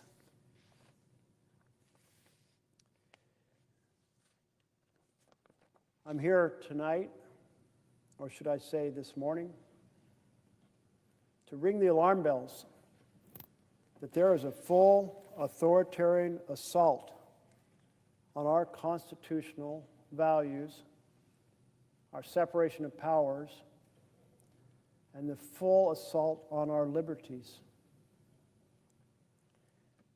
It is an assault,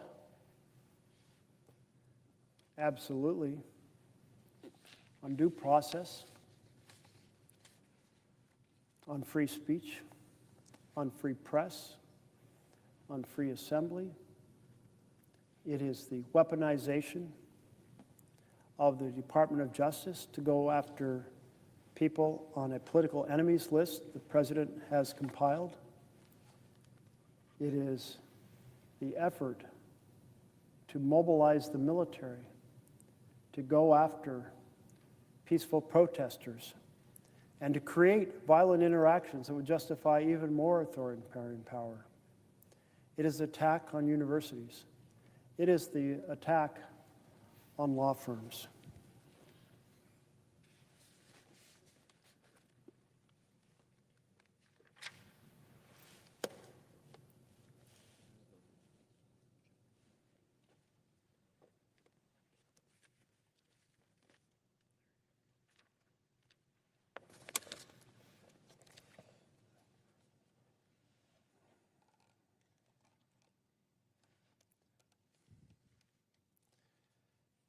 Now we turn to the use of violence. An authoritarian president emboldened by a rubber-stamped Congress,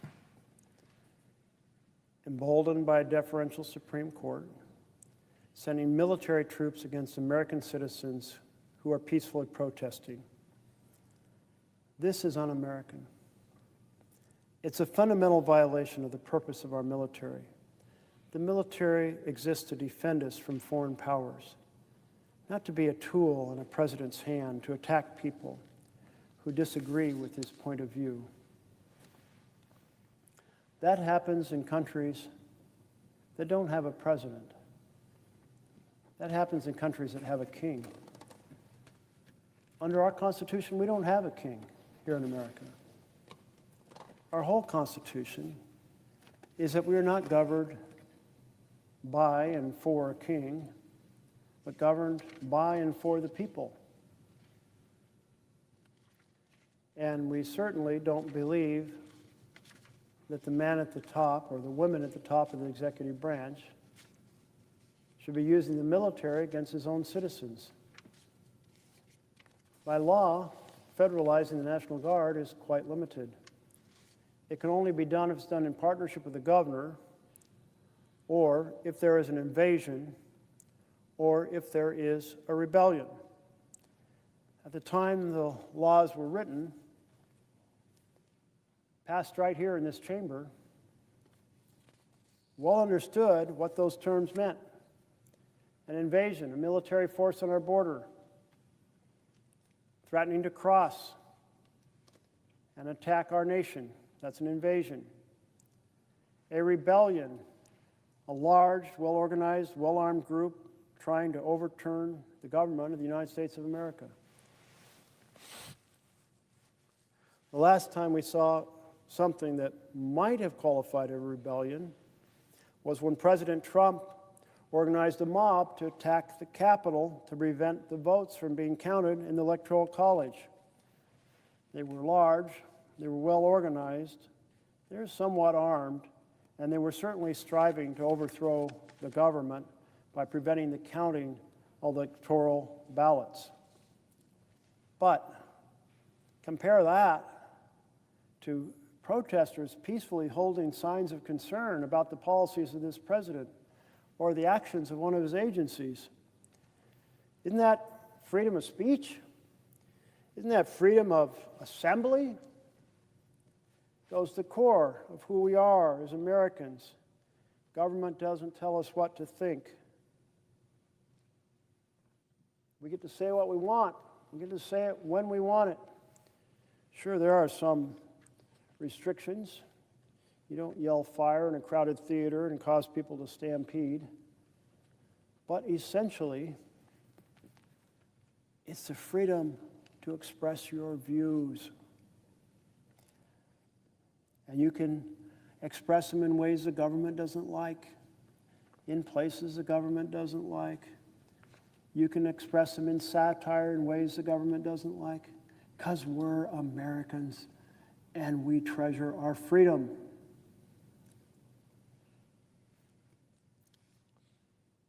Well, obviously, there's nothing approaching an invasion or rebellion in the city of Portland.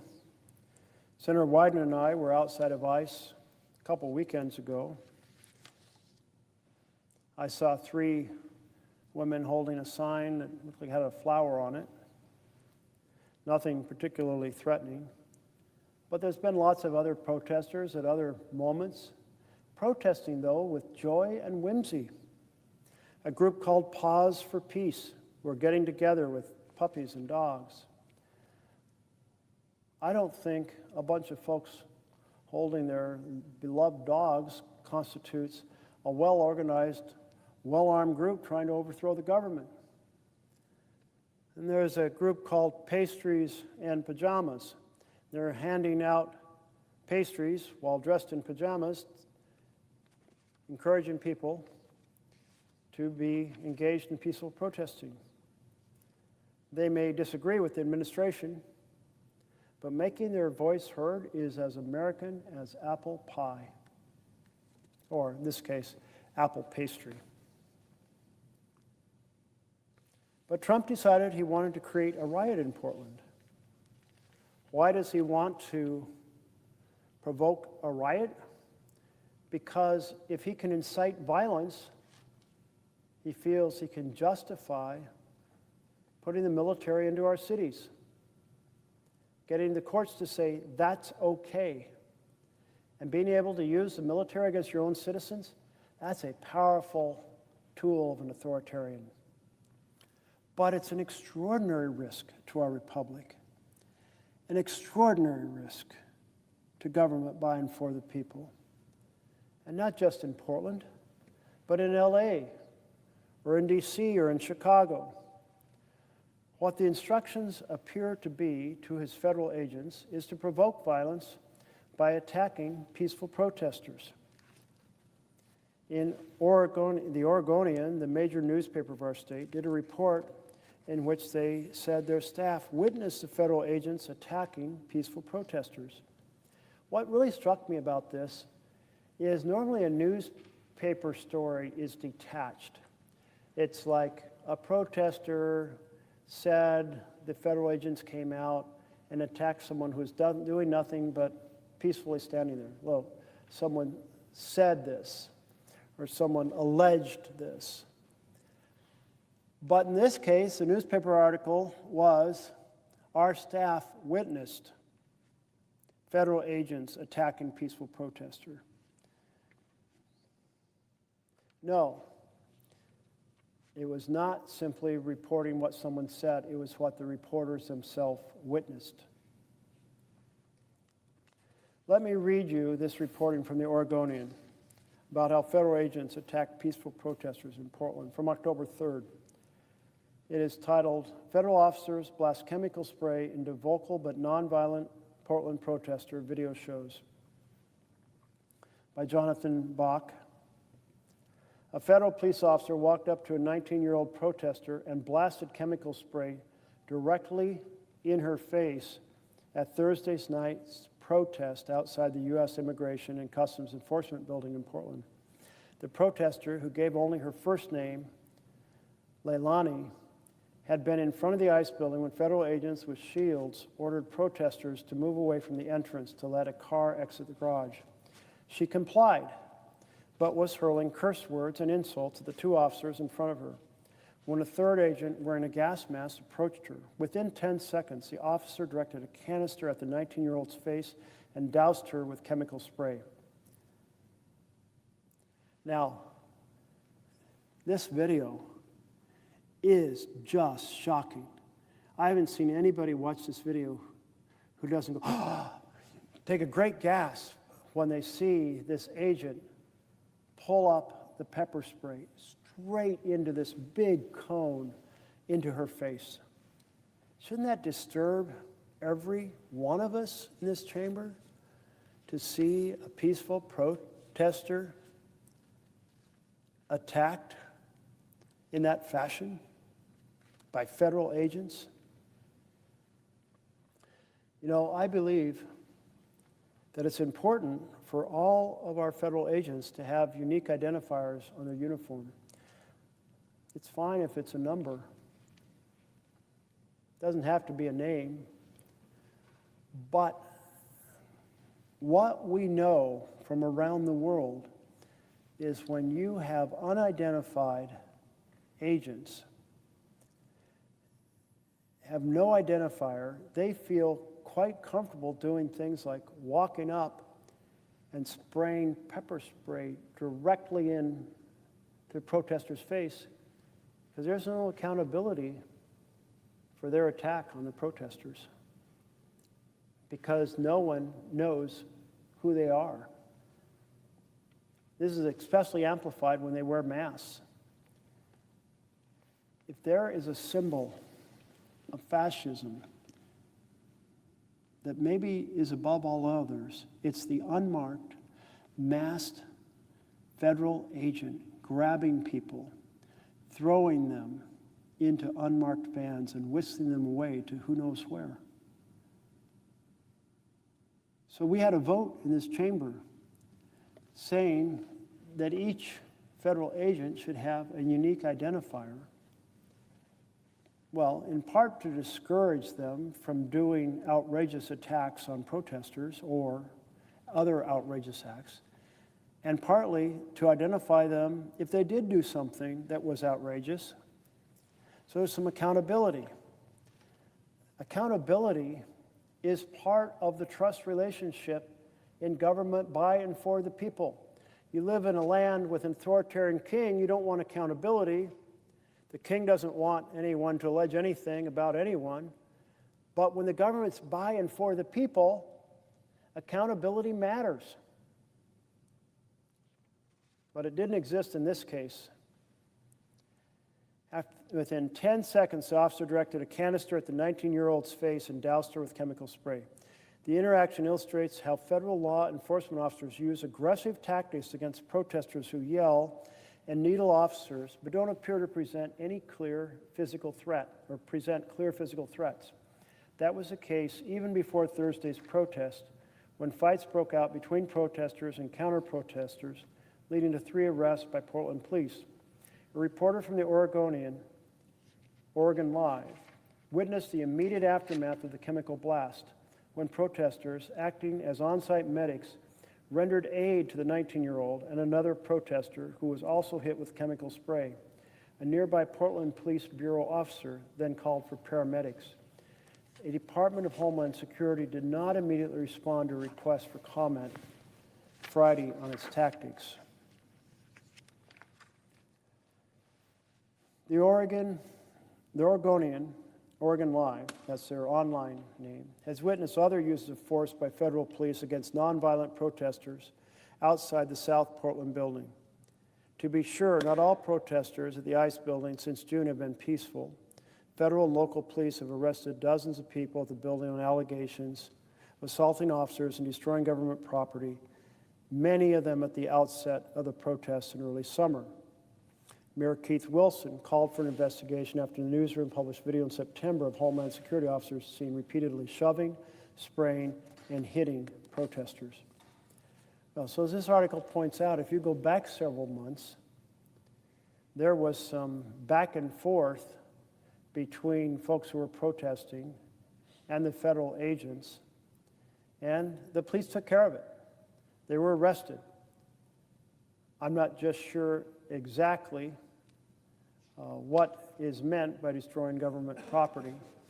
It may have been graffiti, maybe it was something else, but not that I have heard that there was any significant property destroyed, but that was months ago, and it was handled by local police. That's a normal, not great. I mean, I prefer all protesting to be absolutely nonviolent, but what we have seen in the time that Trump has been sending these additional agents, that's been a time when virtually no one's been arrested because nobody's been acting out. They have been not playing the game Trump wants to play. They have not been taking the bait. They have been protesting with joy and with whimsy. Very hard to argue that there's anything the local police can't handle when there aren't even any arrests because people are handing out pastries and bringing their puppy dogs down. And then there's a report by Oregon Public Broadcasting. Oregon Public Broadcasting has been down covering the demonstrations. They said the federal agents asked the protesters to move back several blocks, and the protesters did. There was no conflict between the protesters and the agents. They were asked to move back, and they followed instructions. Behind this line of federal agents were videographers, professional videographers. What are they doing there? What is their role? They were waiting to take pictures when the federal agents created a fake riot. So after moving people back several blocks with absolutely no conflict, the officers are in a line across the street, the videographers are behind them, and then on command, the officers throw down the flashbangs, which erupt and sound like gunfire and lights flashing from them. They fire the pepper balls, and they release the tear gas canisters. So there's smoke, and there's the sound of gunfire, and the videographers are just hungrily taping it all so they can get this fake riot and present it as if there was something real riot going on. I really don't know of any other time the government has deliberately faked a riot.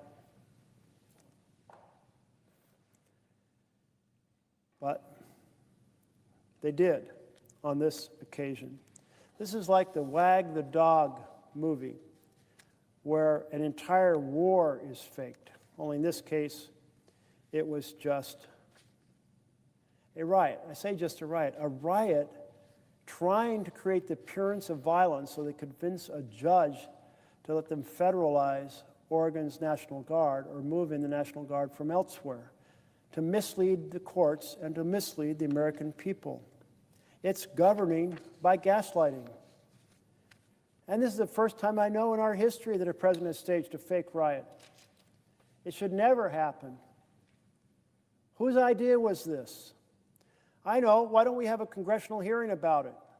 Would any of my Republican colleagues get to the bottom of our government trying to fake a riot in order to increase their authoritarian power? Because I will partner with you in a microsecond to hold such a hearing. True-blooded patriots should be terrified the government is faking scenes to try to provide evidence to courts or to the American people that something is going on that simply isn't going on. I think we have a poster here. Thank you to Coin 6 News. You see, there was a woman, this woman, and she was talking to two officers, and they'd asked her to get out of the way, and she had, all well and good. And then the third officer walks up and just sprays her straight in the face. Just, wow. I mean, if you saw it on video, you would go, oh my goodness, unbelievable. I saw an interview of that woman later, and she said that it was extremely scary because she couldn't breathe. She falls to the ground. She said, I didn't know if I was going to be able to draw the next breath or some expression like that about what it's like to have that just shot directly into your eyes, directly into your lungs. That type of deliberate provocation, wow, that is a federal government out of control, an authoritarian federal government trying to create reactions and violence in order to justify even more authoritarian power. And Portlanders are not taking the bait.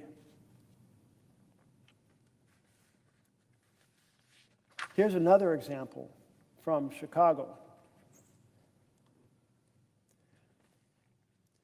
We have this pastor, this cut in half, a few seconds before, a few seconds after.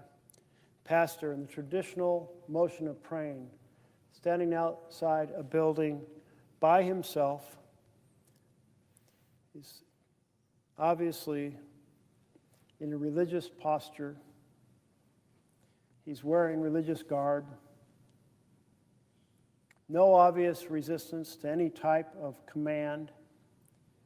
And he is shot, pow, right in the head. I believe that's a pepper ball shot, but I'm not 100% sure. He reports that he was shot twice in the head and 5 times on the body.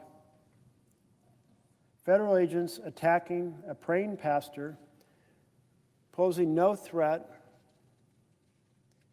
in a posture of prayer, shot from federal agents up on top of the building. Maybe if they had an identifier on their uniform, they wouldn't be so callous in attacking a peaceful protester. This is an extraordinarily dangerous moment.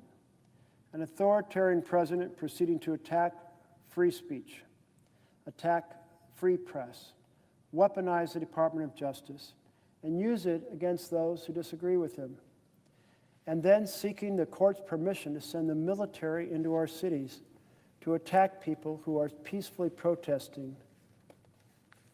And this reporting from Time magazine about the military-style ICE raid on a Chicago apartment building during which ICE agents zip-tied the children. Military-style ICE raid on Chicago apartment building shows escalation in Trump's crackdown. Time magazine, Rebecca Schneid, October 4th. Around 1 a.m. on Tuesday morning, armed federal agents rappelled from helicopters onto the roof of a 5-story residential apartment in the South Shore of Chicago. As other agents worked their way through the building from the bottom, they kicked down doors and threw flashbang grenades, rounded up adults and screaming children alike, detaining them in zip ties and arresting dozens, according to witnesses and local reporting.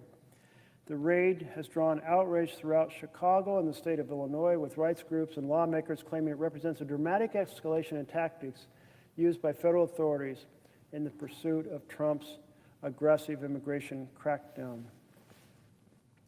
Illinois Governor J.B. Pritzker accused federal agents of separating children from their parents, zip-tying their hands, detaining them in dark vans for hours.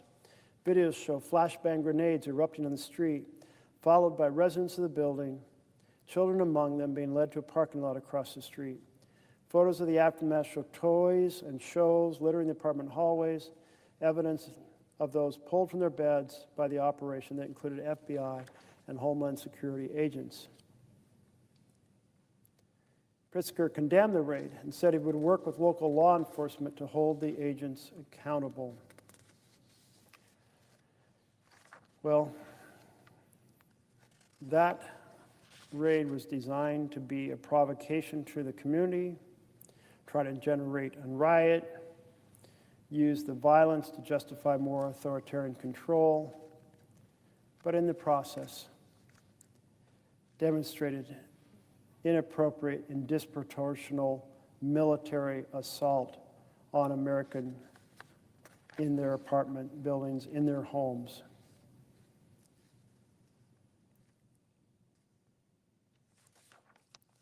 ICE tactics were criticized again on Friday when Chicago alderperson Jesse Fuentes was handcuffed by federal immigration agents at a Chicago medical center after questioning agents about their warrant to arrest at the medical center. Chicago's Mayor Johnson called ICE tactics abusive.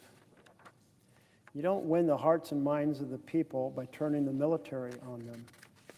But if you want to be an authoritarian leader, you want to use the military, and our founders were very, very concerned about that. The attacks were so violent that a judge stepped in. And CNN had this report, Laura Sharman and Carol Alvarado. A judge in Illinois has temporarily blocked federal agents from using certain types of force and crowd control measures against protesters after a video of a pastor being repeatedly shot by pepper balls during a demonstration outside an ICE facility near Chicago drew widespread outcry. The lawsuit alleges federal agents have shot, gassed, and detained individuals who have been protesting outside ICE detention facility in Broadview for the past few weeks, preventing them from exercising their First Amendment rights. The suit claims the tactics infringed journalists' right to cover the protests. The 14-day order took effect Thursday and applies to all DHS agents, including those with ICE and U.S. Customs and Borders Protection in the district, which encompasses Chicago and Broadview ICE processing facilities. The judge laid out specific protections for journalists covering the protests, blocking federal agents from arresting members of the press unless there is probable cause to believe the individual has committed a crime. Reverend David Black of Chicago's First Presbyterian Church stood in the street offering prayers and urging ICE officers to repent when he was repeatedly struck in the face by masked agents standing on top of the ICE facility, according to the lawsuit and the video taken during the protest. Black was visibly attired in clerical garb when ICE snipers fired, the lawsuit said. Moments later, he was doused with chemical spray that ICE agents directed at his face.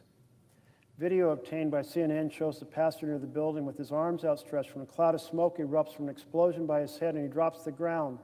Other protesters rushed to his aid and surrounded him.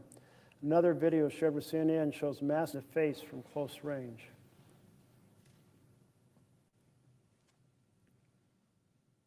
Black told CNN's Aaron Burnett that a large group of federal officers then rushed out of the gate and began to shove us, describing their behavior was indiscriminate and vicious. The pastor insisted he and other protesters received no warning and claimed he could hear the agents laughing as they fired shots from the roof, calling it deeply disturbing. Yeah. Man of God praying in front of a building attacked by masked ICE agents. This is the picture of Trump's tyranny against the American people. Unbelievably, Speaker Mike Johnson doesn't seem to be too bothered by these violent attacks. He said, quote, "I've not seen them cross the line yet."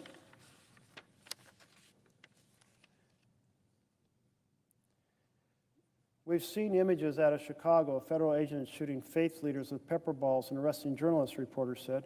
Where's the limit for you on what's acceptable conduct by federal law enforcement? And when is it incumbent on Congress to amend oversight on federal law enforcement? I've not seen them cross the line yet, Johnson replied, saying there were some committees with jurisdiction over federal law enforcement. It's not risen to that level. Well, where is the line, Speaker Johnson? Was the line crossed when the president abandoned due process and threw students out of the country for alleged comments on policy in the Middle East? Was the line crossed when the president proceeded to use the licenses and the power over mergers to tell broadcast media what they can put on the air?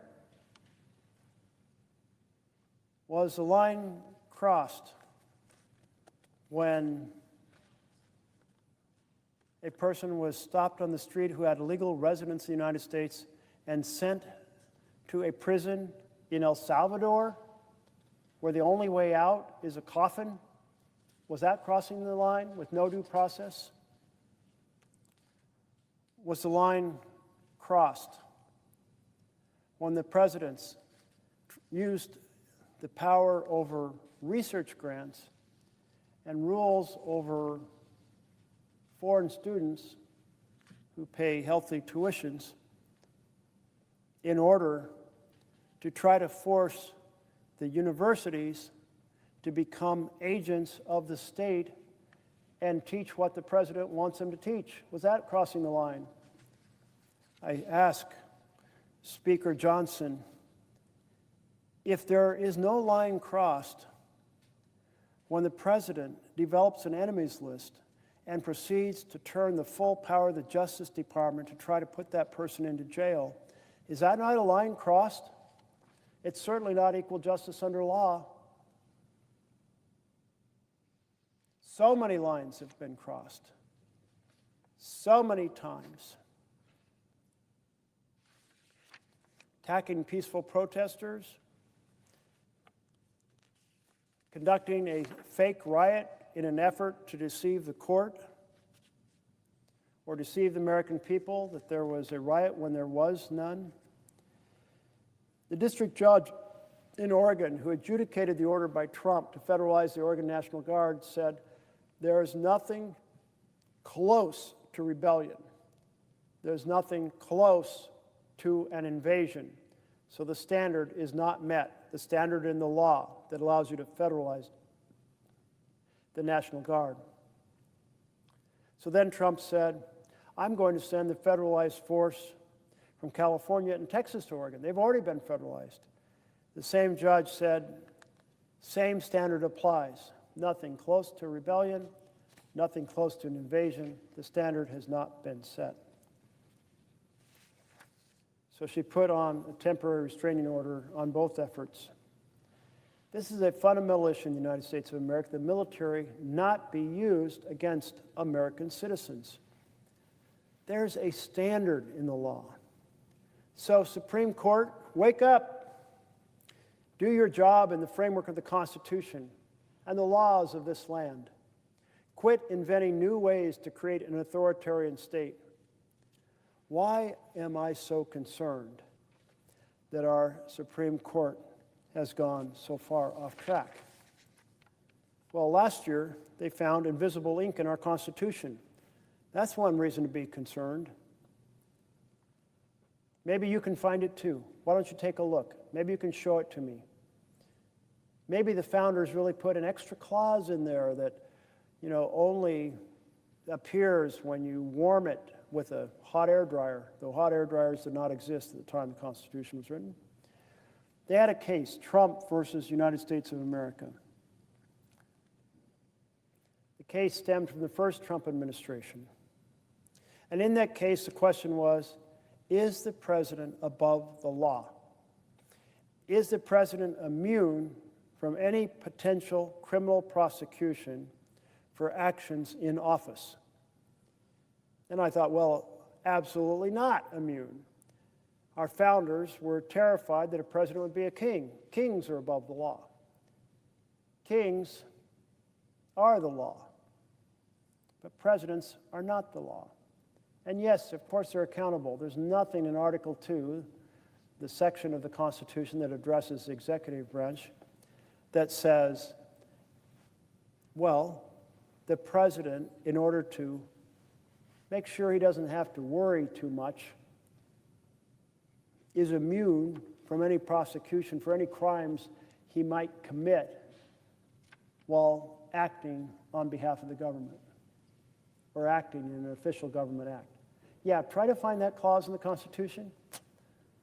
Yeah, I'm pretty confident, not there. In fact, the founders were the exact opposite. So those originalists on the Supreme Court, they are as bogus as a $3 bill. They know how terrified the founders were about the possibility of a president exercising authoritarian power. That is why they provided checks and balances. While Congress writes the laws, Congress decides what programs are funded and how much they are funded. Congress decides if a person is suitable to an appointment to a high level in the executive branch. That's the separation of powers. And I don't know if you might be able to find for me the early quote that were in the introduction material, but I might read those again because they seem to me very relevant in this case.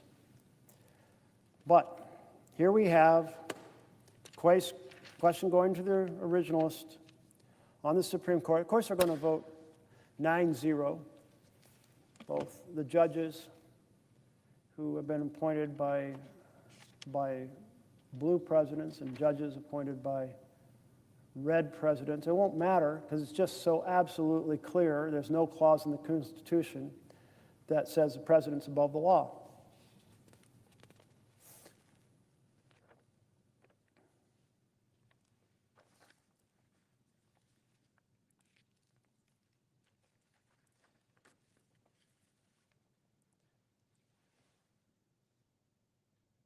But this court, they decided to make the president above the law with their ruling. Not in the Constitution. They just decided to invent a standard. And their justification was, well, it's a stressful job, and we don't want the president to worry about whether they're committing a crime. So essentially, they said, you're free. Commit any crime you want, as long as you give it a governmental justification.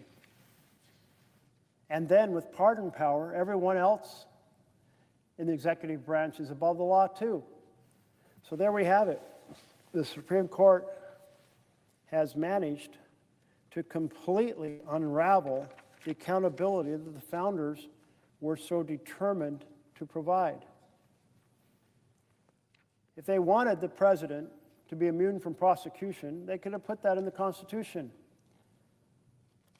If anyone else along the line had said, hey, that's such a great idea, they could have proposed an amendment to the Constitution, and we could have voted on that. Well, you know, if you have people of high character who you have enormous trust in, you might say, well, that won't be too much damage. But what if the person is not of high character? What if the person's an authoritarian who already is demonstrating massive determination to break the law left and right? So there it is. The Supreme Court proceeded to say that the president is above the law. And now the president is acting like he's above the law. The Supreme Court has said he is. He can't get in trouble for anything he does. People who work for him can't get in trouble as long as they stay on his good side, because he can pardon them. So we're in big trouble. But now a new case will go to the Supreme Court, and they might decide it this week by the shadow docket. And that case will be based on this question of whether the president, having failed to establish that there is either a rebellion or an invasion, can the president nevertheless federalize the National Guard against the wishes of the governor? I'm afraid the court will say yes, even though the law clearly sets a standard and the standard was not met. They'll say, well, yeah, but the president says the standard was met, so therefore it is met. Under that type of situation, you have swept all the standards out of the way. If you are saying, I don't know, in a construction code, that you're supposed to have stairs that are a certain width, and the stairs are not that width, but the contractor says, yes, they are, is the court supposed to go, well, the contractor said they are, even if it's not there? Oh, gosh, they look twice as steep as allowed, but the contractor said they're the right measurements, so no big deal. Well, it's a big deal, especially when it comes to deploying the military against American citizens who are protesting peacefully. That is a very big deal indeed. So I invite all 100 senators here, 99 senators, to stand with me, or 100 senators to stand together to say we will not accept attacks on due process. We will not accept attacks on freedom of speech. We will not accept attacks on freedom of the press. I am quite confident that if a president said to Fox News, we're going to block your merger request and maybe suspend your license unless you put up the programming we want, there would be a whole lot of senators down here, my colleagues across the aisle, saying that's outrageous, but shouldn't be equally outraged regardless of whether that broadcast network is on the left or right? Aren't we standing for a principle here in the Senate of the United States of America? We've seen 10 months of this president making our country sicker and poorer. 10 months of personal corruption, selling access to himself through his crypto enterprises. I went out to protest on the street when he held a dinner for what I believe the final tally was 230 people. He held a contest.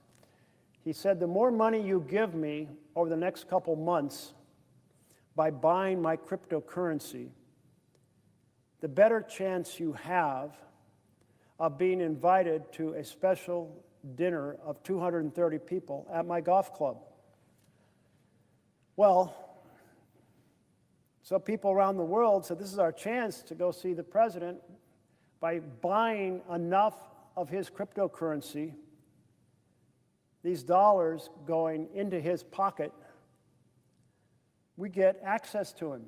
The president selling access to 230 people, no vetting, just straight out corrupt sale of access. You know, we had a vote here in the chamber on all of us being banned from engaging in this type of corruption.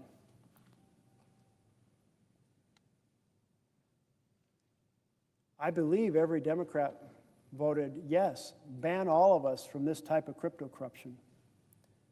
But virtually every single colleague across the aisle said we want crypto corruption to continue to be allowed, and voted against the bill or against the amendment.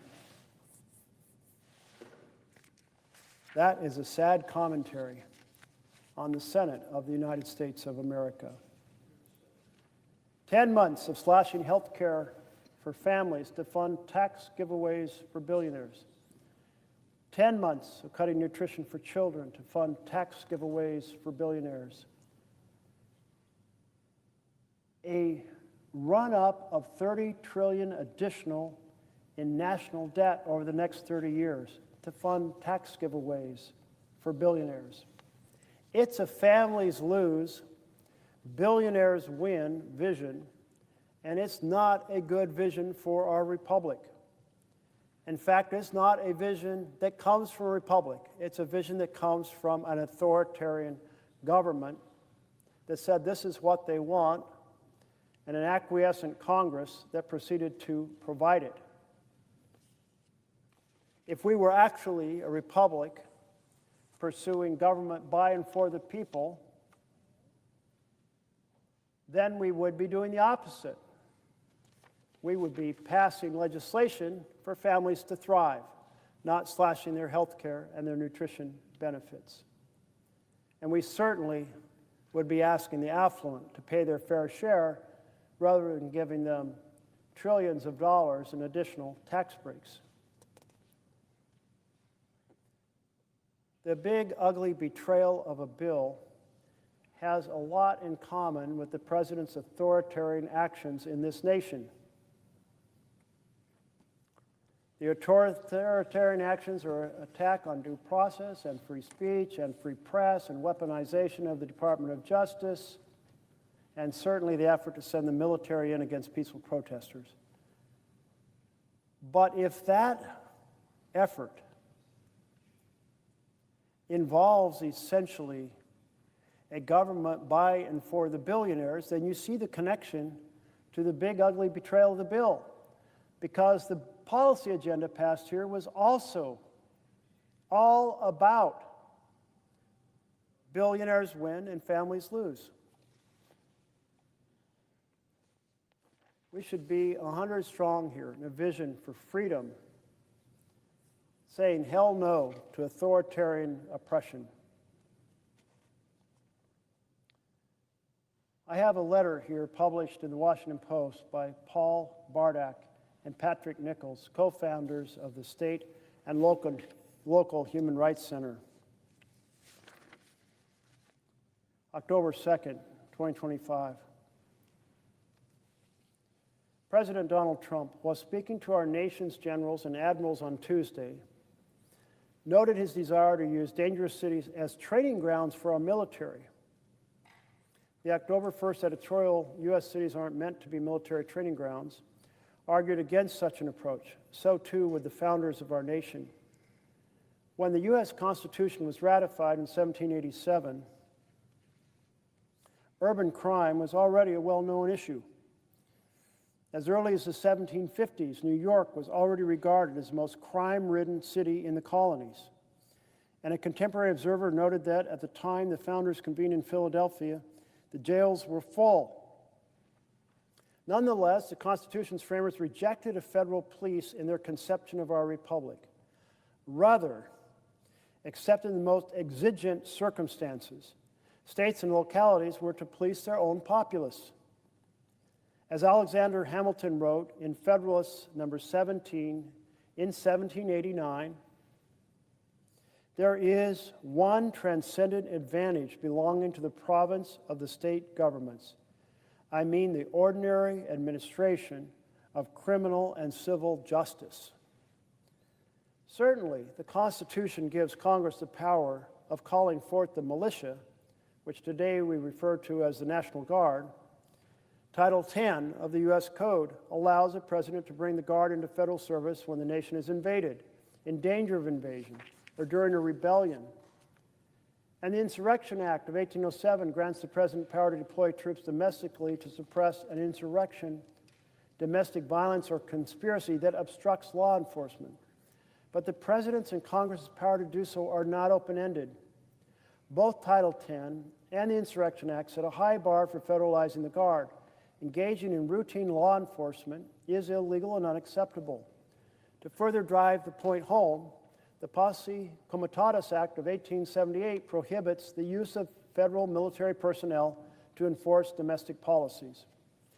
For nearly 240 years, in times of peace and war, presidents and Congresses have honored the vision of our nation's founders. Trump should reverse course and do the same. The writers are the co-founders of the State and Local Human Rights Center.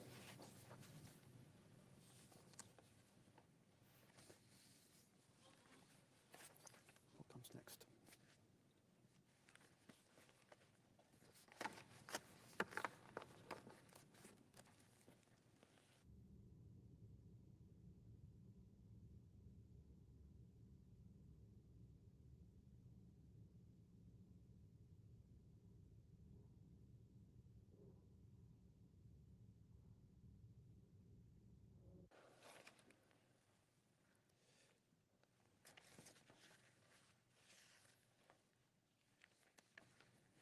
This brings us to Chapter 7,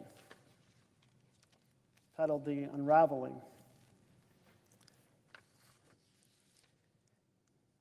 You know, as I was commenting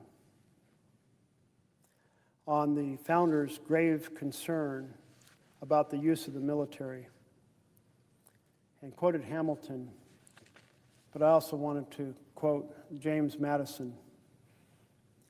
At the Constitutional Convention, he warned that a standing military force with an overgrown executive will not long be safe companions to liberty. The means of defense against foreign danger have been always the instruments of tyranny at home. In other words, an executive who is ambitious is highly tempted to use the army, a standing army, against the citizens of the country, and thus tyranny, instrument of tyranny at home.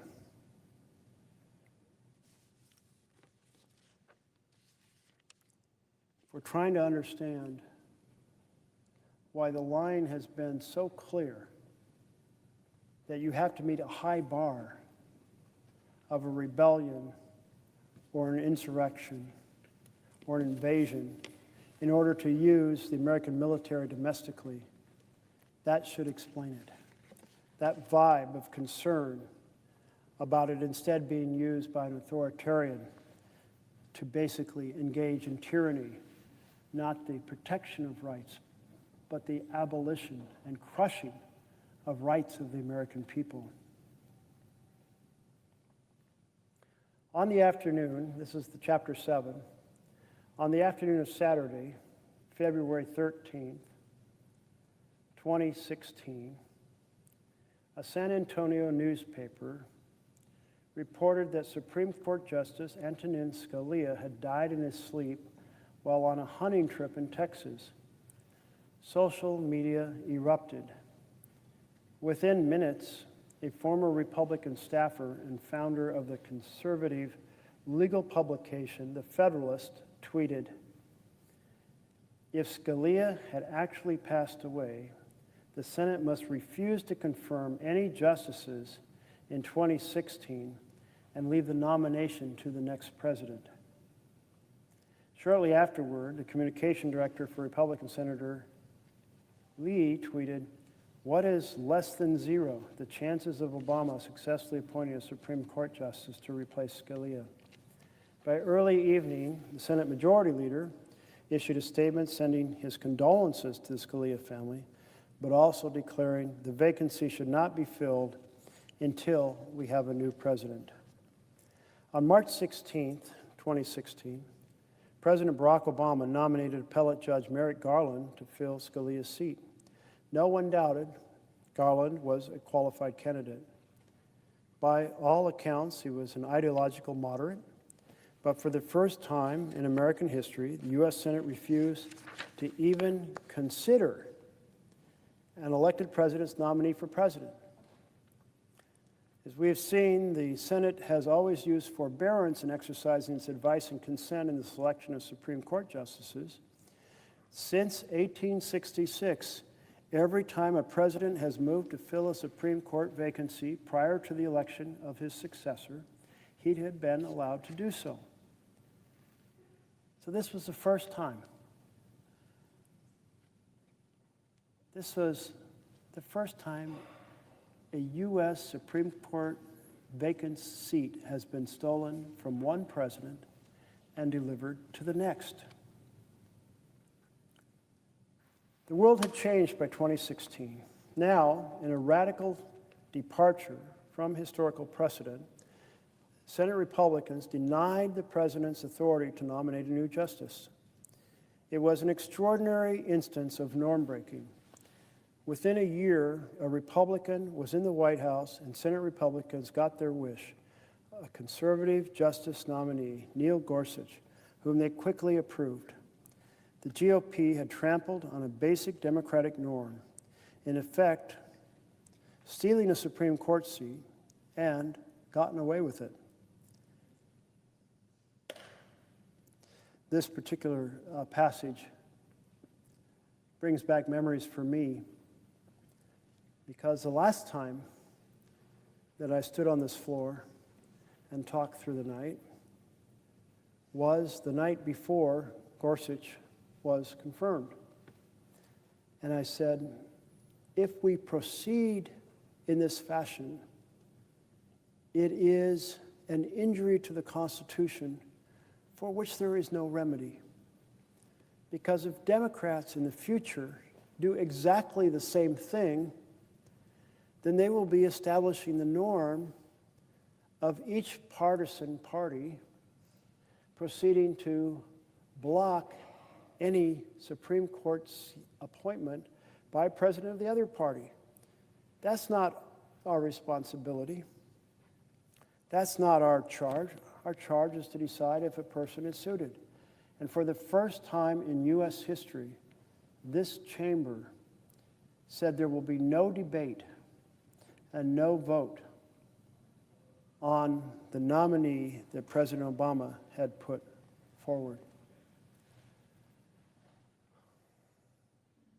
We were not proceeding to exercise our appropriate constitutional responsibility to weigh in on whether the nominee was indeed appropriate. I remember one conservative senator from Utah said if only Obama would nominate Merrick Garland, then we could confirm him, because that would be a reasonable nominee. Then Obama did nominate Merrick Garland. And yet even that moderate was rejected for the possibility of being considered. Now, it's not the case that the Senate has routinely confirmed nominees to the Supreme Court of the United States of America. In fact, quite the opposite. They have rejected quite a good share of the nominees over a couple hundred years. But they always debated and they always voted. Returning to the chapter at hand, the traditions underpinning America's democratic institutions are unraveling, opening up a disconcerting gap between how our political system works and long-standing expectations about how it ought to work. As our soft guardrails have weakened, we've grown increasingly vulnerable to anti-democratic leaders. Donald Trump, a serial norm breaker, widely and correctly criticized for assaulting America's democratic norms. But the problem did not begin with Trump. The process of norm erosion started decades ago, long before Trump descended an escalator to announce his presidential candidacy. In a 1978 congressional race in northwestern Georgia, Newt Gingrich made his third bid for office in a district outside Atlanta. After two previous failed runs as a self-identified liberal Republican, he finally won, this time as a conservative, capturing a district that hadn't been in Republican hands in 130 years. Gingrich's bespectacled academic look he had been a history professor at a local university. His chirpy speech, his thick mop of hair, bushy sideburns belied a ruthlessness that would help transform American politics. In June of his 1978 campaign, Gingrich had met with a group of college Republicans at an Atlanta airport Holiday Inn, wooing them with a blunter, more cutthroat version of politics than they were accustomed to. He found a hungry audience. Gingrich warned the young Republicans to stop using Boy Scout words, which would be great around the campfire, but are lousy in politics. He continued, "You're fighting a war. It is a war for power. This party does not need another generation of cautious, prudent, careful, bland, irrelevant quasi-leaders. What we really need are people who are willing to stand up in a slugfest. What's the primary purpose of a political leader? To build a majority." When Gingrich arrived in Washington in 1979, his vision of politics as warfare was at odds with that of the Republican leadership. House Minority Leader Bob Michel, an amiable figure who carpooled home to Illinois for congressional recesses with his Democratic colleague, Dan Rostenkowski, was committed to abiding by establishing norms of civility and bipartisan cooperation. Gingrich rejected this approach as, quote, too soft. Winning a Republican majority, Gingrich believed, would require playing harder form of politics. Backed by a small but growing group of loyalists, Gingrich launched an insurgency aimed at instilling a more combative approach. Taking advantage of a new media technology, C-SPAN, Gingrich used adjectives like rocks, deliberately employing over-the-top rhetoric. He described Congress as corrupt and sick. He questioned his Democratic rivals' patriotism. He compared them to Mussolini and accused them of trying to destroy our country. According to former Georgia State Democratic Party leader Steve Anthony, the things that came out of Gingrich's mouth, we had never heard that before from either side. Gingrich went so far over the top that the shock factor rendered the opposition frozen for a few years. Through a new political action committee, GOPAC, Gingrich and his allies worked to spread these tactics across the party. GOPAC produced more than 2,000 training audio tapes, distributed each month to get the recruits of Gingrich's Republican Revolution on the same rhetorical page.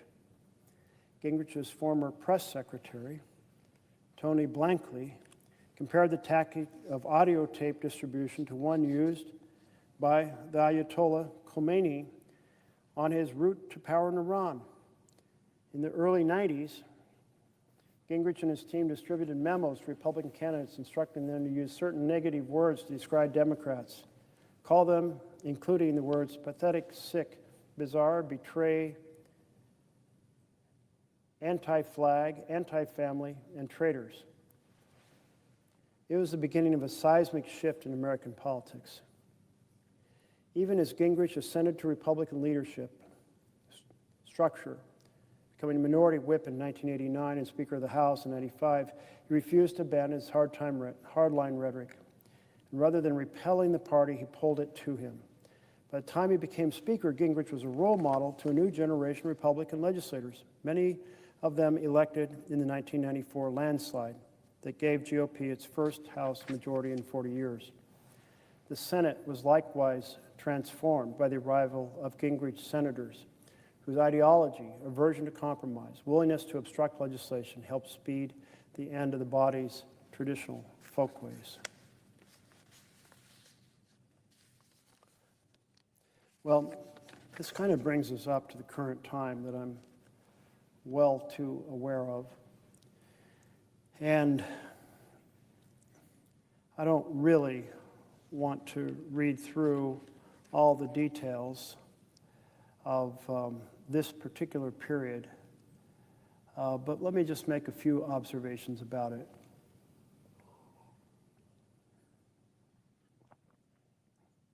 I was told that when I came to D.C. as a senator, I'd see a very different Senate from the one I witnessed as an intern. Enormous difference between 1976 and the Senate I'd witnessed working for Congress in the 1980s and coming back here in 2009 to take an office. And a huge piece of that was certainly the deep animosity between the parties and the determination of the minority really running both ways to paralyze the majority. The Gingrich strategy was don't try to get a few amendments into the bills the other side has. It just makes them look good because they're getting stuff done, and it doesn't create a case to show that they should be out of power and you should be in power.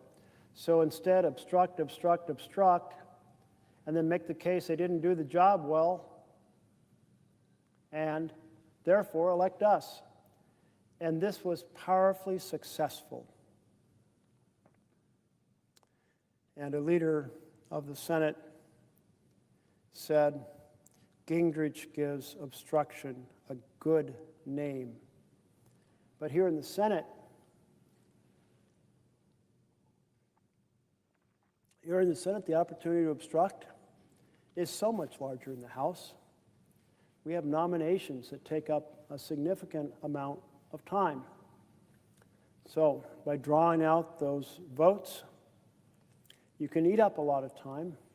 In fact, that strategy employed by Democrats has led to a nuclear option a couple weeks ago, in which for the first time we're doing blocks of nominees in a single vote.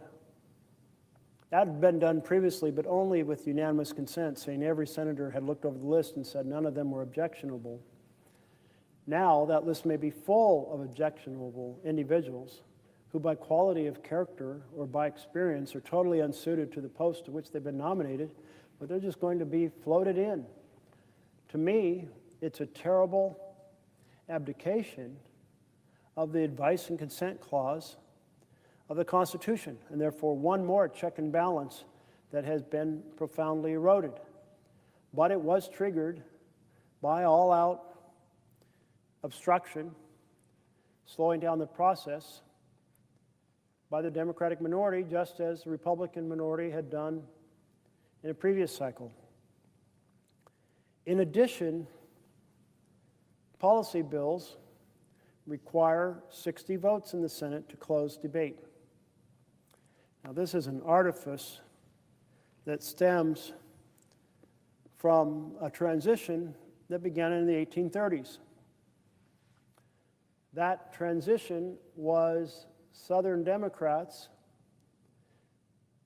giving up on the ability to have states nullify bills they didn't like, decided that the only way that was left for them was to stop bills from ever getting passed in the first place, and therefore talk them to death.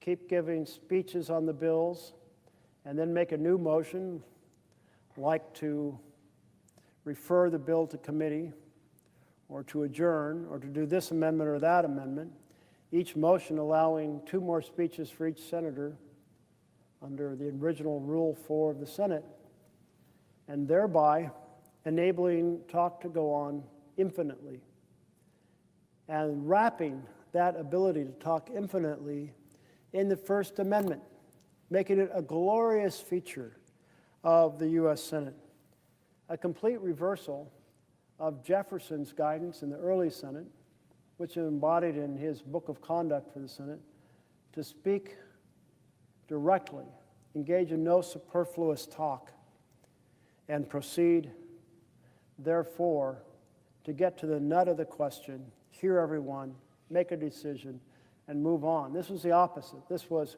glorifying obstruction. And this term that came to describe this ability to do endless speeches and glorify obstruction was the term piracy, utilizing the Dutch word freebooter, which in Caribbean slang was filibustero, and thus the pirates have taken over the Senate. And so here we are with obstruction being routine by the minority of the majority to make the case they can't govern, get out of the way, and of course reinforced emphatically by the different cable television channels that proceed to say our time, our side, our viewpoint is glorious and righteous, and their viewpoint is misguided and or evil. Each side saying that and driving the 2 parties further apart. And then social media proceeding to launch in on top of all of that, kind of cementing the differences. And if that's not enough, then money in campaigns used for slander attacks by dark money groups that sometimes reveal who they are and often don't, but almost all the money goes into slander attacks. Some, more than half, what did I see, 70 or 80% is factually incorrect. It's just making up attacks on people and putting it out there because it works.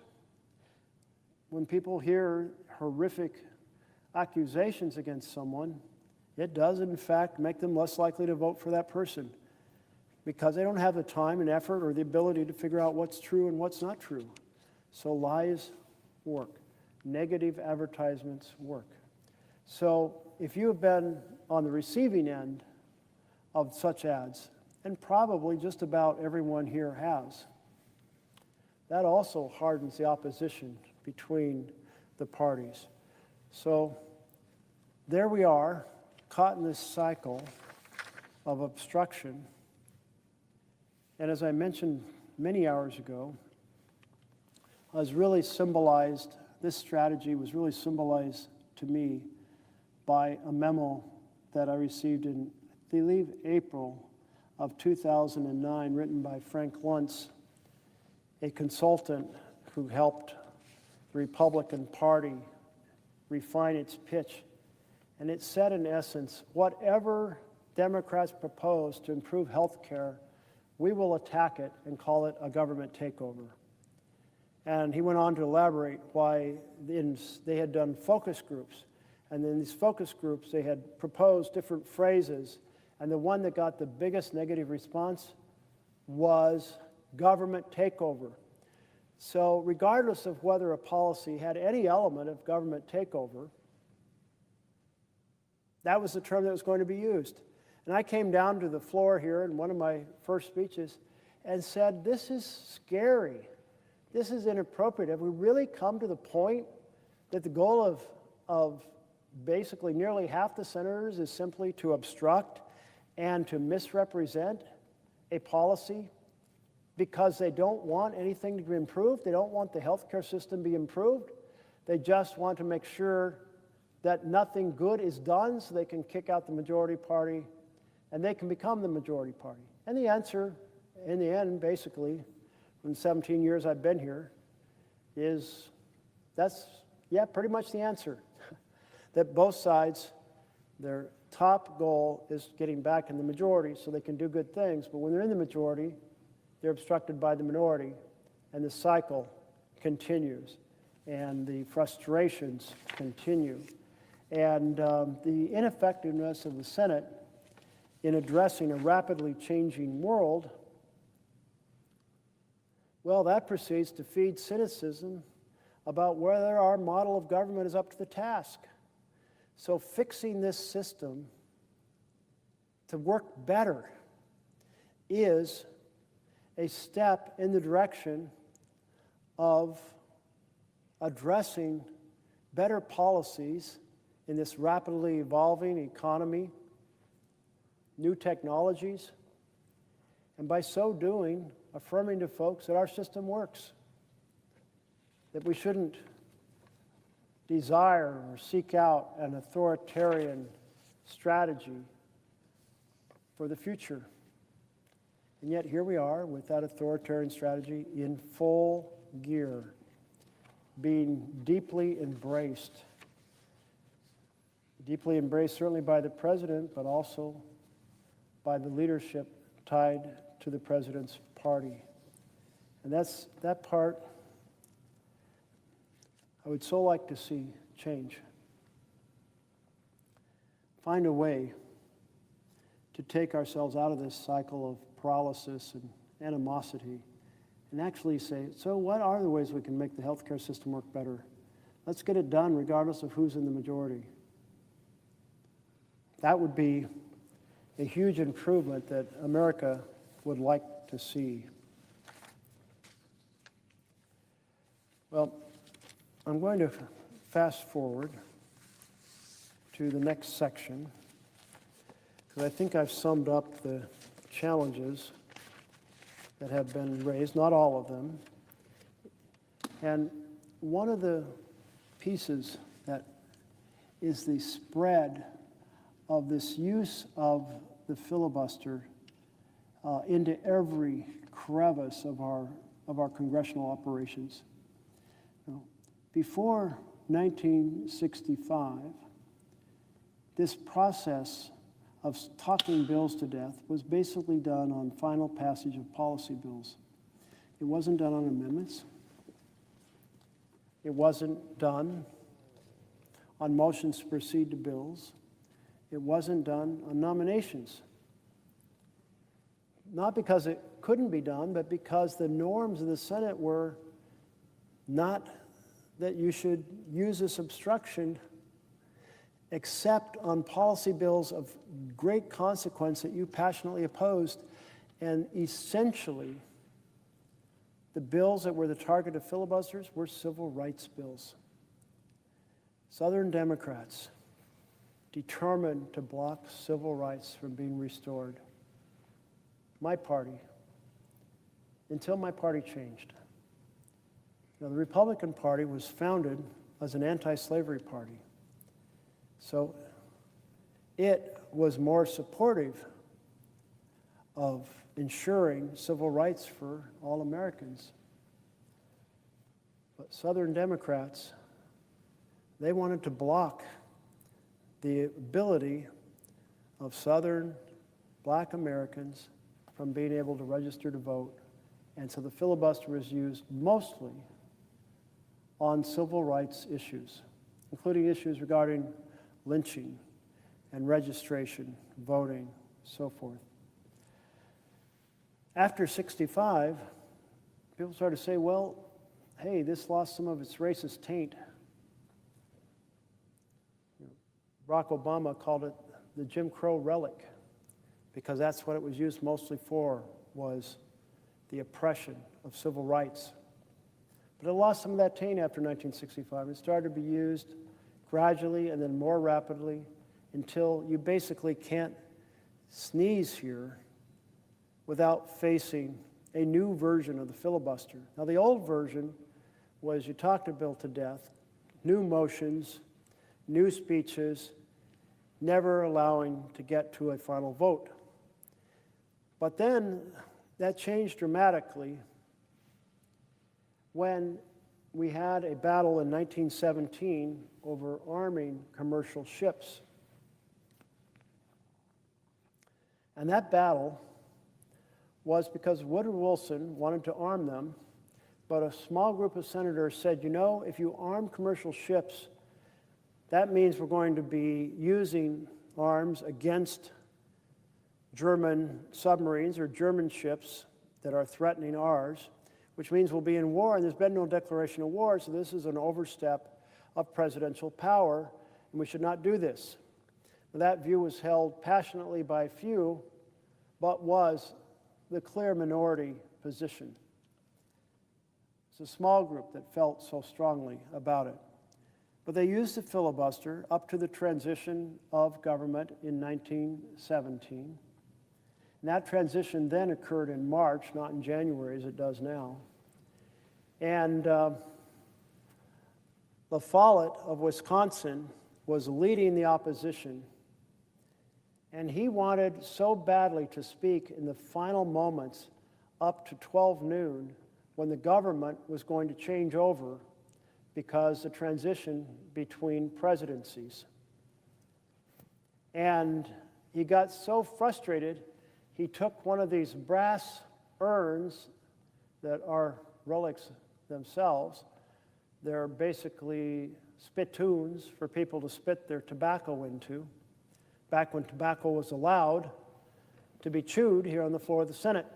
He took one of those urns and he threw it across the well of the Senate. That's how frustrated he was.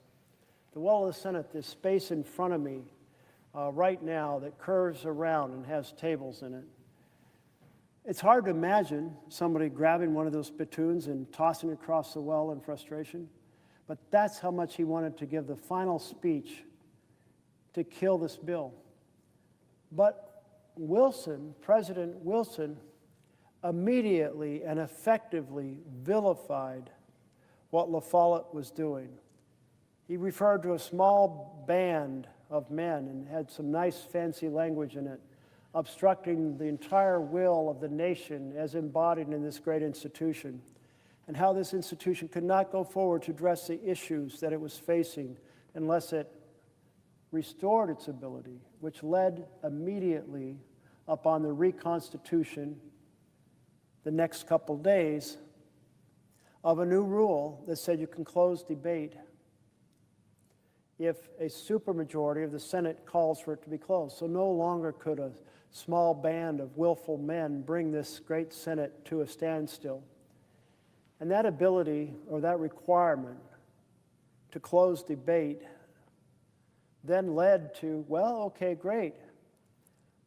If we get a group of, well, once we had 100 senators, 41 senators initially, it was a smaller group, you needed 2/3 of the Senate in order to close debate.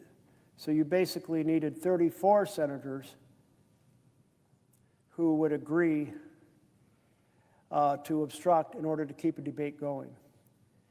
And that changed later on to a lower number. But the point is here, you now had this rule that tempted people to hold out the ability to close debate until they got their way. So it added to the kind of a level of paralysis. It provided a solution to a small group, but it provided a temptation to a larger group to obstruct the ability of the Senate to go forward. And then when that same power is taken up by the parties, it became quite a tool for the minority to wield against the majority. But again, until '65, it was basically rarely used on anything except civil rights. But then it started to be used on amendments and motions to proceed. And because it was designed to be used rarely, it was therefore designed to take up a lot of time.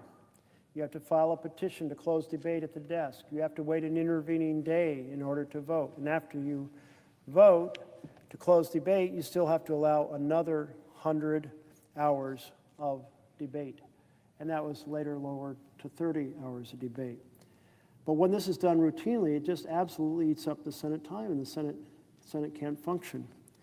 So this chapter, The Unraveling, kind of saying how we got into this big mess of mutual assured obstruction of the minority against the majority, and the challenge that we have to get out of that cycle of deliberate obstruction if we're going to be able to meet the challenge of addressing the issues in a fast-changing society.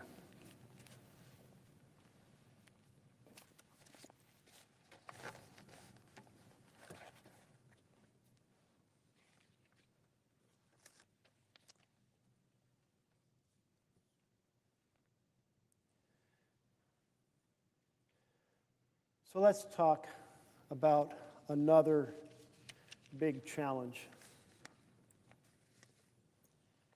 and that's the weaponization of the Justice Department.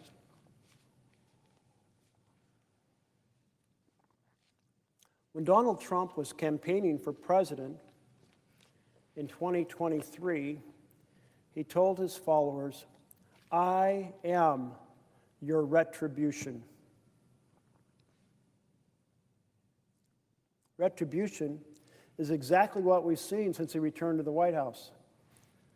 One recent example has been the indictment of Trump's former national security advisor, John Bolton.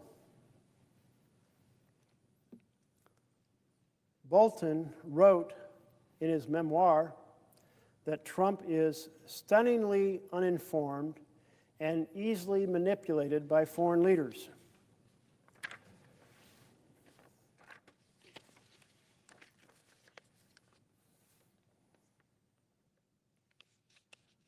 Well, not something that sure made Trump happy to have John Bolton say that. After working for Trump, Bolton said, "I don't think he's fit for office. I don't think he has the competence to carry out the job." And Bolton was just one of the many Trump critics who is now in Trump's crosshairs. New York Magazine published a piece in April about these fears, titled "Trump Threatens to Imprison Critics," and Bondi Might Do It. It's written by Ellie Honig, April 11th of this year. Donald Trump's presidential payback tour rages on, and now it's personal. It's one thing to target multi-billion-dollar law firms, universities, and media outlets for organizational retribution. Those efforts aimed at stifling and punishing any criticism or dissent are reprehensible in their own right. But now Trump is going after individual private citizens, using the might of the executive branch to potentially throw his detractors in prison. In a pair of official proclamations, rendered no less unhinged by the use of official fonts and White House letterhead, Trump identifies two targets who worked in the federal government during his first tenure and dared to speak out publicly against him. First, Chris Krebs, who led the Cybersecurity and Infrastructure Security Agency from 2018 to 2020, and made headlines when he publicly contradicted Trump's false claim that the 2020 presidential election was stolen. For this act of heretical truth-telling, Trump labels Krebs, quote, "a significant bad faith actor," whatever the hell that means, who poses grave risk to the American public. And then there's Miles Taylor, a former Department of Homeland Security official who publicly criticized the president in an anonymous book and various media appearances. Taylor, like Krebs, purportedly poses risk to the United States, is a bad faith actor, though apparently not a significant one, like Krebs, and stoked dissension with his public commentary. Are you scared? Don't you fear the risk posed by these two monsters? True to the form he's displayed when going after disfavored law firms, Trump hits below the belt. The president ordered security clearances stripped not only from Krebs and Taylor, but also from everyone who works with them. Krebs at a private security firm, Taylor at the University of Pennsylvania. He's punishing his targets, plus their employers and colleagues. First Amendment freedoms of association be darned. And those comments are not mine. I'm just reading the text here. It gets worse. In a separate set of orders, Trump directed the Attorney General to open criminal investigation of Krebs and Taylor. Notably absent from the orders is any plausible notion that either might have committed a federal crime. This hardly needs to be said. But it's not a federal crime to be a bad faith actor. It's not a federal crime to stoke dissension, or even to be a wise guy, as Trump called Krebs from the Oval Office. The next move is Pam Bondi's, and we know how this will go. Any reasonable, ethical attorney general would follow the bedrock principle that a prosecutor must have predication, a fancy word in quotes, some kernel of fact on which to believe a crime might have been committed in order to open a criminal investigation.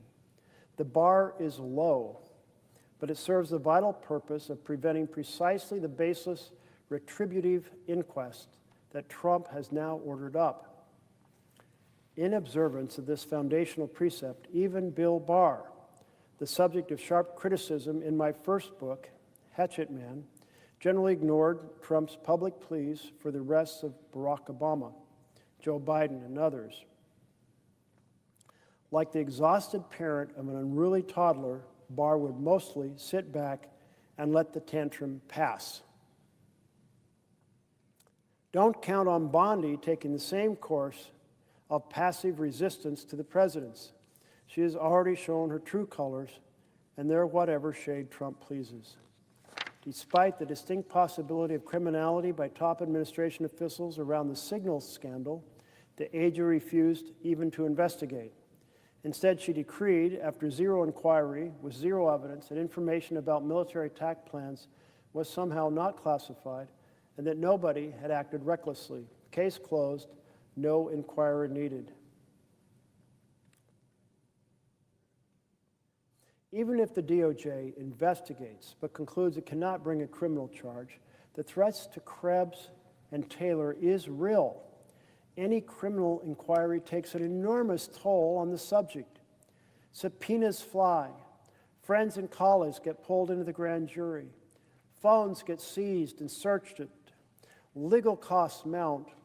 Professional reputations suffer. Personal ties fray. Ask anyone who's been investigated by the Justice Department but not indicted. They will tell you it's a nightmare.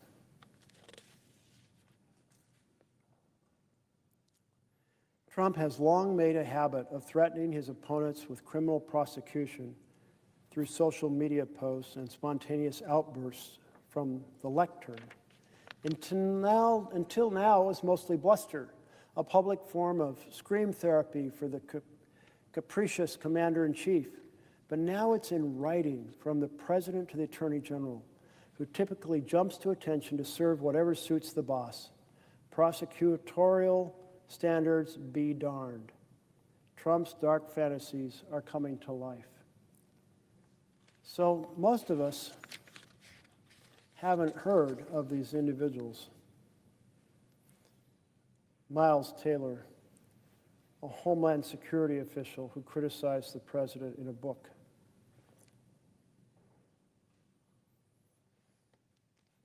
Krebs, who led a cybersecurity agency for 2 years, and who simply contradicted Trump's false claim that the presidential election was stolen. Are those people to go after? They're not in.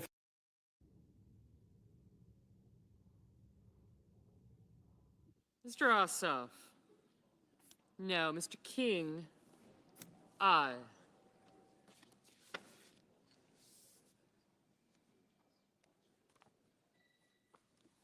Ms. Rosen? No. Ms. Hassan? No. Ms. Baldwin? No. Ms. Cortez Masto? No.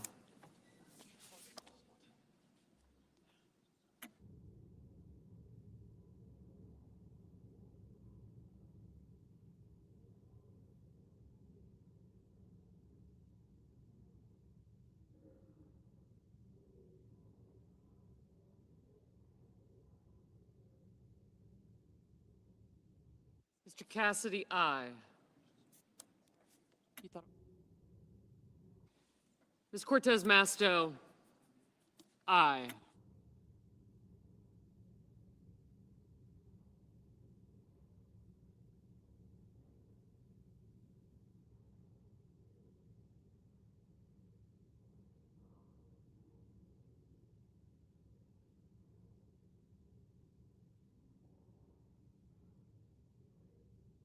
Mr. Risch, aye.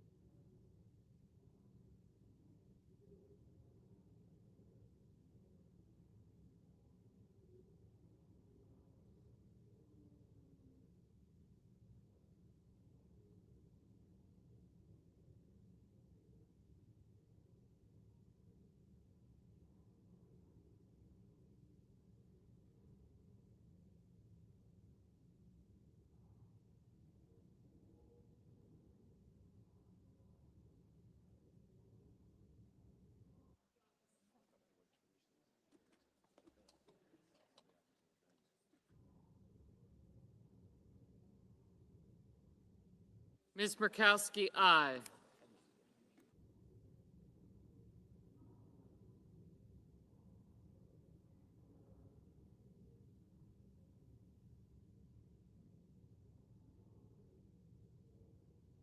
Mrs. Shaheen? No. Mr. Welch? No.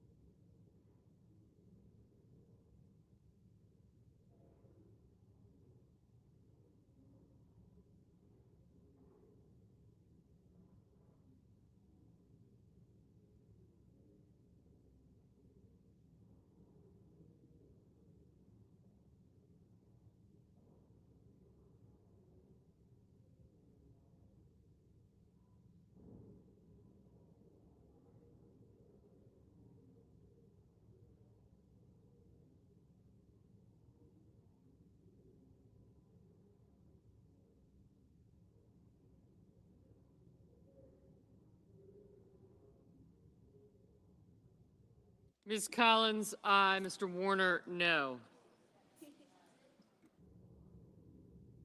Mr. Bozeman, aye.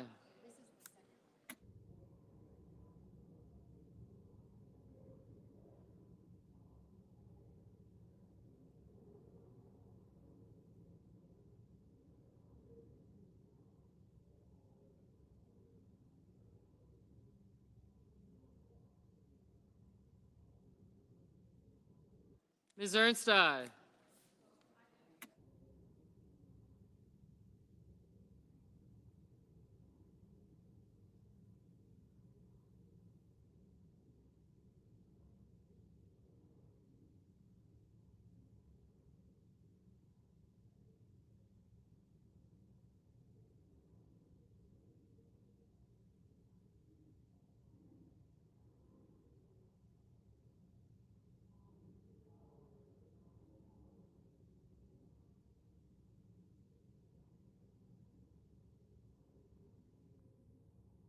Mr. Johnson, aye.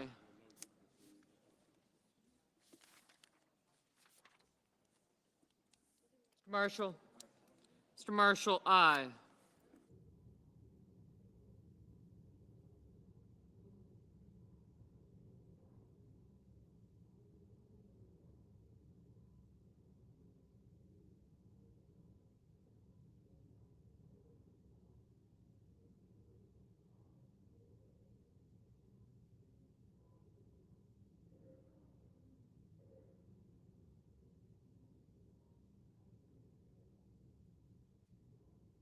Mr. Paul?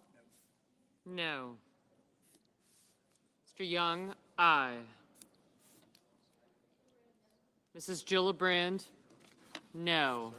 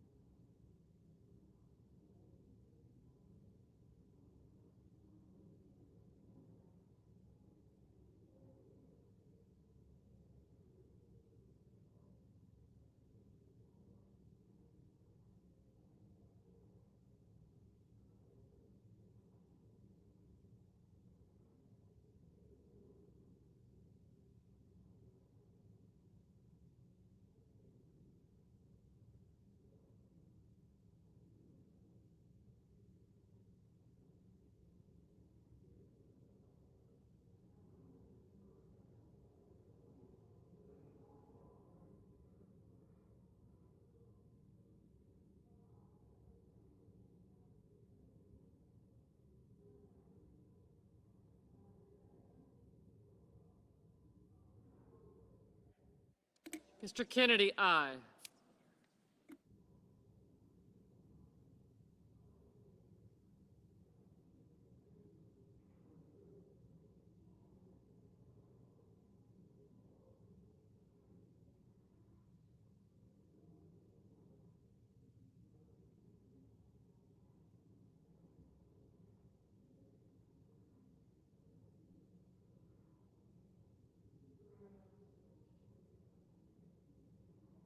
Ms. Hirono? No. Mr. McCormick, aye.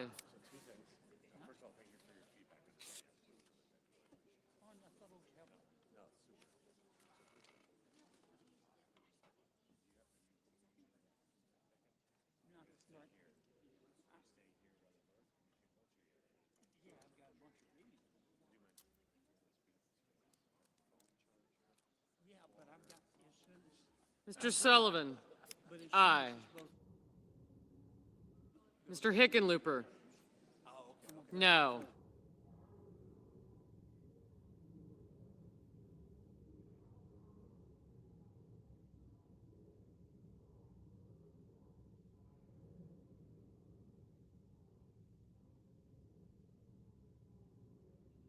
Mr. Cruz?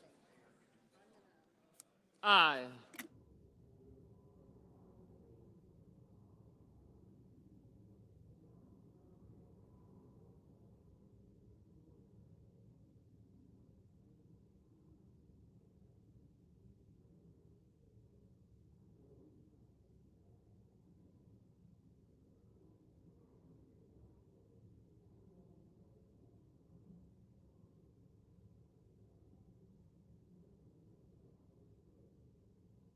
Mr. Hawley? Aye. Mr. Budd? Aye.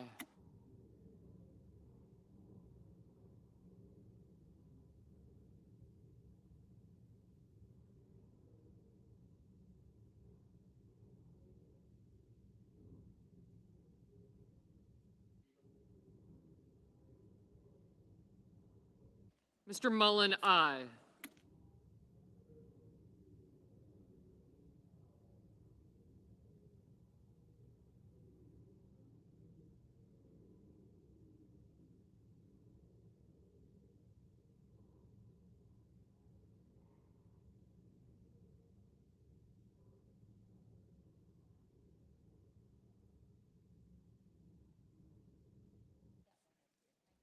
Mr. Schmidt?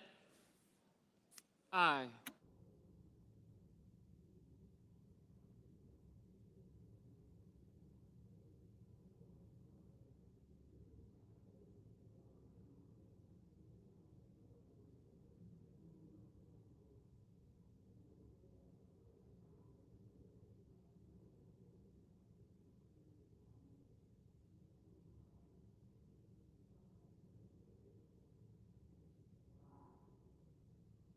Mr. Wicker? Aye.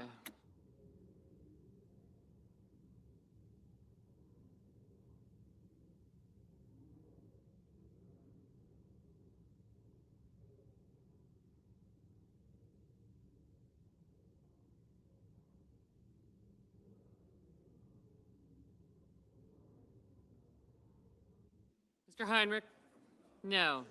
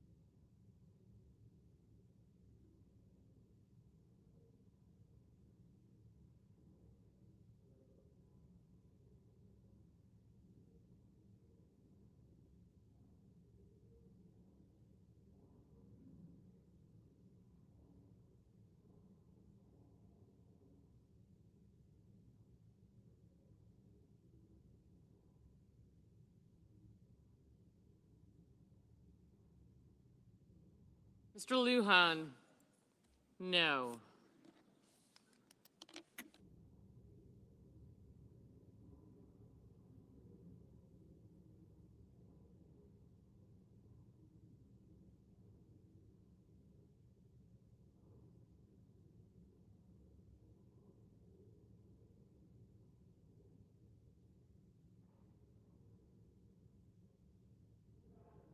Mr. Fetterman? Aye.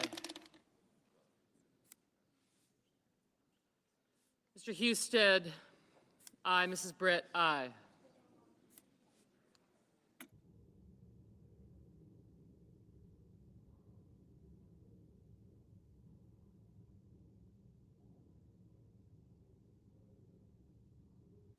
Mr. Ricketts? Aye.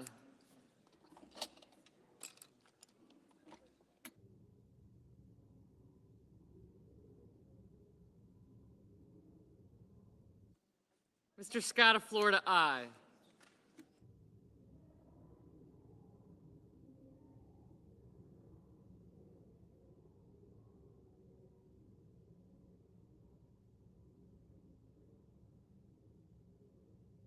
Mrs. Moody, aye.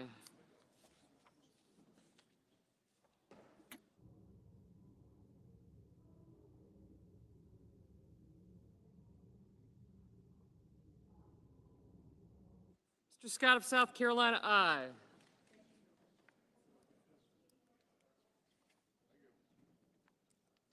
Ms. Warren, no. Mr. Blumenthal, no.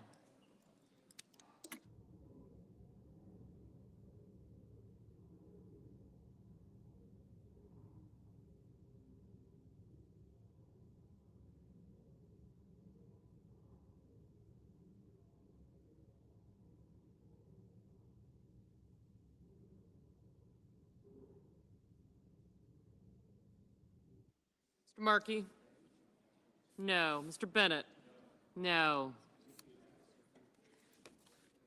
Mr. Rounds, aye.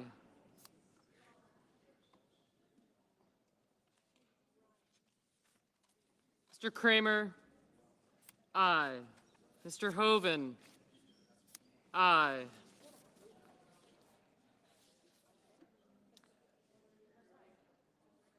Mr. Kim, no.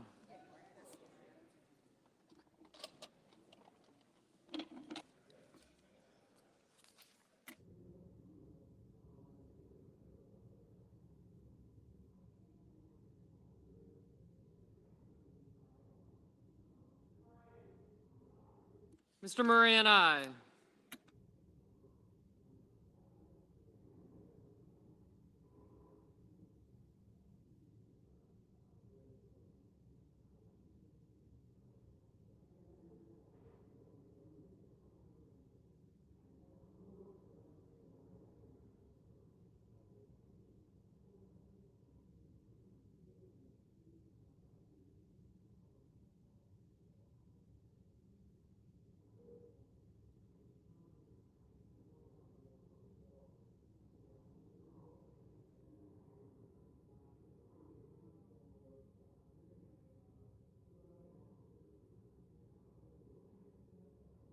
Mr. Justice, aye.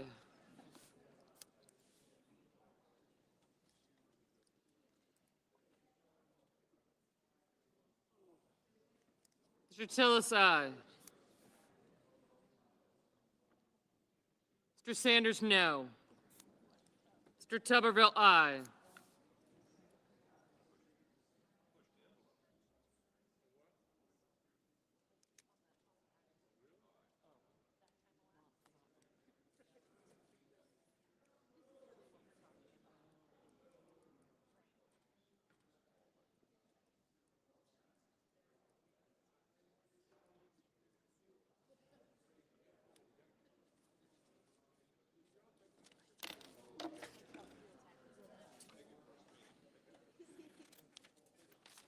Mr. Banks, aye.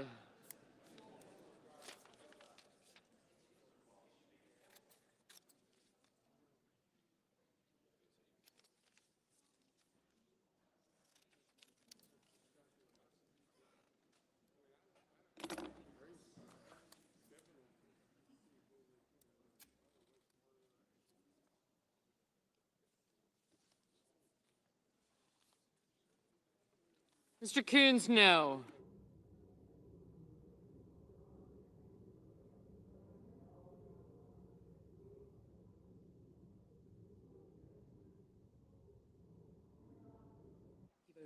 Mr. McConnell, aye.